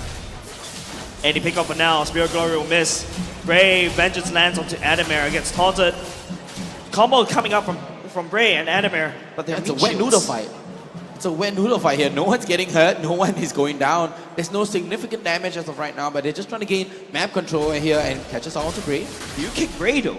No, you do not kick Bray. Oh, slash. Nice shot bow going in, allowing, but that's also a dash coming out. Oki outputting the damage. Sailor jumps onto Bray with the hot guy at the same time. Adamir just zones everybody with the Appraiser's Wrap. Jay activating in the realm, but takes a little bit of damage. Diablo will not get kicked. He will not get stopped, but he allows Hades coming toward assassination onto two. Phoenix needs to deliver. The Lord needs to deliver, and that's one kill already. Exactly what Team Flash needs. Wow, that was a messy team fight right there. 3 for 3 though, but the Netherrealm comes in clutch, and the Appraiser's Wrath as well. Brave with the final slash, the King calling as well with the Spear of Glory. But Phoenix starting to come online exactly where Team Flash wants him to be. They're throwing bodies just to make sure that Lord Phoenix stays alive. He's just one level behind. Where's the damage? Where's the pool? The pool coming in, but Brave final sweep again. He's gonna just chain the CCs 1v2, but Phoenix walks away a little bit scared. Lozy knocking out Bray, walks away with 1 kill. 1v2, Bray is on a roll. He's a beast. He doesn't care. Zero respect coming out, just going in to the jungle, get that purple buff, and going with that full Arlet combo. Yep, RSG now very strong. They have all of their ultimates available. It's a King's Calling once again. King's Calling, that's a hook. Netherrealm will most immediately delete it right here. It's going to be Oki spreading out of the damage. Ladies and gentlemen, I fear for the worst. Lozy managed to find Oki though, but when it too late. Lozy, the Appraiser's Wrath trying to zone, but Lozy, another sacrificial lamb given over time to Team Flash. Nowhere for Advantage to enter to deliver the damage. Well, it all started from Jay getting caught out, and they had zero information on where Hades is at all times. Hades is not even in the team fight. But take a look at the top lane though. Top lane has so much pressure, and the tower is getting pushed in. Team Flash probably gonna have to try to play macro already. Timing. Turn off the light. Looking at that, Spear of Glory already blind, but no! Hades! The steal for Season 6! Snagging it away, but at the cost of his life. What are you doing again? A literal thief of the night here. Steals a lot away, buys some more time for Team Flash. It's all about buying time for Team and Lord Vanix. Wow, Hades has been abusing this assassins. He's been just pushing over and over. Take a look at that. See Halbert, you have the Malefic Roar, DHS, as well as the Blade of the Heptases. This is a painful cockroach. But then again, here comes Diablo as well. He's also quite painful, can be said. Lozy! Bray isolates, but Vanix needs to dish out the damage. Lozy, that's a kick already committed, but Team Flash sends a lot up top. I mean, that Lord Steel just bought Flash that breathing room, a little bit more time, and just give them that breathing space that they need. The stuns coming out from Bray, it's a little bit too much for Team Flash to handle as well. Lozy unable to catch anybody. The flicker already committed by the side of Lucian Cutie. Lord already cleared up top. Adamir, Team Flash looking for an entry point. Yeah, and they still can't crack open that mid-tier 1 turret at all. Yeah, and it's going to be very difficult because Diablo is actually building into an immortality, and when he has 2 lives to play with, he's not going to just loosely throw around that King's Calling, which means the next time he throws his King's Calling when he has that immortality, it's going to be a perfect one. Yep, going for the Holy Trinity as well as that Sea Halbert. Diablo building into an Ares spell. Oh, nice hook. Jay, King's Calling at the same time. It's also by the slash. Jay, the first casualty for the third fight as well. Bray jumps over the wall. Vanix, nowhere to go. He's actually trying to output the damage, but then again, he gets tagged by Lucian Cutie. He goes down. The damage dealer from Team Flash, no more. Wow, 3 members take down there on the side of RSG with a 2k goal lead now. And where is Hades? He's cutting lane. He's buying so much time. Buying time. Team Flash needs to needs run time. away. He has one of the highest movement speed as well, Transition. but right now he goes for the ice slow. Onwards. Onwards as well. Ooh, Hades! Slippery! Clutches. Dash away, nowhere to run. Nowhere to run. Where are you running? So close. Where are you running? Literally 40 chases seconds. you down to the depth of the earth, and RSG is not gonna let Hades do any sideline work. No part-time job for you. Yeah, but it's 30 seconds now before Hades comes up. There's plenty of time, 10 seconds at least, for him to go to the Lord if RSG starts it instantly. Right now, RSG is just doing the sideline work and taking down the tier 2 turret. So much standing goal for the side of RSG, right? Team Flash was the one that cleared top side, bot side already. RSG just reaping all the rewards. As long as RSG has that mid lane turret skill up, Team Flash cannot find any sort of map dominance at all. No map dominance, and RSG, take a look at the wave flip from Diablo. Holy Trinity with the Sea no. Halberd, and already has the Immortality up and ready to go on the side of Diablo. Lord has spawned. It's gonna be a big Lord for the side of RSG. Team Flash needs to pull all the stops. A steal, a miracle, anything.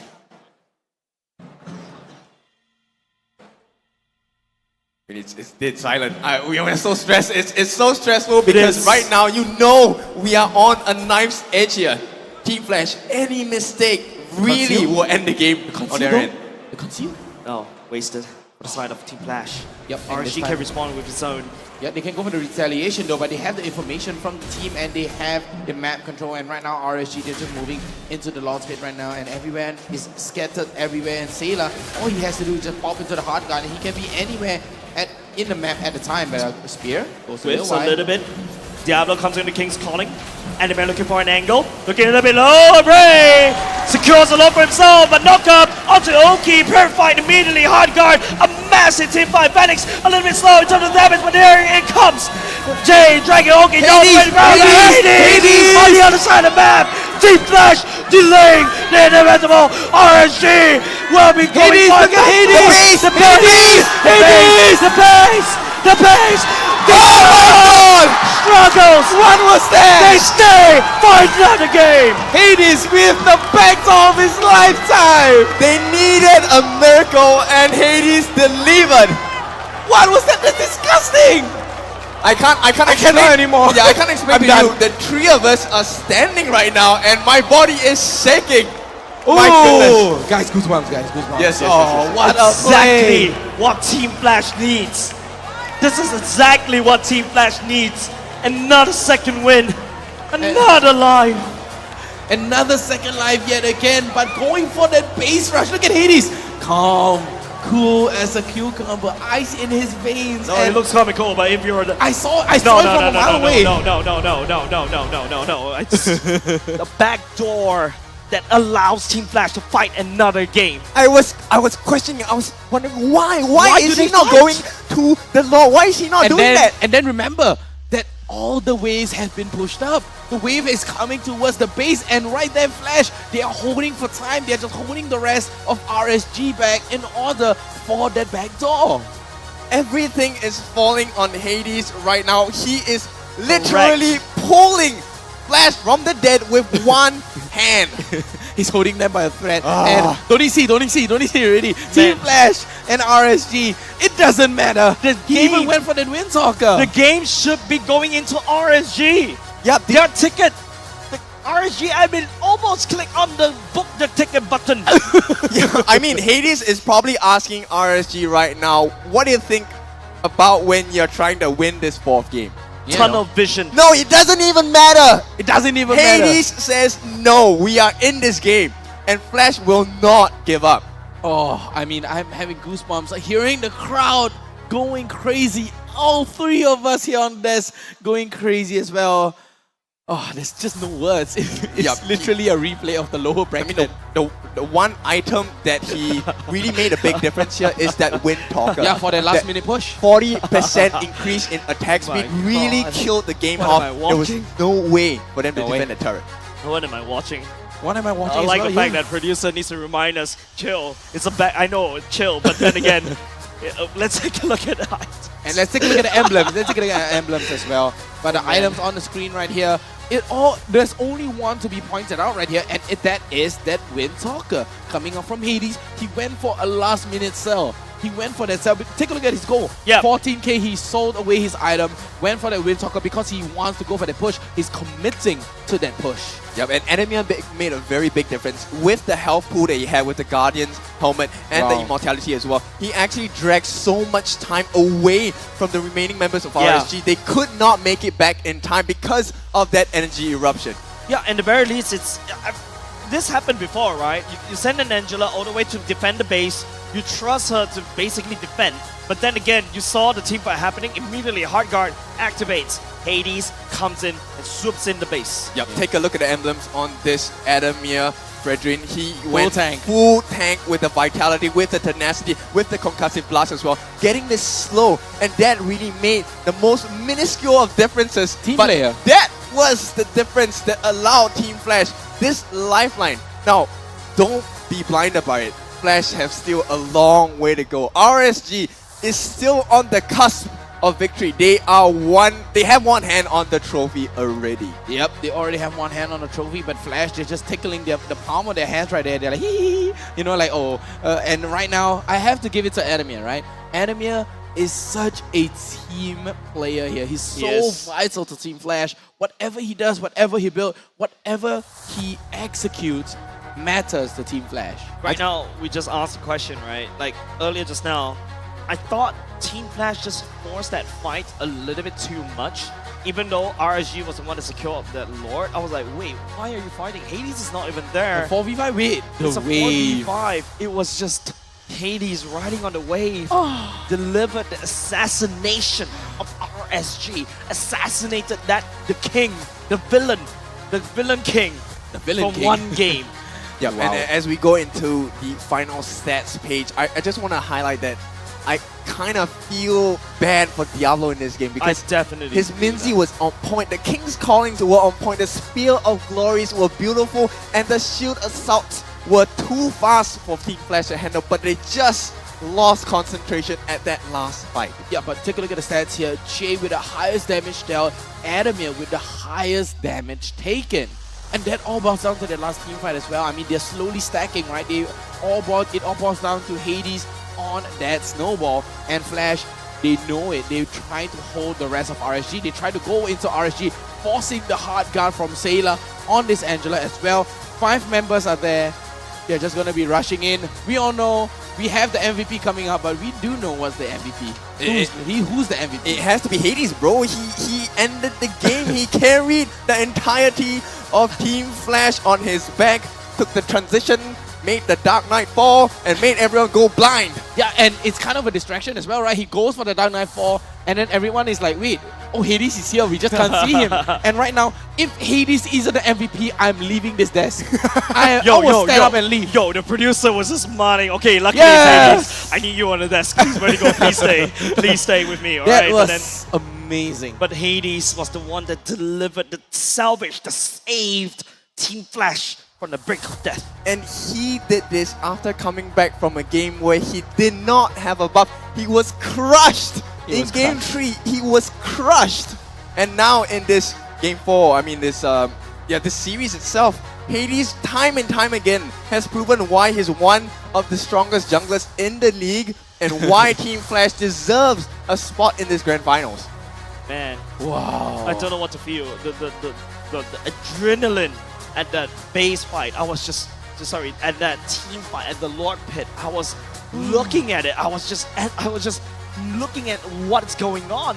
But then again, you guys start screaming at where's Hades? Where's Hades? And I was pointing to Hades. I was jumping up and down. I was like, Hades. I was ready to tear out my blazer and say he's gonna win the game for Flash. Yeah, and it was all.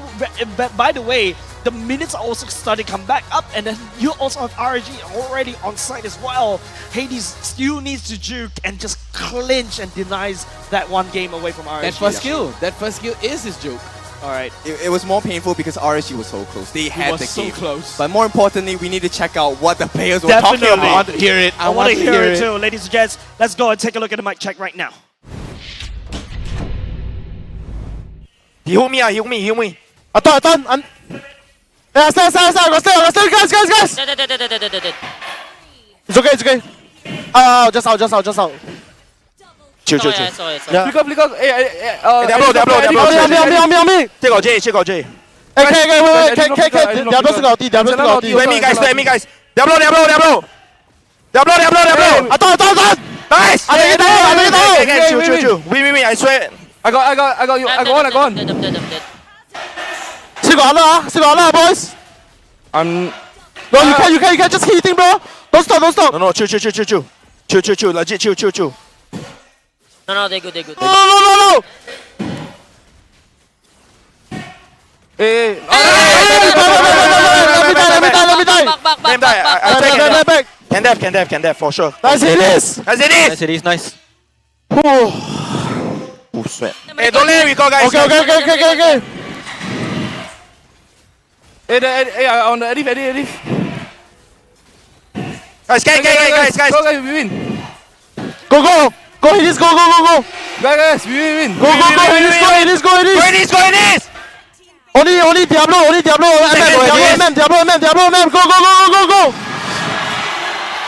Nice. No, guys. Nice. Did you guys see that? I saw Hades. Dark Knight falls only when they are near the base. Exactly. Denying that vision. Exactly. They don't know where to go. That Wow. was crazy coming off from Hades. Chef Keys. Clutching it out. Oh my goodness, Chef Hades. Keys. Man, you can start to feel the emotions coming off of Madamir already. He definitely wants to go back into the M series as well. It was so close from getting denied. Hades won it back. Yeah, really keeping it Frankenstein Flasher coming back from the dead. On the brink of death. What an amazing game. That I Dark Knight love Falls coming in super clutch right there. And don't forget, it is also, they are coming in already. You saw Diablo and Oki, and the decision making by them was, of course, it's really hard to tell because you're supposed to, split up to find Hellcat, right? But then again, Hellcat just find it. One little spot, literally like that mosquito in the back. Just one little mosquito, and right there, Hades, the annoying cockroach, literal cockroach here, running into your base, denying that vision with the Dark Knight Falls. Amazing. I mean, he it's could have popped it earlier. night time here in Singapore as well, but I'm sweating like crazy based on that. I really feel like crying right now because this is too much. The emotions here. It is. RSG was so close. I cannot emphasize how close RSG was. RSG had the game. Diablo was leading. Lord. They had Bray with the freaking crazy final slashes. They were winning all the different team fights. Exactly. And Hades just said no. Just no. It's the massive, basically just sabotaged RSG for one game for now, but that doesn't still deny the fact, ladies and gents, RSG is still one more game over to M5. Yeah, and I have to say as well, right? I have to give a shout out to the whole of Team Flash. They know what Hades is doing, and they just kept quiet about it. They just focus on the fight, trying to hold them, and then once the fight starts to die down, go Hades. And we have to give credits to so many people. Everyone. The first one I would like to thank the pair of them, KZP and Remanescent. The fact that they have the brains to think about this and the balls to take the risk at this point in the game where you are one game away from losing everything. Hellcat is a massive point flip of a hero. You either look good or you look very bad on that hero. Yeah, it's always the extreme, right? Okay, I have Hellcat in my hero pool as well, but it's a very bad Hellcat. It's a if you want to lose, let's go Hellcat. Yeah, it's all in or nothing, right? I mean, they have to go big. They went all in and won double of what It's they did. basically just saying that, okay, just put all the chips, let's go. Hellcat. Win or lose. They that's literally it. just And it's not like a standard win. It's a backdoor win that Team Flash won with this Hellcat. I mean, we've seen a similar situation too, right? Like everyone on the side of Todak was chocolate. They had the bronze medal, but they still won by a backdoor.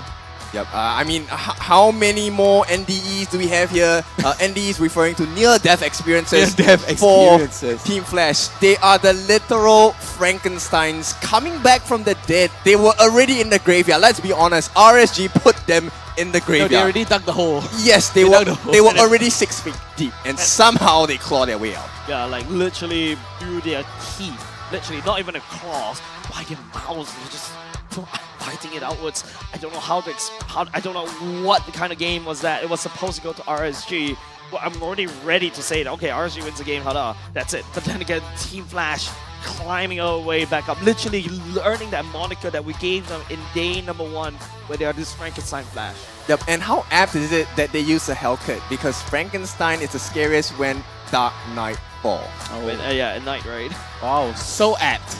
Man, it's okay. Right now, they're still not out of the woods just yet, right? Just still one more game to RSG, and they can book a ticket. But don't forget, Team Flash still needs to play a perfect 2 game.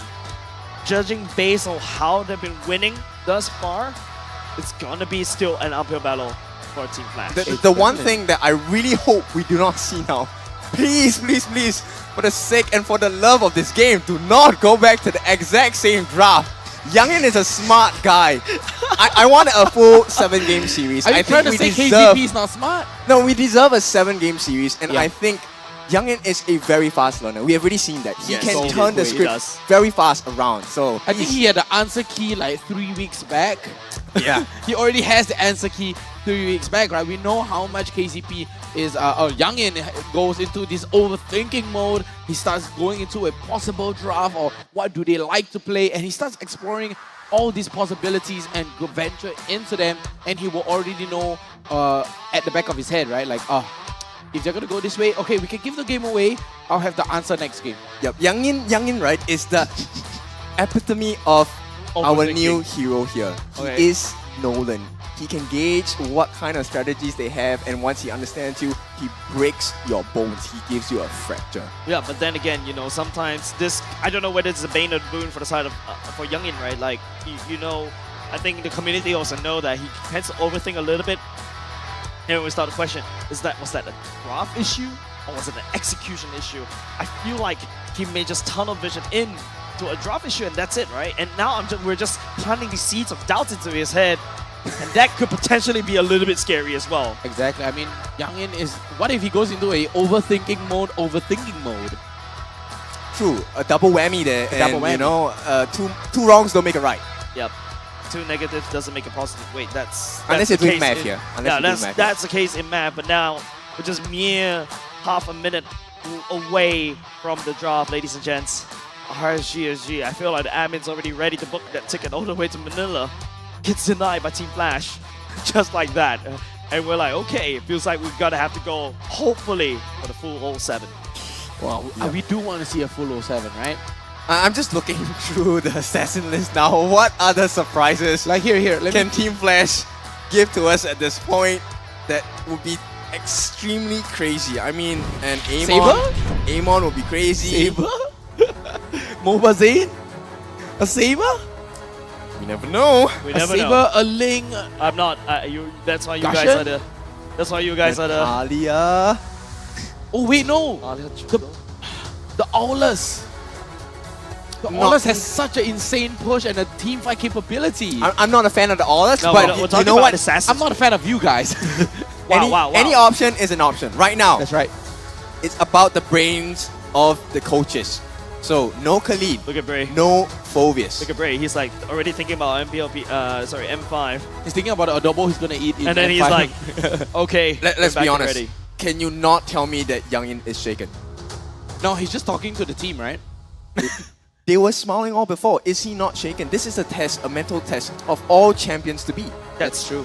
That's what happens if you're going. Okay, immediately you see then Bray starts smiling already. But then again, it's still like, you know, Team Flash probably shaking RSG. We shall see whether in terms of the drive, in terms of execution. But this is a best of 7, right? This is a marathon that Team Flash is making sure RSG running that full 25 clicks. Yep, they are gonna run that full 25 clicks, and they should be going for the fanny ban right now. But RSG, we know Youngin loves to make use of this full time to discuss the draft that's even in front of this, right? Like, what's gonna be their 2 counter picks? But no, they're not gonna be banning the fanny. They're gonna be banning away the Faramis. All right, something is different this time around. I mean, different. Jay Snap definitely change a lot of the circumstances with that Netherrealm and with the burst from the Ghostbusters and the displacement from the Shadow Stampede. It caused RSG a lot of problems. So it feels like Youngin feels, hey, Paramis is the problem. Let's get him out of the picture first and let's work from there. And Team Flash will secure this Fredrin again. Once again, this is a Fredrin that Hades still could take. It is a flexible pick. He could go into the EXP. He could go into the jungle. Yeah, but this time the double M&Ms, Martis and Mathilda coming in on the side of Team RSG. And we've seen in the first 2 games, double Mathilda game from Lucian Cutie. Yep, and if Team Flash going to consider another assassin jungler, they have to reconsider that this time your assassin jungler has to play even cleaner, even more crisp, because one mistake means a decimation in your face. That's true. One mistake and it's all over here on the side of Flash. And RSG, they still have a second life. They link up the Mathilda though. Yeah, how does a Karina sound? Spicy. A tank Karina? Immune to damage? Spicy. Immune to basic attack as well? We haven't seen Karina in a while now. Slip past the meta. Then again, Team Flash goes back a little bit into the meta. That's everything was secured by Vanix. And Lilia. And Lilia by Jay this time round. Something different. It's all about buying time, right? This Lilia is just meant to chunk down huge amounts of damage with the Shadow Energy as well. And Magic Shockwave. In the meantime, while he gets chunked down, he has an escape mechanism in the form of the Black Shoes. And this is also buying time for our one and only Lord Vanix, who's able to run rampant with the heavy crossbow, with the strafe, with the raw as well. They are hoping to roll themselves into a tie here. Wow, but they're going to go for the safe pick here. They're going to go for the Bruno before he gets banned out. And this time Flash, the Khalid still banned out, but the Phobius is banned out as well as the Akai. They can go for the Boxer or the Alpha as well, right? The Boxer could still go into the roam, but yep. only into the EXP. Still an option here. And that's a very scary notion that RSG has. So hard. What am I thinking here? Yeah, it's so hard to know what Youngin's thinking right here. There goes the Hellcat. Big brain moment. There goes the Hellcat. 1 ban slot. Wow. Reserved for Hades on this Hellcat. I mean, isn't Natalia, isn't Karina looking really good here? Karina looks good. Natalia does They're not going look up good. against a Martis and a Bruno, the silence. Oh, that's true. But your jungle clear is just so slow. Minsitop get bans out on the side of Flash. Yeah, that's a good ban. Unfortunately, I have to agree with that. I love a good Minzy, and Minzy's just not in the cards today for RSG. Exactly, and Diablo plays a lean, mean Minsitop, right? We saw the damage, and yes, there we go. The Fanny finally gets banned out on the side, and oh, Lozzy. You're serious here. It's a little bit alarming that we haven't seen a pick from Hades yet. Hades right now still has that assassin on the loose, and we all love a good old assassin, right? I mean, Ryan Churros plays a lean, mean assassin as well. Like, we love Churros on the assassin, but this time we love Hades more. 100%. Hades is the ticket for Team Flash to go over to M5. But the Benedetta ban coming out from Flash, denying that backline jumping or even the split push. Let's take a look. RSG going in. Second phase pick right now. They're lacking a mage. Well, technically speaking, Sailor can go into the Mathilda mid lane. There's also Diablo's hero as well. What does RSG decides? Valentina's open though. Valentina's open. Do they want to go for the Valentina or even go back into the Loi? I mean, a potential roam for the side of Flash could be in the form of a Hilda as well. It could kill off the early game for a Martis jungle and put a heck of a lot of pressure on this Bruno as well. That's a dire off from Diablo. Okay. RSG, they want a quick game. They want to clean it up. Abysm Strike hopefully will strike Team Flash out of this game. They're looking for that final win. They just need one more win. That's all RSG needs.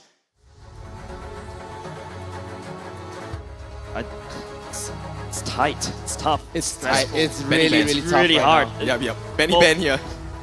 Oh, so much options. So many options. But one more game.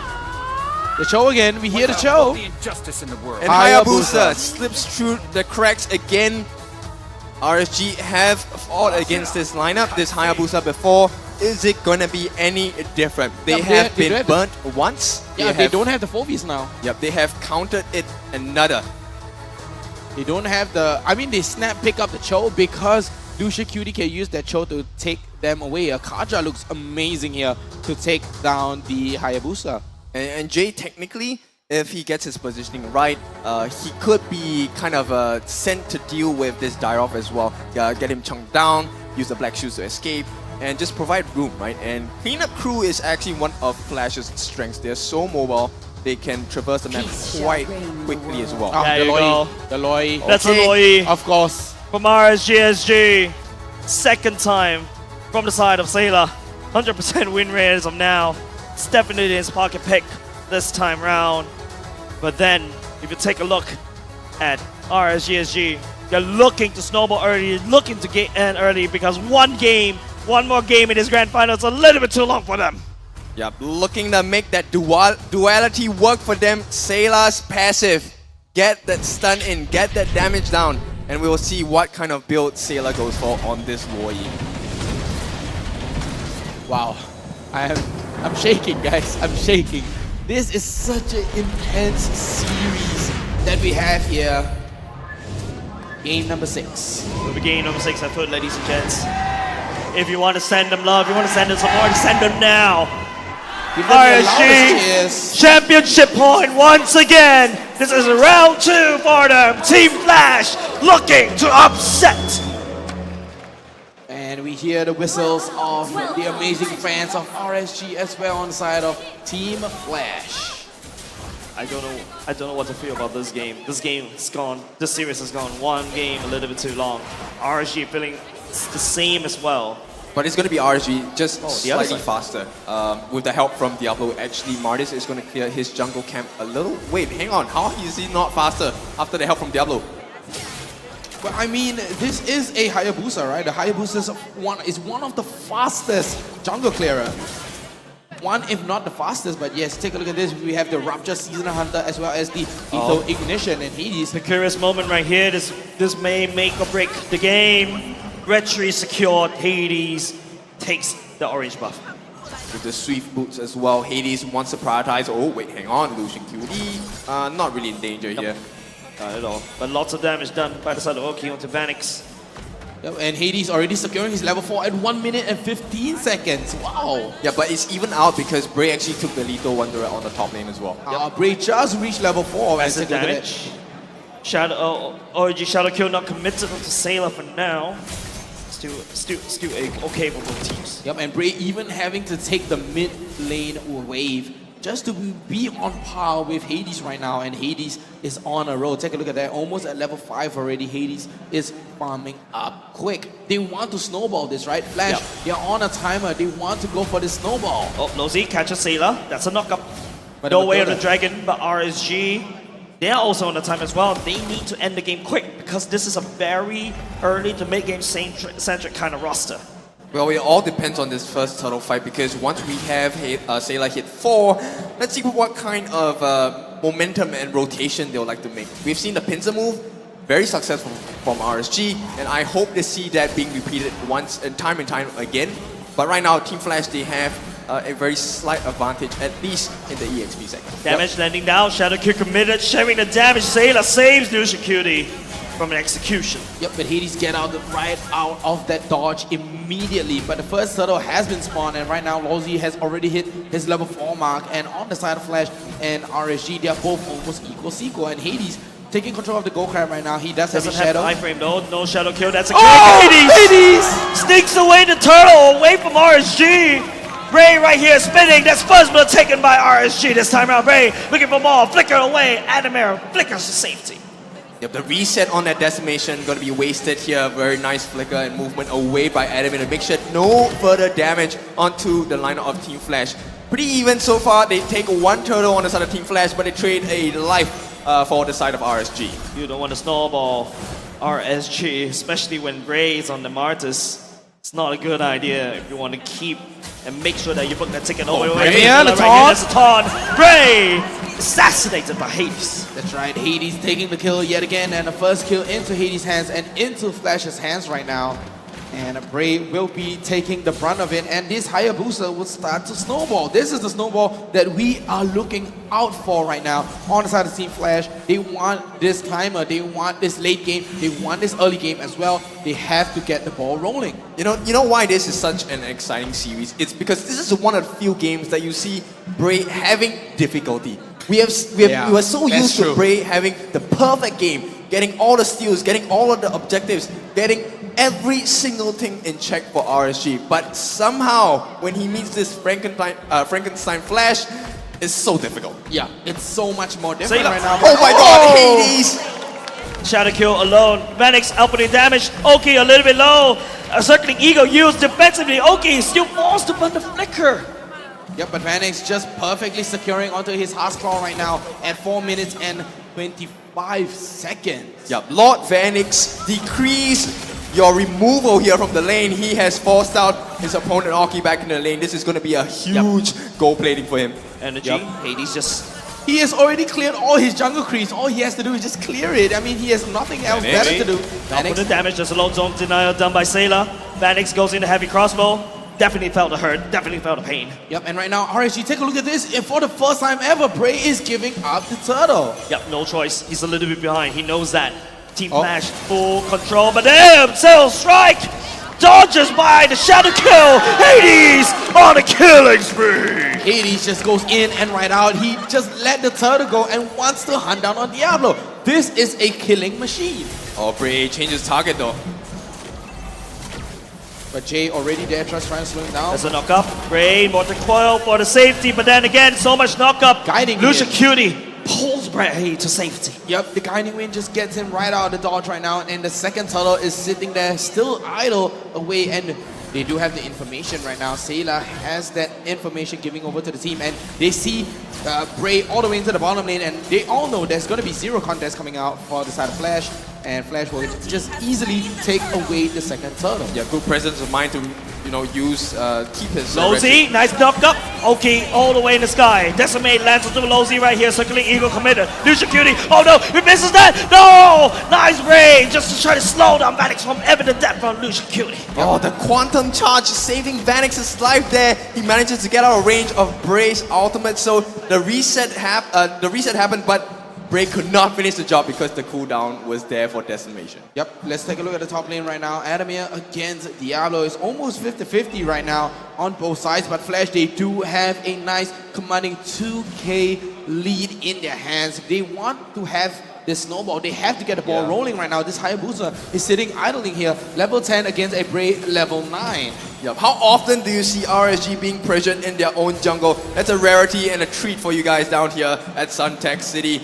Bray, once again, just hitting level 9. Hades is already at 10. It's like the saying, right? Not every day is Sunday. Not every day you get to see RSG getting pressure, but today is Sunday and it is playoff day number 3. Yep, let's take a look at the items as well. Let's see how far Hades has come. Hunter Strike and looking like a BOD here. Lots of damage done by Bray, but then again, Hades just dodges away. That's also the Circle Eagle committed one big ultimate.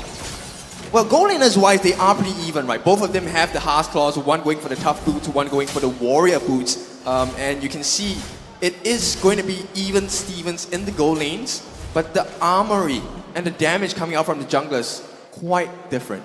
It's quite different. Take a look at this. Hades already securing both of his Legion sword right here. He wants to get that mobility after using his skill, get that extra movement speed as well. But let's take a look on the goal lane right now.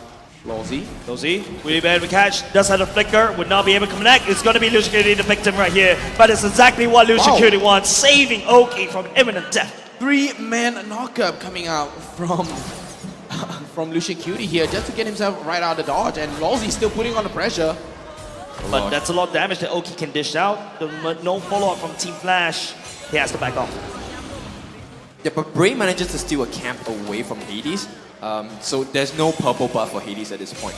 It might be a difference maker in this first lot of the game. We don't know yet. We'll see how this goes. Yep, and right now I have to say Oki already has completed his Heart's Claw and is on the way into a Berserker's Fury just like Vanix. Hades does have blue security, Shadows hacked. The Lord's pulling over the side of RSG. Watch Diablo. Ray looking at that, looking at Diablo as well, coming in for the flank.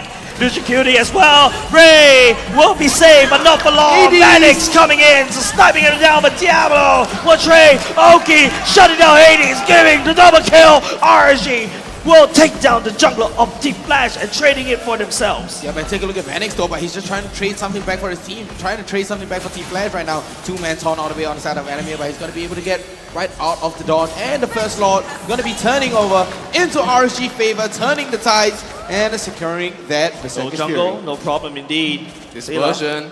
Sneaky. Does Vanix no. Okay. Does have the damage to follow up though. The Hardcore is coming in a little bit clutch. Sayla does have the trigger here, just trying to bait it around, trying to kite. And here you go. He's also activating that. Vanix just focusing on the turret as well. Slowed down by Adamir. The taunt. Vanix outputting the damage. Diablo will not be able to touch Vanix at all. Losi peeling for Team Flash. Look at the bottom lane though. Take a look at the bottom lane. You have Oki as well as Lucian Cutie pushing down. That is so much work. RSG right now, they have the lead. They have the objective mind. And they managed to take all the way into the bottom lane, inhibitor turret, as well as bursting that shield implosion coming out from the inhibitor turret. Team Flash right here, sending that Lord all the way down bottom. Look at the range of that Lord. You can see it on the minimap. Anywhere, anytime. Team Flash needs to be careful. Version is such a bane of their existence right now, but Team Flash, they managed to defend, right? And right now, they reap the rewards. Adamir gonna be a bit more tanky with the Guardian Helm as well. Constant HP regen. Yep, and I have to say, Sayla on this Roy is literally like Mac Delivery. Anywhere, anytime, I will be there with your food. I wish that's the case. I want to click on the button. The food appears in front of me right now. Yeah, just TP. But right now, as you can see, Oki on this Bruno is doing good work on the side lanes as well. Lalzi just trying to scout him out and trying to defend down onto this turret right here. Still not using. Oki doing a lot of damage against Lozi as well, just absorbing so much damage. The kicks go all the way to Lozi, doesn't translate over to the turret as well. And look at Jay still keeping that mid lane turret super healthy. That's very important. Yeah, so important for the rotation right here. And RSG though, they have managed to take down the top tier 1 turret as well as the bottom tier 1 and tier 2 turret right here. RSG 1.4k goal lead. Diablo securing onto a Sea Halberd though. It's gonna burst anybody down for the side of Team Flash. Sayla has diversion. He might look for that ulti usage. Might is, but where? Team Flash, look at them playing very safe. Don't know where to go. Oh, and just stealing away the orange buff here on the side. Hades might make the mistake here. I'm not too sure. I'll see that's more the quail. Hades just tempting fate. Whoa, where did he go? He disappeared. He went all the way into the hands of Diablo and Oki. Took a little bit of damage and Shadow right back. Sweat. Yeah. Sweat. And 1.1k, but there we go. Diversion. Back to base. For base defense. Oh, we hyped it up just for... just the base. But yeah, there we go. Team Flash right now is walking... Right now, Team Flash, you're walking into RSG jungle because of this mid-tier 1. Oh, Bray gets caught. Finally, Bray gets the victim for the side of Team Flash right here. Diablo finding Vanix going in with a heavy crowd trying to dash. Adamir absorbing most of the damage coming up into RSG as well. Jay coming in, letting all the damage onto the zone. Both these two seem to touch and they go. Wow, I mean, so tight. Vanix with that sidestep as well, and Hades jumping in, but Jay was the main skirmish damage dealer. Yeah, Did you see how much the glooms went off? It was like an implosion. Both teams saw the window of opportunity. They wanted to take it, but they just could not finish it. And, you know, right now, this Lord fight might be the catalyst for RSG and Team Flash. Wait, diversion coming. Diversion all the way to back. RSG is very sneaky right now. Adamir letting the Lord go. Team Flash needs to open the map over and over again. They don't know where RSG is. You have to open up the map, and Hades just trying to gain information. There we go. Lalzi doing good work here, opening up the map for the team. Hades Adamir onto Shadow. Shadow all the way gets the taunt up though. That's a taunt onto Bray, but that would be not enough. Ashura or a use. Bray wants to back off. Security just opening up that bush, making sure that nobody from Team Flash is there. The Lord Dance is going to continue on. Diversion? Up Here again? comes the diversion, but Team Flash spotted it. Not going to commit to that one. He's just trying to use that diversion for information though. The security a bit low though. Hades, would you pull the trigger right here? That's a question. You have to take this fight though. Diablo on the back line, finding Vanix on top. Hades also repeating the same as Sailor. Diablo! Deleting Vanix! Normal damage for the side of Team Flash. Oh, the Anime goes into taunt. Appraiser's Wrap. Tags onto Diablo. Okay, takes Jay as well. Hades coming in. Shadow kill still available. Whether you want to go it, no. Sailor takes on Adamir. Yo, but this is gonna be dangerous though. Hades and Lolzy are still up here, and Flash could just easily steal this, right? Hades versus Bray. Sailor using that just to open up the map. They don't know where Hades is. Yep, and Lolzy here just trying to tank up and trying to pull away that distraction. Tunnel vision, tunnel vision. Yep. They're trying to get them to tunnel vision so they don't know where Hades is. showing it. Oh, why did he go at that timing? A bit premature. He has a shadow. He has a shadow there. Shadow, that's a knock up as well. But no! Oh! Okay. Tags down the thief. Getting caught red-handed. Team Flash loses the Lord to RSG. Beautiful bait by RSG there. They were waiting for Hades because they didn't know where he was. They were just waiting for him to overcommit. And that's exactly what Hades did. The beginning of the end could be RSG swinging that Lord gold lead into their side. 4K, making 5.4. Lots of standing gold. The Lord rampaging down bot. I fear for this. Don't forget, they do have a Lilia too, right? That Lilia is so capable of clearing the wave, clearing out the Lord as well. But take a look at where RSG are post up right now. 4.8k gold. They do not have anyone to open the map. Lolzy is still sitting inside the base, and they're just waiting for the wave to come in and slowly let it in. I want to see what Team Flash is feeling right now. See the face. It's more important. The Lord. Yep. Clashing in. Lucian Cutie, circling Eagle, committed. The Lord taking down bot side, cracking it open. Mid lane as well. Enderman finding the taunt, will not be able to find it. Oki landing the damage onto the mid crack. Top side, next target for the side of RSG. Looking for an angle, looking for an opportunity. Jay burns the ultimate already. RSG cracks 3 lanes open.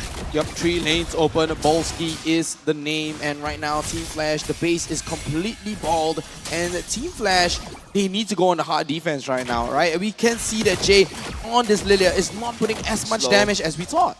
A slow but sure death is RSG is dealing against Team Flash. Taunt coming in, any mistake right now could be the end of Team Flash. Yep, it's really about who's going to overcommit, right? And get punished for that impatience. And it looks like RSG has taken the step back. They understand, hey, the chance is lingering, but it's gone. It is lingering indeed, but right now Team Flash, they're just trying to gain as much map control and as much map space as possible. And they do not have any information apart from Adamir able to open up the map and Lolzy. I mean, Hades can kind of open as well, yeah, but you better not. This is a very dangerous and precarious situation for Team Flash, right? RSG, they can be patient and wait for the diversion. Oh, here we go. There's a diversion coming in. Lolzy sees it. The security fights. Oh no, Vanix! Dashes away with the great crossbow. Yep, the heavy crossbow gets Vanix right out of dodge. And look at Adamir, just a big tanky boy. Okay, already, that's a great Dragon Spear already committed. Adamir finds a taunt onto Lucian Cutie. Team Flash, so close. You're just at a standoff right now. It's a Mexican standoff or a Singaporean standoff. Yep, and Seiya, his diversion comes up every, what, 20 seconds Every or so? 20 seconds, yeah. So it's extremely fast. They can keep trying again and again and again. Without even having to commit any bodies. Yep, option select, and Lucian Cutie's ultimate is up as well. That circling eagle. And RSG will not overcommit. It is up to Team Flash. If they make a mistake, it is all over. 8 seconds on the Lord, make it around 5 seconds. RSG setting up cam around the Lord already. Team Flash, what's the play? Well, Bray's alone, and if he makes the mistake of getting caught out. But take a look at all the way on the other side of the map, right? Sailor's right there, already have the diversion ready to go at any given moment of time. And they're going to get a vision right there. They're going to be able to see, yeah, they see Hades. They see Hades. Also damage coming out. Diversion Diablo, all the way look at the other Diablo. side. Hades. Diablo, okay, Hades dodges it for now. Diablo finds advantage to Phoenix. Wind of Nature already committed. Hades leads to Diablo. The Lord rampaging all across the board. Lucian Cutie not letting Team Flash go. Tags onto Lolzy for now. Hades backs off. Hades back off right now, and Adamir, and it's gonna be a 5v4 right here. Team Flash against RSG, and they finally get some value back. Finally. And right now, it is going to be a Lord dance. Yep, it's gonna be a big Lord dance. It's gonna be a level 3 Lord. Yep, RSG don't even have to commit. They don't have to do this dance in the first place. Yeah. They can dance.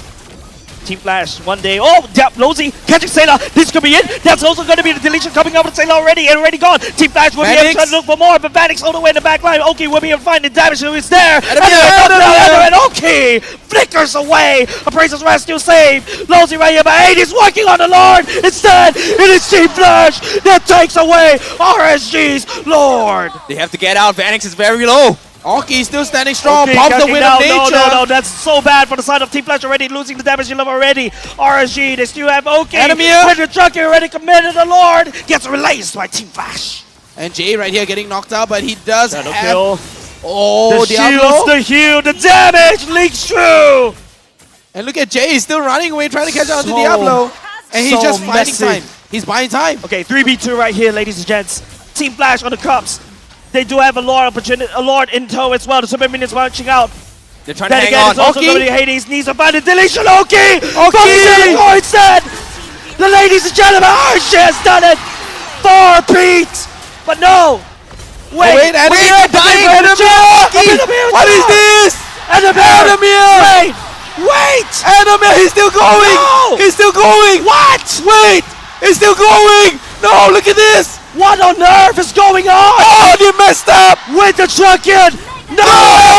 Over! Team Flash! The game is over! Team Flash have done it! They're Oh my gosh! For 30 seconds at least! What was that? I called it a little bit too early! They hang on by a thread! That's because of the Lord! I'm very sure it went down, but it's not over until Team Flash says it's over! Exactly right now, and Diablo is still 5 seconds up right The here. Lord They're is still Flash. up. They're trying to end it. They're The trying to Lord go is for the still game 7. The Lord is still here though. Lucia Cutie!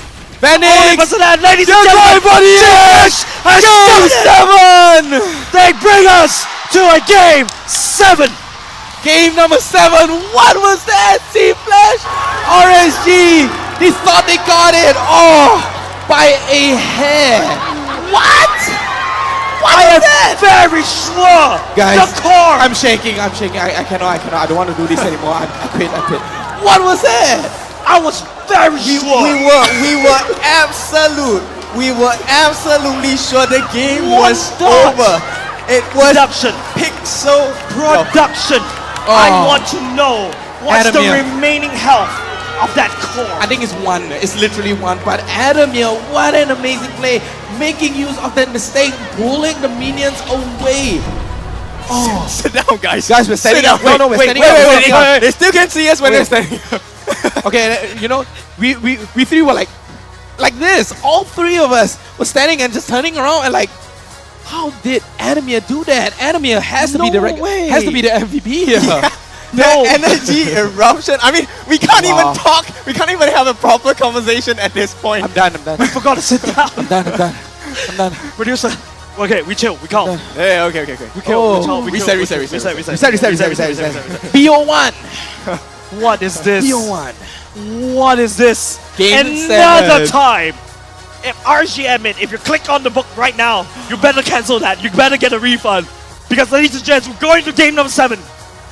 We asked for it and Lord we got it. Vanix granted that wish. She said, oh, you asked for game 7, we will give you a game 7. The Frankensteins will not be denied here. Let's talk a bit more about the items. Let's start with Adamir. He changed the whole game at the end. I want to see it's all execution. How much HP that core has left. Because MPL had the similar problem. Similar thing happening. He burned through so much. He burned through an immortality. He burned through the Guardian Helm. He burned through the Twilight armor. He got the Radiant armor. He got the Dom Ice. I mean, I can't even talk properly right now, but okay, chill. So the amount of time that he bought with the amount of energy eruptions combo with that Brave Assault, my goodness. It's like what Jace always said, right? It is not over until the fat lady sings. Yes. Wow, and it's not over until the base hits 0. Yeah. The base left 1 HP. Production, please get me this data. I need to see how much HP left was that on that core. Please. That? I can't sleep without this. I can't sleep without this. Oh, what was that? And let's take a look at Lucian, QD, and Yeah, Sailor, that's right. They had a very big impact in the game itself. The Enchanted Talisman made a huge difference. And look at the antique cuirass. I think it was a sold item or something because Holy Crystal, Enchanted Talisman, he did a lot of work with the duality, right? And Lucian Cutie with the Flask of Oasis did so much work for the team, but somehow they just could not hang on. Lethal Ignition on this low E. And with the magic penetration, with the magic emblem as well, he had so much damage on hand. Speechless. I'm literally speechless. Flash, they are doing it, and we're taking a look at the replay right here. It is 1 HP, right? No, that's more than 1. That has to be more than 1 because 1 HP you can't even see the blue line. I mean, let's talk about it. What happened to Diablo? He had massive amounts of damage. He had lifesteal as well. Look at it. He had the Festival of Blood. We had the Lethal Ignition as well. He always got a very beautiful Petrify on multiple members on Phoenix especially. Yes, so Always what happened at the end? Oh, we have to watch that instant replay as well. I mean, we definitely have to watch that instant replay and it has to be slowed down. Let's take a look at the post-game stats, ladies and gents. I'm already out of breath. Holy moly, what is going on? That was just 3 lords across the game. And Flash took 1. Wow, that one lord was the one that won them. Yeah, Hades. Oh, literally. And right there, it was Hades esports, and then it was Adamir esports. Oh, I'm lost for words. Let's just take it to the final stat page here. Yeah, let's go. Let's do it. Most damage going to be dealt by Aoki here. He did a really good job on his Bruno. He had the perfect positioning right up to the end. He was the second last surviving member in that last skirmish. The last surviving member being Sailor, of course. And now, the rich guy, 69. Farming the whole game here. Vanix, 691 gold per minute. But most importantly, the hero of the team, I believe I speak for the 3 of us here when I say it is our personal MVP. That's right. Damn, that is the guy. Finally, we get to say a damn. There we go. Adamir here taking 155,000 damage across the board. Okay. Producers tell us that there's MVP coming up, and I'm totally lost for words right here. You can see the cameras of the players from Team RSG already almost celebrating. It's one small. The headphones came off. The headphones came off. It turns out it's not over yet. The Fat Lily didn't sing. The Fat Lily just opened her mouth. No voice came out, and we have the MVP. It has to be Adamir here, or I am going to leave this stage. No, please don't. Come on, production team, lay it on us. Pull it up. Pull it up right now. We need Verticals to stay on the stage right now. You can see it. You're quickly changing it. It has to be Adamir, right man. It has to be Adamir. Man.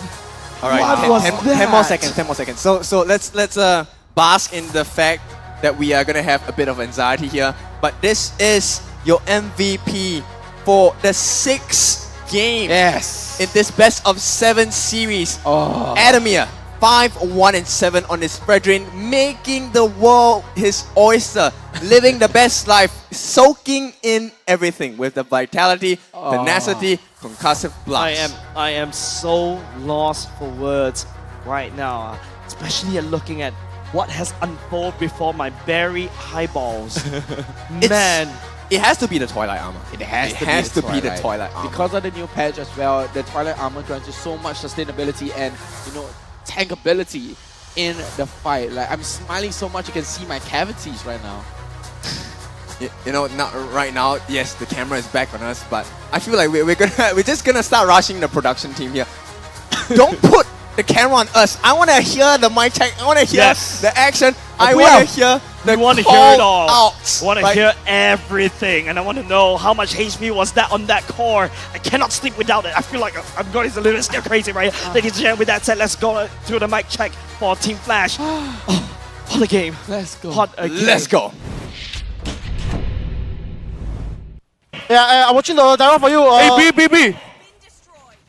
Hey, Lloyd, flicker, help me. Hey, only berry. Hey, behind, guys, behind. One hit. You did it. Nice. Hey, we need defend low, guys. No, not the Bruno split push. Hey, guys. Hey, Jay defend. Jay, get back. Jay defend. Hey, Diablo. Oh, they coming. Hey, Phoenix. I got one. Hey, guys, back. Nothing. chill. Nothing. Guys, the base, guys. No, I go, guys. I go. Guys, just reset. Jesus Christ. Reset. They want I go. Our base. Hey, no, Bruno here. Bruno is here, guys. The base okay. Hey, just Hey, fight, Bruno. Hey, the Matis. I can wait. Matis! Nice! Just back, boys! I die, just run. Okay, help me. Hey, the wave coming. The Bruno!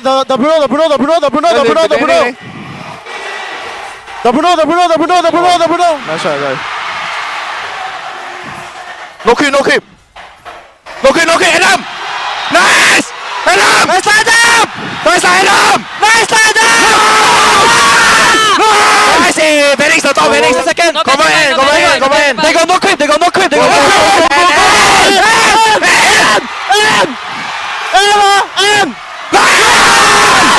guys! Let's fucking go! I'm dead. I cannot. Okay, hang on. We have some important pieces of information to relay to you. Alright. What was the information? Yes, the base was extremely low. One more hit would have done it. But Yeah, from what great. we've heard, a couple of the RSG players were so confident they put their phones down. They already put the phones if down. I were them too. I'd be confident if I were them too. I've already called it. I was like, okay, they're going to go M5, but no. Yeah, they thought they had I to called win. it early. They put the phones down, and that's why no damage was further done to that turret. And that was the first time we have seen Mr. Hades lose control of his emotions. He was Yeah. banging the table, and they felt like they had the win at that exact moment. Wow. I mean, Hades was so defeated already, right? He was Yeah. like, and then when the moment it came, Hades was just jumping. We never seen him even open up his mouth. All right, ladies and gents, we gotta calm down. We gotta Santai. We gotta have to reset. It's 5 minutes gonna be important for both these two teams. We need to reset too. We'll see you in 5 minutes.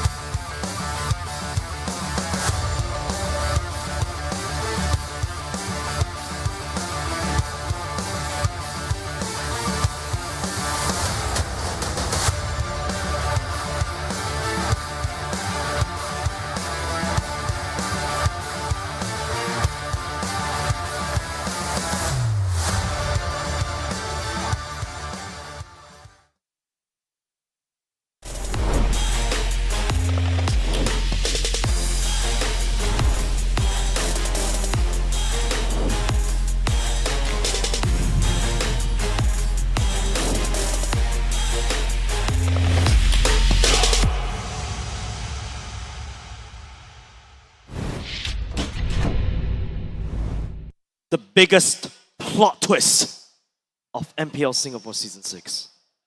A climb from the death through the teeth. Team Flash earned 2 games from absolutely ridiculously weird circumstances. A backdoor by Hades. A 1 HP A base. 1 dot base. Defense from Adamir. By Adamir. What do you ask for, ladies and gentlemen? We are at Game 7 of MPL Singapore Season 6. This is Team Flash RSGSG. We are at now 49.5k viewership. We almost hit 50. One more. I don't know even One more, know one how to more. math anymore, Come on, ladies and guys. gentlemen. Yep. Tell your friends it is going to be hype. It's going to be lit. We're going to blow up something. I mean, I'm sorry. We're going to blow up with Blow the noise. roof. Yep. Of Suntec We're gonna City. raise the roof. We're gonna raise that bar. We're gonna raise that roof. Ladies and gentlemen, allow us to hit that 50k. Yeah, but of course, thank you very much, both our live audience and our online audience, for helping us hit these numbers. Now, of course, we know why we've hit these numbers. This is the spiciest, the most exciting series we have seen out of any season in Any MPL season SG at all. I up agree. to date. Best season, right? Best season. Both of us. my Abstract also life. probably agrees. Everybody since season 1. You guys are watching this as well. Shout out to all you guys casters back there. This is the craziest season ever. What is happening?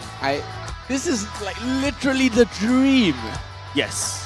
Literally the dream right now for both Flash and RSG. And RSG is so close to getting it. And you know, we called it. Yeah, twice. We called it. Denied over Twice. and over again. And this time, it's a best of 1. Twice. It is the best of 1. It is You won. time to reset the situation Yes, here. that's right. I cannot imagine how RSG is going to recover from that mentally. They had it. They had it in their hand. That was celebrating already. We're celebrating already. And don't forget, ladies and gents, RSG, this domination, this tyranny, it's basically the villain just laughing manically.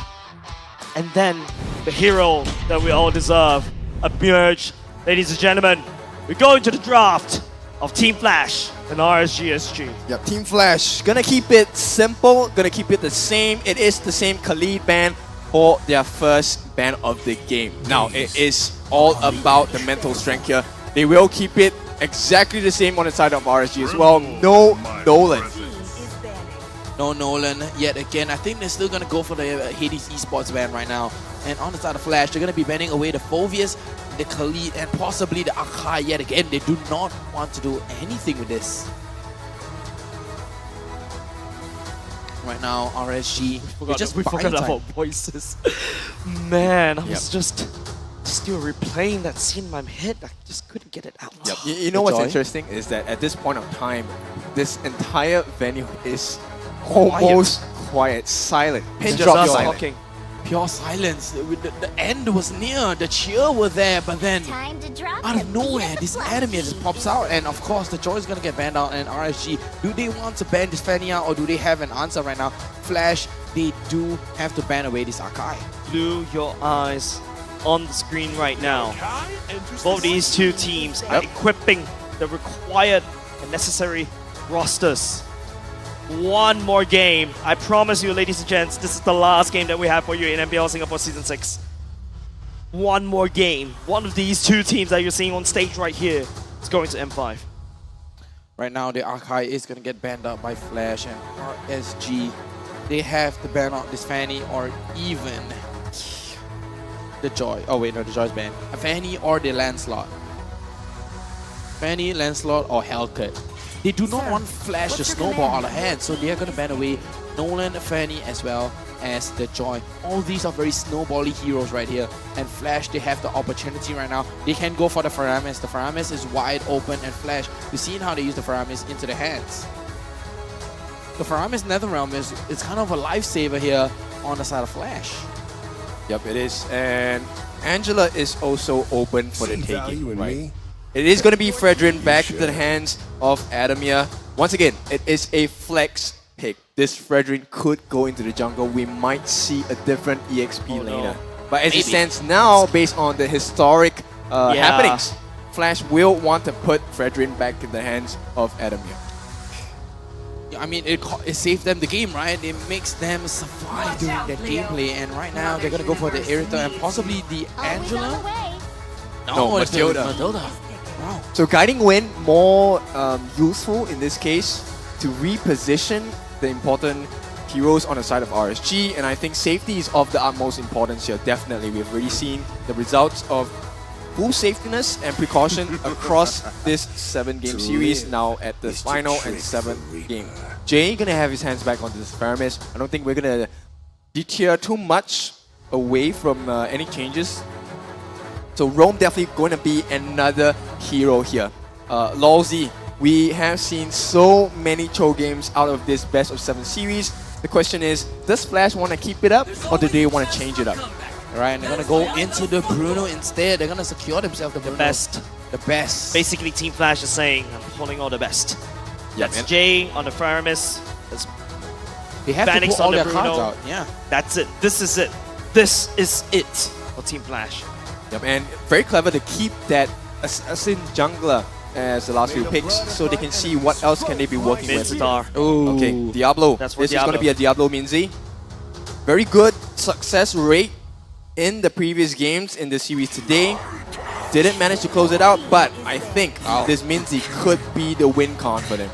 The Hellcat band comes out yet again, and this time RSG, they are going for a 4-man Hades band right here. Wow. Yeah.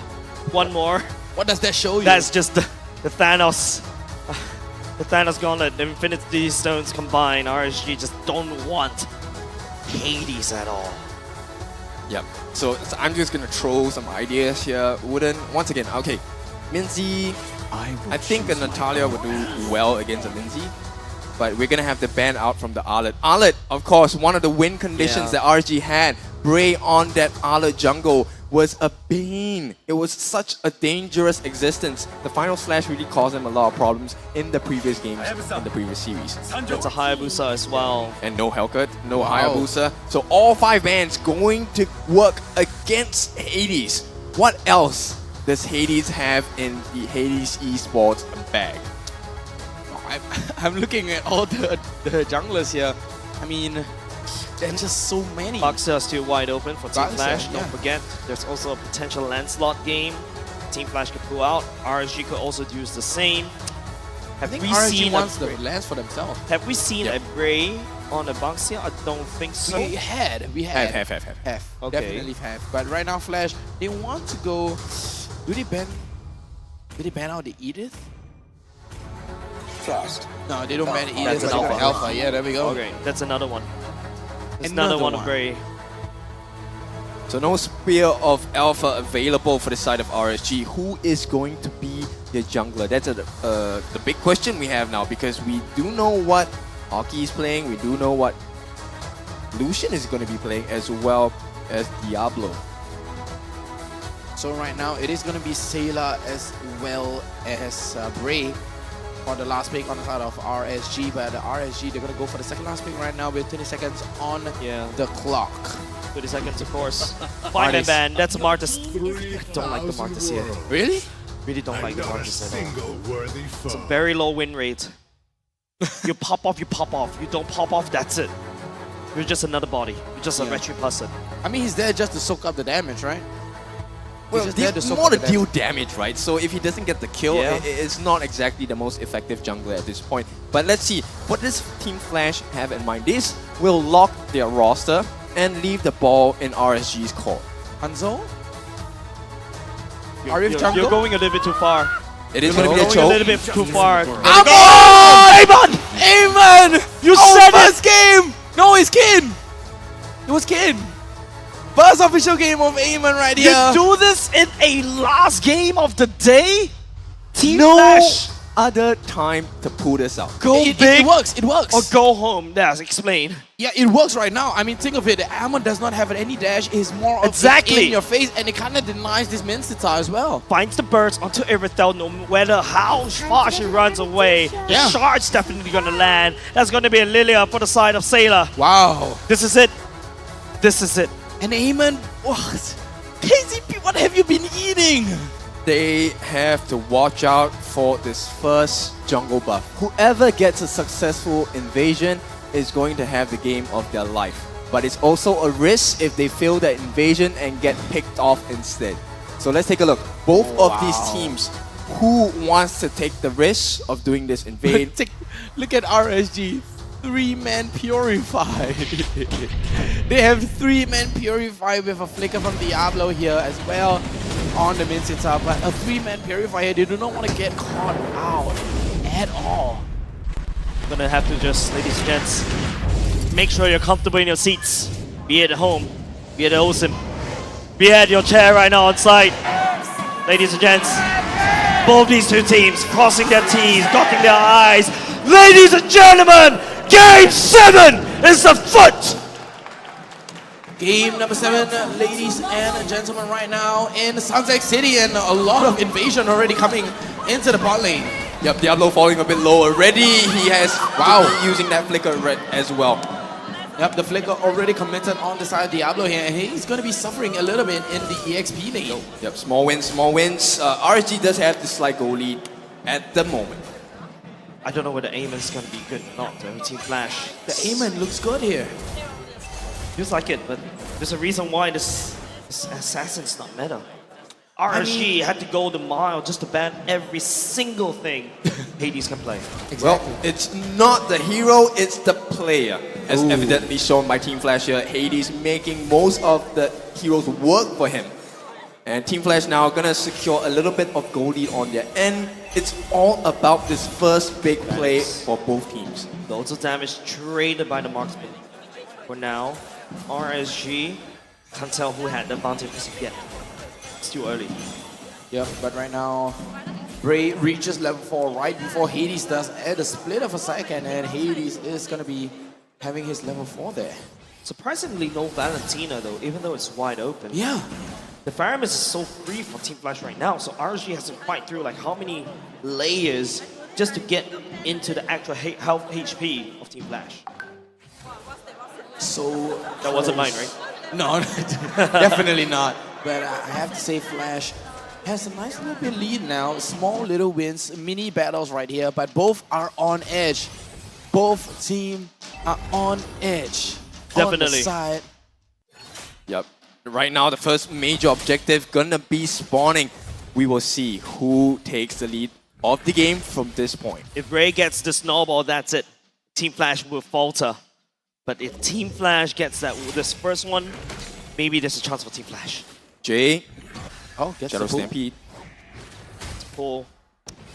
Still not going to come in as of yet. Both these two teams. Turtle's up already for so long. Adamir is there dragging attention. Yeah, but right now they're just trying to look for a little bit minute battles right here. They're just trying to push out the wave, and Bray has no information. Like, wait, where did Turtle go? And right now, Lolzy just trying to push up, but the Spear of Glory hooks onto Lolzy, able to get right out of the dodge. Yeah, they don't want to overcommit that King's Calling. It's important that it's used for a team fight instead. Not at all. Both these two teams don't really want to commit. Adamir knocking out. That's a taunt. Diablo committed to King's Calling already. NetherRealm already committed. Hades takes the first turtle. Nice start for Team Flash. The knock-up by Lolzy. Sailor getting caught. All of a sudden, just one instant, really in a flash. It's 2 kills now. Close to 2,000 goal lead for the side of Team Flash, and they're looking for more. Purifies burn just for that one. Lolzy is on site, looking at Oki, staring him down. Exactly, and the endless shot from Hades is still up and available. Yep, You haven't used it. Oh, there we go. No matter where you go, Ooh. the shots still follow you. That's decent damage for now. It didn't even hit on Lucian Q, it hit onto the bug. There's a little small micro play here as well coming out from both sides, but Diablo is losing lane. Oh, have to commit the flicker. Another flicker committed so early on. Earlier just now, RSG was struggling because Diablo doesn't really have the flicker. And right now, RSG, they're desperate to grasp at anything that appears in front of them. It's like a hungry animal right now. And RSG, they have to play safe too. They can't overstep any sort of boundaries. But Lolzy opening up. I mean, RSG can make a snowball happen out of any kill as long as it goes on break. That's right. That's RSG. That's their MO. But how can they find this? Right now, Vanix has already secured onto his Heart's Claw. Hades already securing onto the Genius Wand. Very interesting. I love that Genius Wand. He wants to go for that penetration on the magic as well. Yeah, I mean, it's just to make full use and full efficiency of his soul shots along with his slay shots, right? And all of this will stack up the damage before that final usage of the endless Heavy shots crossbow? in their life. Heavy crossbow committed. Losey looking for a pickup right there. Decides to go against it. Jay around there. That's the Ghost Bursters. Ooh, RSG smells this. They know it's a little bit too risky, right? Not throwing anything over to Team Flash. Small little micro plays like that from Adamir, pulling 1 minion out of that wave is just gonna mess up that whole momentum and the timing of the minions as well. And as you can see, Adamir is gonna be pushing out onto Bray. Right here, Losey, that's Experial Glory. Hades focusing on the turtle right now. That's also Diablo getting stun lock right there. Hades assassinates. That's the main. Right here, it's still gonna be Hades securing the turtle for now. One member for the side of RSG gone, traded for Losey. Yep, they trade Losey for that, and I think that's a big win for Flash. Right now, they extend the lead close to 3,000 gold. Vanix? Animers will have free farm down bottom lane. Diablo will take some more time to grow into that crazy Mincetar. Yep, let's see how much they have benefited from this advantage that Hades has bought them. This is going to be the Genius Wand. Yeah, Genius Wand on himself, but Heart's Claws on this Bruno, he does have a bit more attack damage compared to this Aerie. Right now, Bray, that's the worldie going around. Oh, look at spreading Hades. the damage all across the board. Look at Hades. He's stealing away the purple buff. Taking the purple buff away, Hades has done and maximized this distraction. Okay, that's a distraction happening up top. But Vertigo, I feel like we just need to focus what's going on right here on the map, right? RSG is focusing a lot on the top side for the side of Team Flash, making sure Vanix doesn't become Lord. Yeah, of course. And, you know, this allows Jay to put so much damage out. His Ghostbusters doing a lot of work for the team. Right now, Shadow Stampede, if he gets the catch, it could be huge for them. A lot of damage coming off Oki as of now. Sailor just shoving the lane in the mid lane. Lucian Cutie dragging Oki. Bray might get caught out. Bray on the other side of the map though. You're A-okay for now. Enemy trying. Spear Glory! Oh! It whiffs! Diablo, this is not how you want to play. Oh no, the nerves. Is it getting to Diablo? Yeah, can you feel it though? It's pretty obvious from our end. Diablo is feeling the tension and the pressure as well. RSG, they need to be a bit more composed. Definitely. Right now, Team Flash does have the goal lead. This is not where RSG wants to be. Taunted by Adamir, two members just buying so much time for the side of Team Flash to do whatever they want. This is a very different Adamir that we're looking at is. here. Yep. He's aligned. Earlier parts of the series, he has always been chunked down, always been put face down on the floor by RSG, but right now he's doing a 1v2 in his own lane. Diablo right there, that flicker, normal flicker once again into this solo fight. That could mean the difference, especially at this kind of level. Adamir. Oh, Adamir yet again just zoning out Bray and denying Bray of even walking into the turtle path. Adamir zones away two members of the side of RSG, delivers the turtle into the hands of Hades. Losey coming in, he does have the flicker, catches onto Oki, doesn't even require. Circling Eagle. No, the guarding wind pulls Oki back to safety. Oh, Diablo, it might be a hook there. Oh my goodness, he actually gets the killing spree. Hades, he has snowballed so much 3-0 and 1 lousy. So many things happening around the map, the cameraman cannot even catch up. Vanix, Bray at the same time in the mid lane. RSG so puggy.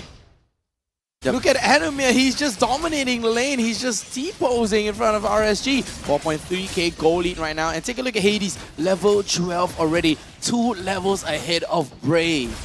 That's a big gap. Oki gonna join the fight. Oki, Lucian Cutie catches onto Jay. Dashes away to save the Spear of Glory. Will whiff once again. Vanix takes away mid lane turret. That's a big map opening. Oki dashes away. Ultimate committed to dodge. Appraiser's Wrath. Hades. No! Lucian Cutie! Oki takes the damage. Oh, the not good enough. microplay. So still okay for now. RSG still okay for now. Yep, the microplay out of that endless shot coming in from the airman as well. A good microplay from Oki using that heavy crossbow to dash out of that endless shot and not taking any damage. What are we seeing? But what are you seeing, Ken? RSG. Full map control here. Team Flash have the advantage. They have close to a 6k goal lead. It's really just about Adamir putting and letting his presence be known across the map. That's why RSG is having such a hard time, because they can't even tickle Adamir at this point. It will be the same emblems that he has equipped for majority of the series as a Fredrin. And you can see, even with the itemization by Oki, he is not bothered. Everything falls on Adamir. He's feeding so much information to Team Flash, and That's Team right. Flash are just basking in all of this lead that they have gotten for themselves. It is already level 14. Ray is struggling at level 11. Hades could most immediately delete anybody if he wants, if he has the items, that is. Especially Lucian Cutie. Especially Lucian Cutie as well. Right now, Hades is just banking on the fact that he needs a couple more items at this point. Once they hit that 12-minute mark, Hades, let's take a look at what he has and what he still needs. The fight. Adamir? Chu right here. Ray gets knocked up. It's the Shura Rav coming in. Lozy flickers. A little bit distracted. Yep. Team there Flash we go. secures the Lord. No. There we go. I mean, take a look at the crowd here. Dairy all the way up front, and we do have Team Flash gaining that goal lead here. And all the way on the other side, as you can see on the cameras, we do see Team RSGSG. Of course, right here. You look at the crowd. Ray? Nobody's standing. Everybody's on the edge of the seats. Cheering. They're just hanging on right now, RSG, and Definitely. they will only be hanging on once they have this Feather of Heaven. Hades. Walks into Lucian Cutie. The damage is there though. Lozy looking for a catch. It's a Oki. circling eco. Just to get out of there. Adamir gets the catch. That's a taunt. That's ultimate! Oh! Lucian Cutie! Shredded by the shards. Yep, and that was the perfect distraction as well. It's going to be a 5v4 right now, and they have the mid lane turret to crack open. RSG, they lost the fight. Yep. And it's huge, because right now, without Lucian Cutie, there is no relocation of the people with Guiding Wind. So RSG has to play extremely safe, which means the map is free for Flash's taking. And as they gladly oblige, they are going to clear all of the outer turrets on the side of RSG. The RSG championship mindset is gone. Team Flash took it away from them. Are we witnessing history in the making? Are we might looking be. at a new champion out of this best of 7 series? Diablo secures that DHS. That's going to be a huge item for them. All he needs to do is to land a proper Spear of Glory. We saw that. He hooked the air. He hooked air for now, but it's okay. It's just opening up the map. But 8.8k goal lead. It's nothing to scoff at, especially when Hades secures a Divine Glaive already. Rest assured, that shot's going to hurt. He's already at full build. Oh, Brave's walking in the middle tree. Widow 3, indeed. Adamir looking for an angle. Oki on the other side of the wall. Yep, no way of Guiding the Wing dragon. to pull him back. No way of the dragon here on the side of Lozy as well. There's no one to catch out, and RSG, they have that information, but they do not have any info of where the members of Team Flash are. Starving for information, Adamir is opening up the map like a Giga Chad. Wow. Funk music activated here on the side of Adamir on the Fredrin. Okay, at the very least, for the side of RSG, 3 Purifiers, 1 Flicker for the side of Diablo. Photo already secured by the side of Lucian Cutie. Team Flash though, almost nearing, inching to 10k gold lead. Items, in terms of Lozy, there's room for error, there's some immortality as well. Yep, and right now, Hades is going for that Feather of Heaven. Yep, he just needs that complete item, and he will be at full build already. Majority of the farm actually being funneled into Hades, and he's going to be the main win condition. So that's something that RSG needs to look out for. But more importantly, is the itemization by Adamir here. Adamir already has a Dom Eyes with the Garden Helm and a Silence Robe, so he's a very thick boy. Now, the difficulty of having this Fredrin Adamir is the fact that they have 3 Puries. You do not want to burn a Purify just because of an energy eruption. Yep. That's what Adamir is trying to achieve at this point. Trying to burn away the Purify There we go. prematurely. That's the Lord secured by Team Flash. Oki though, just trying to push up onto the top lane. Take a look at Flash. They're just going to be rotating up into the map and just trying to deny Oki here. And Adamir... It's so tough to watch this, ladies and gents. It's so so tough to watch this. RSG is so scared. Feather of Heaven has been secured by Hades. This is going to be a monumental power spike on this Amon. And if Flash get their way with this Lord, it is going to be a barren base. Or even a game. Or even a game, yes, right. I mean, it all boils down to the team fight and execution as well. But Team Flash, they have to be playing this disciplined game. There's no fight left on the side of RSG. getting squeezed all the way up. The Lord marching down in the mid, Adamir clearing up top. Another wave down bot, Lozy just threatening. Spear of Glory doesn't land. The Lord will clash. Hades clashing bot. Adamir back next, clashing top. Diablo, the damage is there. The King's Calling ignored. Bray trying to hunt it down. The main damage is up top. The main destruction is bottom. Lucian is down. Dead. Phoenix just shredding top side. Bottom side looking weak as well. Team Flash going in a slow and decisive push. Oh, the light is dimming. The light is slowly fading. Oki. They're coming in. Clashing. They're going for onto it. Team Flash. Team Flash. There we go. They are your F5 representative. They came from behind. Let me remind you, they were 2-0 down at the start of the night. Team Flash, it looked like they had no direction. They didn't know what to do. This Team was Flash. a new team. And Hades, over time and time again, pulled them up from the grave. And right now, Hades, once again, pulls them up with the Amon. Out of all the available junglers, he pulls them into the victory with an Amon. Endless shots, endless victories, and now they will represent Singapore at M5. Wow, look at the smile. Look at Hades. All the emotions are all just boiling in right now. Hugs and smiles coming out from everywhere, and everyone is just jumping for joy. Look at Jay. Oh, my heart is gonna break. Oh, Jay finally did it. Finally, ladies and gents, it has boiled down to this RSG. There was no fight left in game number 7. Team Flash riding on the momentum. They're going in. They went up. There's no fight left for RSG. It is Team Flash that finally wrote history down in the history book. Let it be known, Season 6, we broke the code. Normal RSG.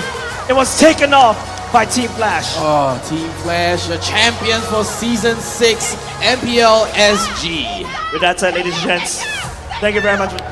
We'll be going into the host, ladies and gents. My name is Jace, Vertigo, and Kin.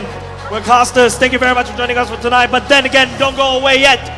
More celebration happening. Congratulations over to Team Flash. Throwing it to you, Cheryl. Ladies and gentlemen, it has been a record broken right now here in Singapore. We have seen brand new champions rise right here at Suntec City, ladies and gentlemen. Presenting to you right here today our brand new champions who will be representing Singapore over on the international stage at the M5. Ladies and gentlemen, Team Flash!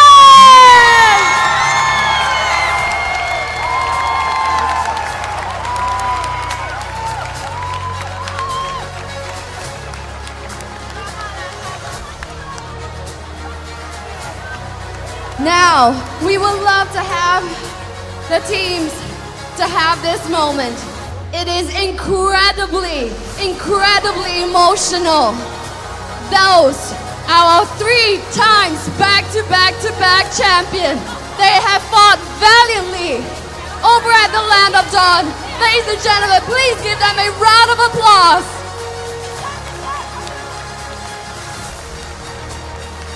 Over the past few seasons, they have fought valiantly for Singapore on the international stage. They did all they could today, but it's time. And guys, RSG, we would love for you guys to head on out. Join us right up front. Join us right up front.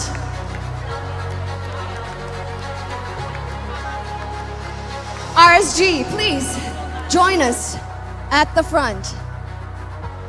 It is an emotional day for most of us. Ladies and gentlemen, we would love to take this opportunity to invite RSGSG to stand up front.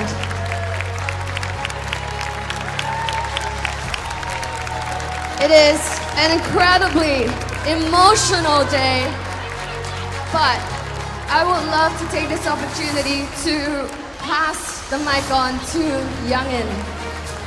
Youngin,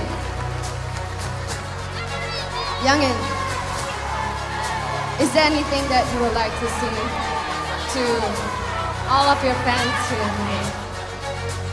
First of all, thank you everybody for coming down. Playing the. I'm glad that we put up a fight for you guys, and I'm just happy that so many people are down here supporting us, and the players giving their best. I'm also incredibly.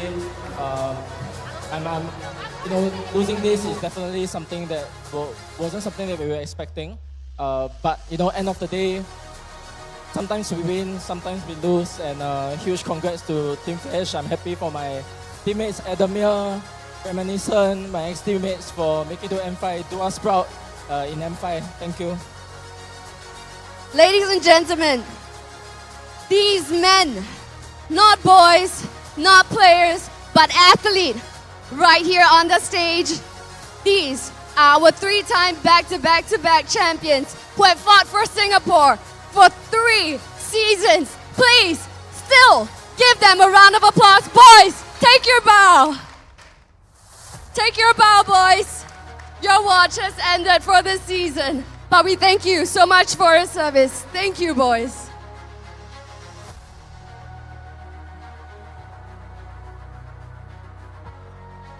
It is an emotional day. We have said goodbye. Our 3 times back-to-back champion have done their service. But right now today, new kings arise right here at MPL SG, presenting to you, ladies and gentlemen, meet your brand new champions.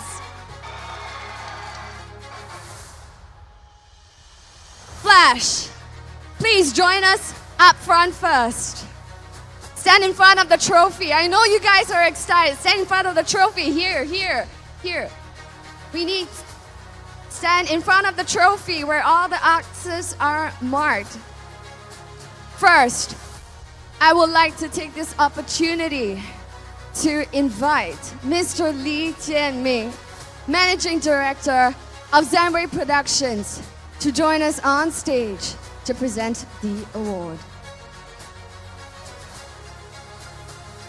Daniel, we would love to invite you. This is Daniel Chu, Head of Esports Singapore Moontan, who will be presenting the awards.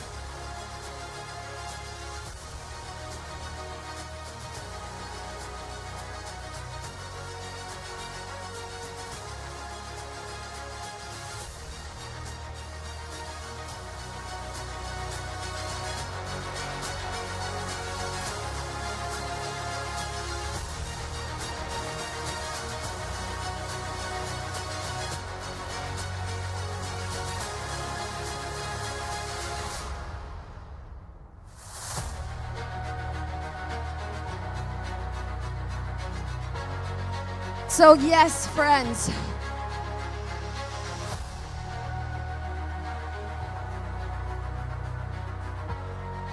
friends, right now we have Daniel Chu, Head of Esports SG Moontan, as well as Lee Jianming, Managing Director of Zenway Productions, presenting the awards to our brand new champions here today.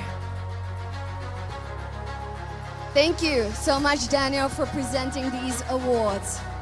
Right now, we would still love to have Lee Jianming, Managing Director, stay on stage because right now, we would love to take this opportunity to award the playoff season MVP. Friends, here at Suntec City, who do you think it is? You guessed it, ladies and gentlemen. It's the king of the jungle, the king of hell, Hades! This is the McDonald's playoff MVP, and it goes to Hades.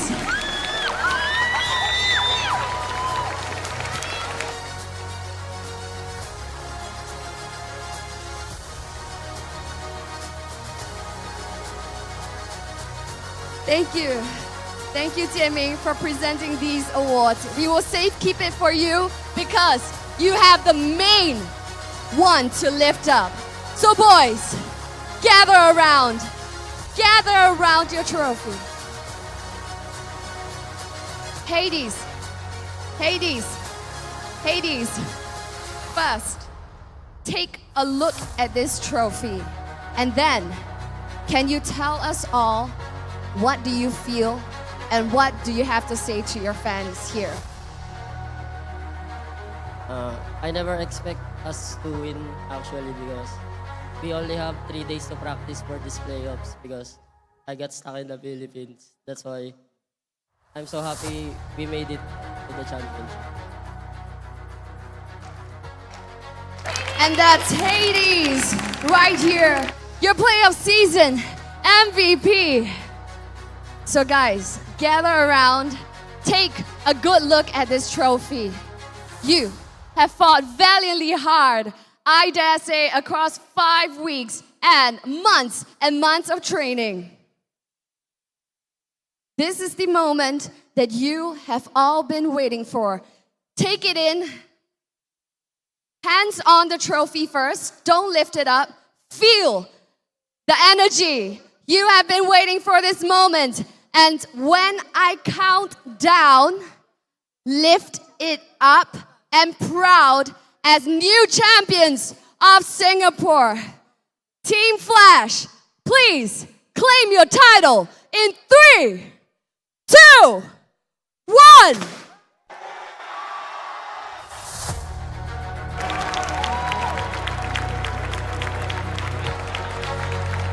Yes, friends, they have shown us to make every player a hero, a champion, right here on stage. Guys, remember, you guys worked hard for months. Is this how you celebrate?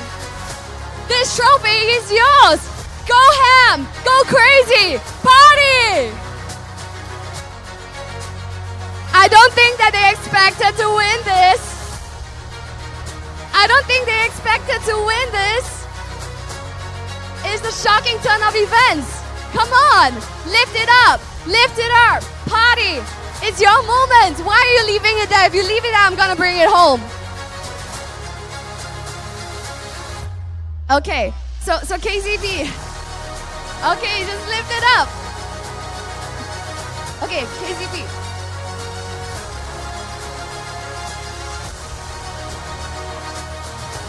Okay, a special request right here from Coach himself. Okay, we're gonna do it. Turn on all of your Instagram. Video this moment. In 3, 2, 1. Hades Esports! Lift up your trophy!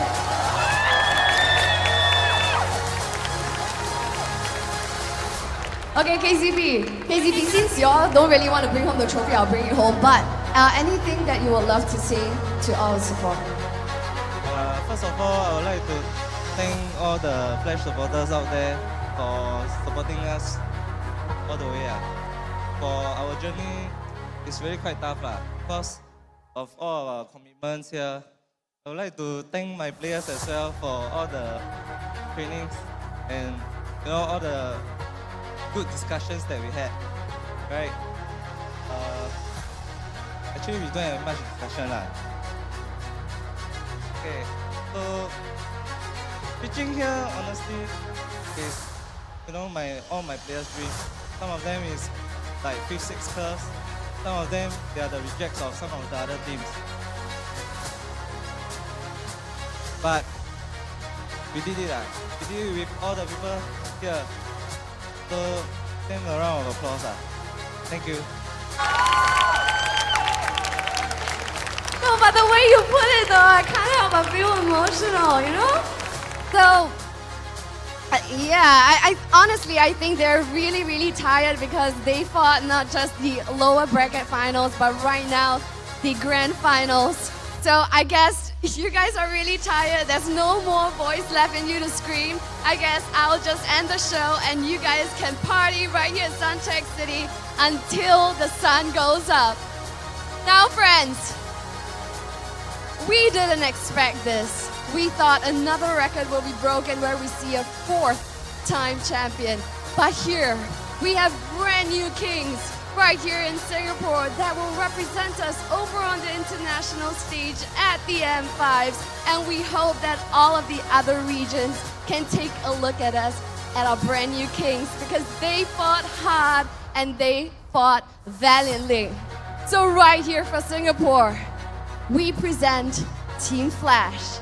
My name is Cheryl, and Majula Singapura! Onward Singapore!